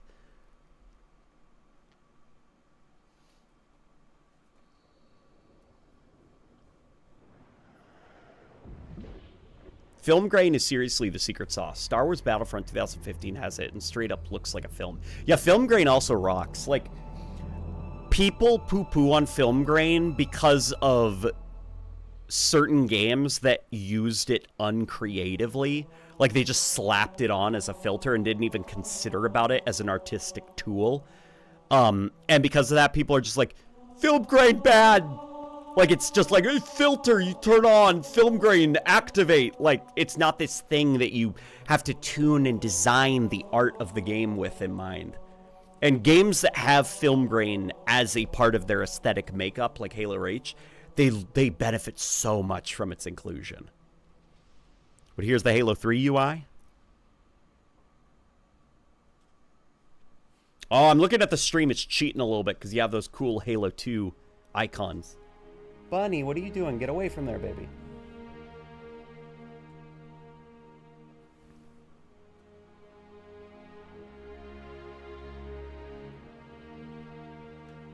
Doesn't the modern Call of Duty games have motion blur similar to Halo? No, the modern Call of Duty games have this weird, like, it can look good, but sometimes it does not look good. And it's this weird, like, it's not per pixel motion blur. It's this strange, like, somebody who's more techie than me could probably explain it. The best way that I can describe it is, for the camera, it is a directional blur. And for objects that are in motion, it's basically a filter that is applied to the object in motion and blurs in the direction that the object is moving. It's not actually a true per object per pixel motion blur solution.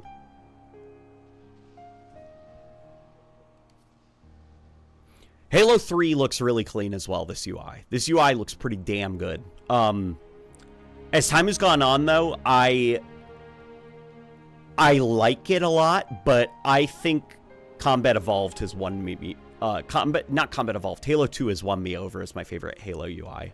I really like the look of Halo 2's UI. What's going on, baby shark? Why are you baby sharking?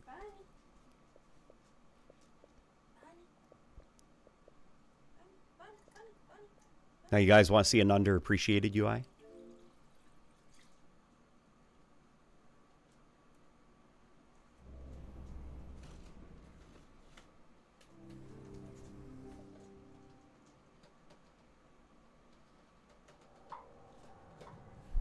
Look at this, guys. And I'm not joking, okay? Stop making fun of this game. Halo Spartan Assault kicks so much ass. Same with Halo Spartan Strike. Listen to this. Listen to this song.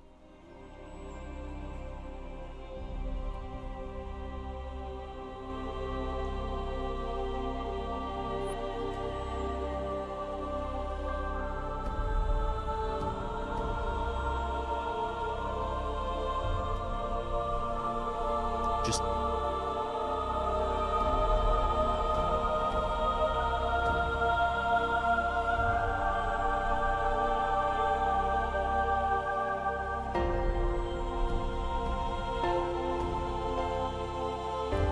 That's good.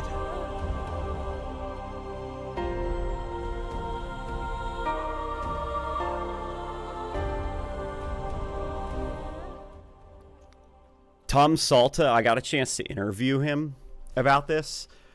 This song is called Legacy. And what he said was, so Tom Salta fucking rocks. And when he was given the opportunity to compose the soundtrack for Halo Spartan Assault, they told him, we want like 45 minutes of music. And he accidentally gave them about an hour and a half of music because he couldn't believe that he was working on a Halo soundtrack. And in his enthusiasm, he over-delivered for it. He studied, like, when he was, you know, they had him redo Halo 1's music for Halo Combat Evolved Anniversary, but being able to do an original soundtrack, he took everything that he had studied from, you know, listening to that old Halo music, doing it beat by beat, and he was able to make his own original soundtrack with all of the knowledge he gleaned from working on the remaster of Halo 1. And the song for this, it's called Legacy. It's version of the Monk chant. And he basically said it is his love letter to the musical language of Halo. So it's got electronic-y synth stuff. It's got the choir and it's got the piano. As well as, I think, a little bit of strings and horns in there, like mixed in somewhere. And he called it Legacy because it's supposed to be the legacy of the Halo series, all in one song.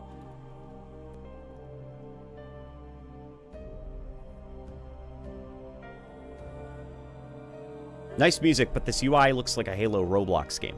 Well, consider this is, like, you're supposed to be, like, holding it on an iPad. That's why it looks like this.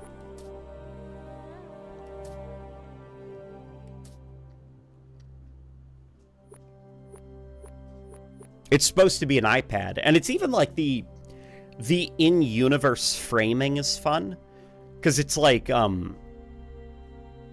it's aesthetically also supposed to be reminiscent of those like UNSC data pads that you see people running around with, you know? Targets.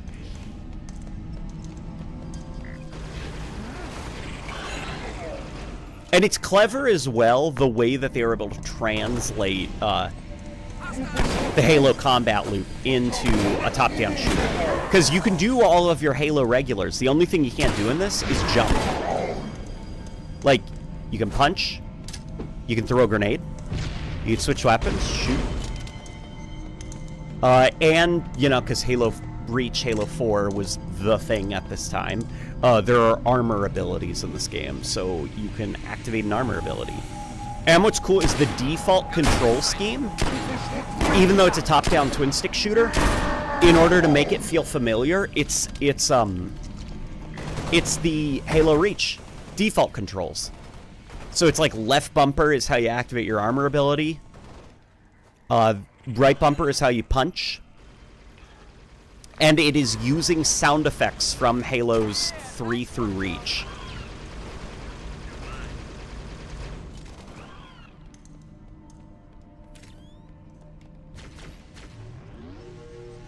Listen to that. That's the plasma pistol overcharge sound. People who poo-poo on this game, I'm like, you guys are the reasons we don't have, like, fun little Halo spin-offs anymore. Because this fucking company, they were approached like, hey, you guys want to make, like, a little Halo twin-stick shooter for us? And they put their badussy into this thing. They did such a good job of translating Halo into a twin-stick shooter for mobile devices. And you all made fun of it. And guess what? Now, no fun allowed. I'm teasing, by the way.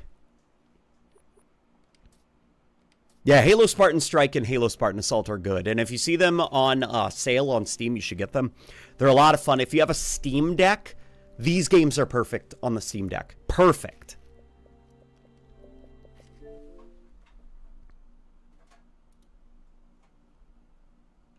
When's the Halo dating sim? I don't know. But it would be cool if I could, like, maybe take, like, Tartarus for a date, or, like, maybe Arbiter, like, Like, maybe, you know, we could, like, kiss on High Charity.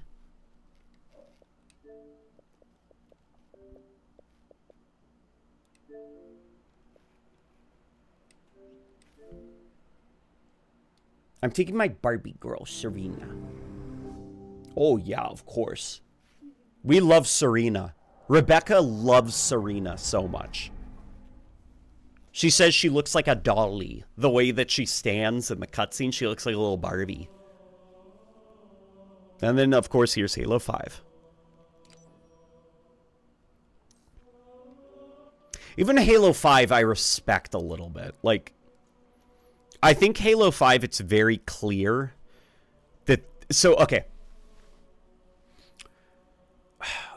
Again, I can't confirm this. I'm not speaking with confidence, okay? This is like one of those I heard from somebody, and that person might have heard wrong, but I've heard the reason that the UI in Halo 5 is the way it is, like so kind of flat and kind of toned down, especially when you consider the Halo 5 beta, is due to the architecture of the Xbox One.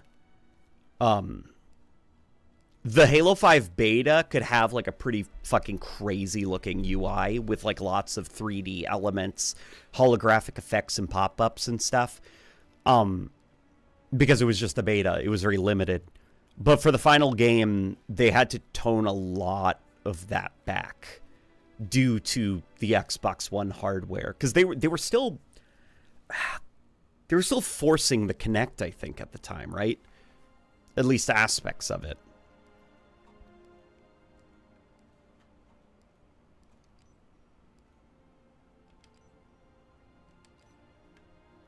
This always bugged me. Okay, look at this.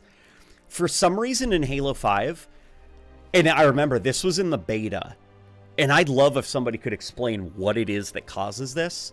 When you want to turn your Spartan so you can like look at different parts of him, there's a hitch. There is a freeze. He'll move for a little bit, freeze, then keep moving, but it'll be hitching a little bit. And I don't know what causes it. So watch. Did you see that? I'm holding. I don't know why it stutters like that. And it's been like that since the Halo 5 beta. And it happens on other people's Halo 5 too. I don't know what causes it.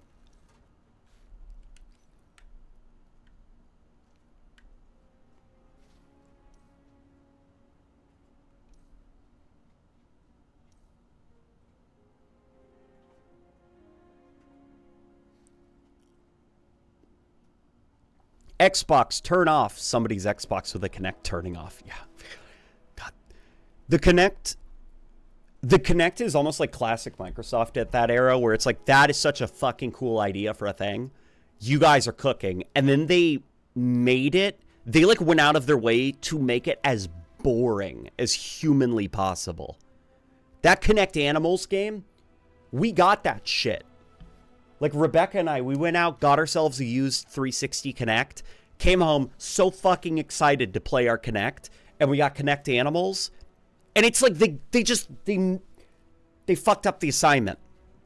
Because we boot up the game, and there's like a fairy thing that's talking to us. And it's like, oh my god, like blah, blah, blah. But this is the magical land of it. And it's like, why is there a story? You know, and we got to play with some animal. What was it, a koala?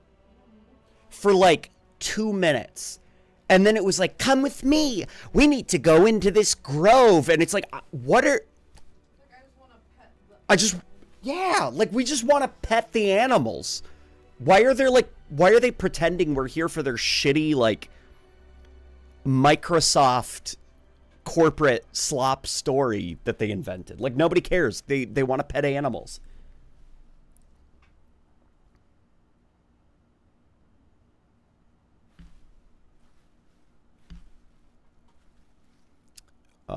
Dance Central was a good Kinect game. Was it? Oh, maybe we got that. I think we got Dance Central. If not, we'll get it. If not, we'll get it.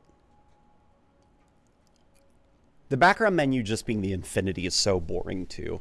It's a bit confusing, isn't it? It just being the infinity. Because the infinity doesn't play a huge role in this story. Like, I can only imagine it's remnants from that Infinity Hub world that they wanted. You know, and as far as, like, the war game simulation, once you click on matchmaking, you don't see the infinity anymore. So you're disconnected from it. So I'm not quite, like, it's not as, you don't feel in it, you know, as much as the Halo 4 UI, where it's like, dude, we're gonna fucking go in the war games, man. You ready? You suited up, Spartan 4? It doesn't really have that same, like, charisma, I think, that the Halo 4 UI had.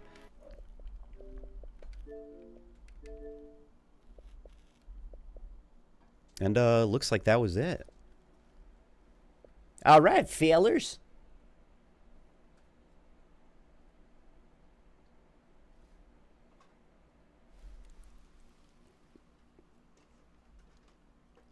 The Kinect should have been turned into a VR headset. Oh, man, a lot of stuff should have happened with the Kinect. I also hate the Xbox Series X and S UIs. It lost all the charm of the Xbox 360 UI. Yeah, oh my god. Yeah, it looks like a fucking Windows 10, like, operating system. Like, they added curves to the edges of all of these squares, and it's like, I see what you're trying to do, and it's not working. Like, this is still just like a boring series of squares. Like, the fact, man, remember the 360? How good that UI was? Where the fuck are achievements? Here? It's just like, everything should be visible behind this. You know, I shouldn't feel like I have to leave the game in order to pull up my menu list for different games with different achievements.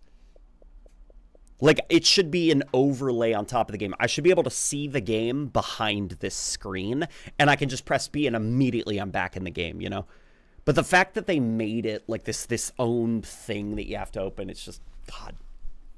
They lost the plot with the Xbox One. And they retroactively ruined the 360's UI as well.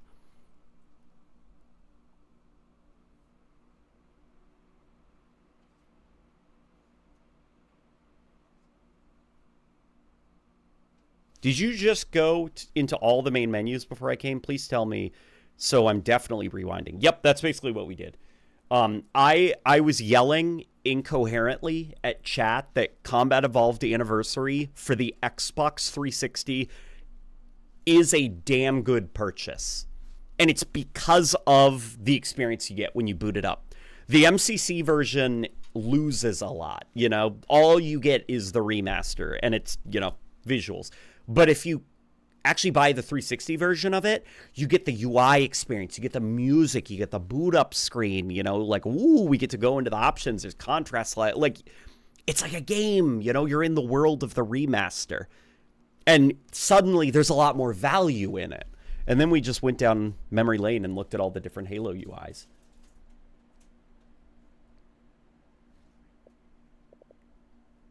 I just got a Destiny Renegades ad on my Xbox. Oh my god. I don't know what Destiny is doing, man. So have you seen this? The new Destiny expansion. So Destiny is hemorrhaging players. Currently, there's more folk playing Halo Infinite on the Xbox than there are people playing Destiny. The new Destiny expansion. So, okay. Needless to say, Destiny is losing players. People are leaving Destiny. Like, Destiny, you know, it's on the decline. It's on the way out. And Bungie's solution is a collaboration with Star Wars for an expansion pack. But here's the weird thing. It isn't exactly Star Wars. It's Star Wars inspired. So this expansion pack has Destiny lightsabers that are canon within the world of Destiny, but they use Star Wars sound effects and they look like lightsabers, but they're not actually lightsabers. They're called like Praxis blades or something stupid like that. Like one of the aliens, the Cabal, they have white armor on, which kind of looks like stormtroopers. And you go to a desert planet that kind of looks like Tatooine. Like, it's not actually Star Wars, though. It's just inspired by Star Wars. And I'm like, what are you guys doing? Whose idea was this? This makes no fucking sense. I'm tired of crossover stuff as well, but like, who the fuck is going to be running to download Destiny? Because, did you hear they're adding a bunch of stuff that's kind of like Star Wars?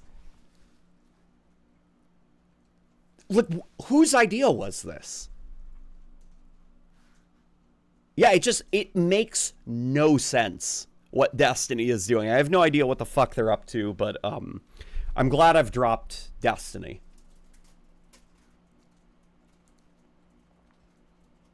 Oh, and they also patched out the Destiny UI. They replaced it with something shitty called the Portal, and it looks terrible. So if you like that Destiny star chart thing that you open up and you can fly to the different planets, that's gone. That's gone. You don't use that anymore. You use the Portal, and it looks soulless and has no artistic cohesion with the rest of the game.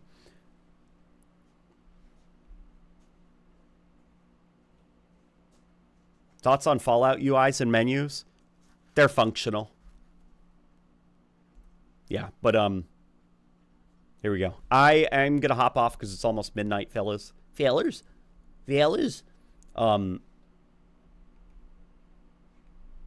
So I shall see you all later, okay? I'm going to go hop in the shower and get ready for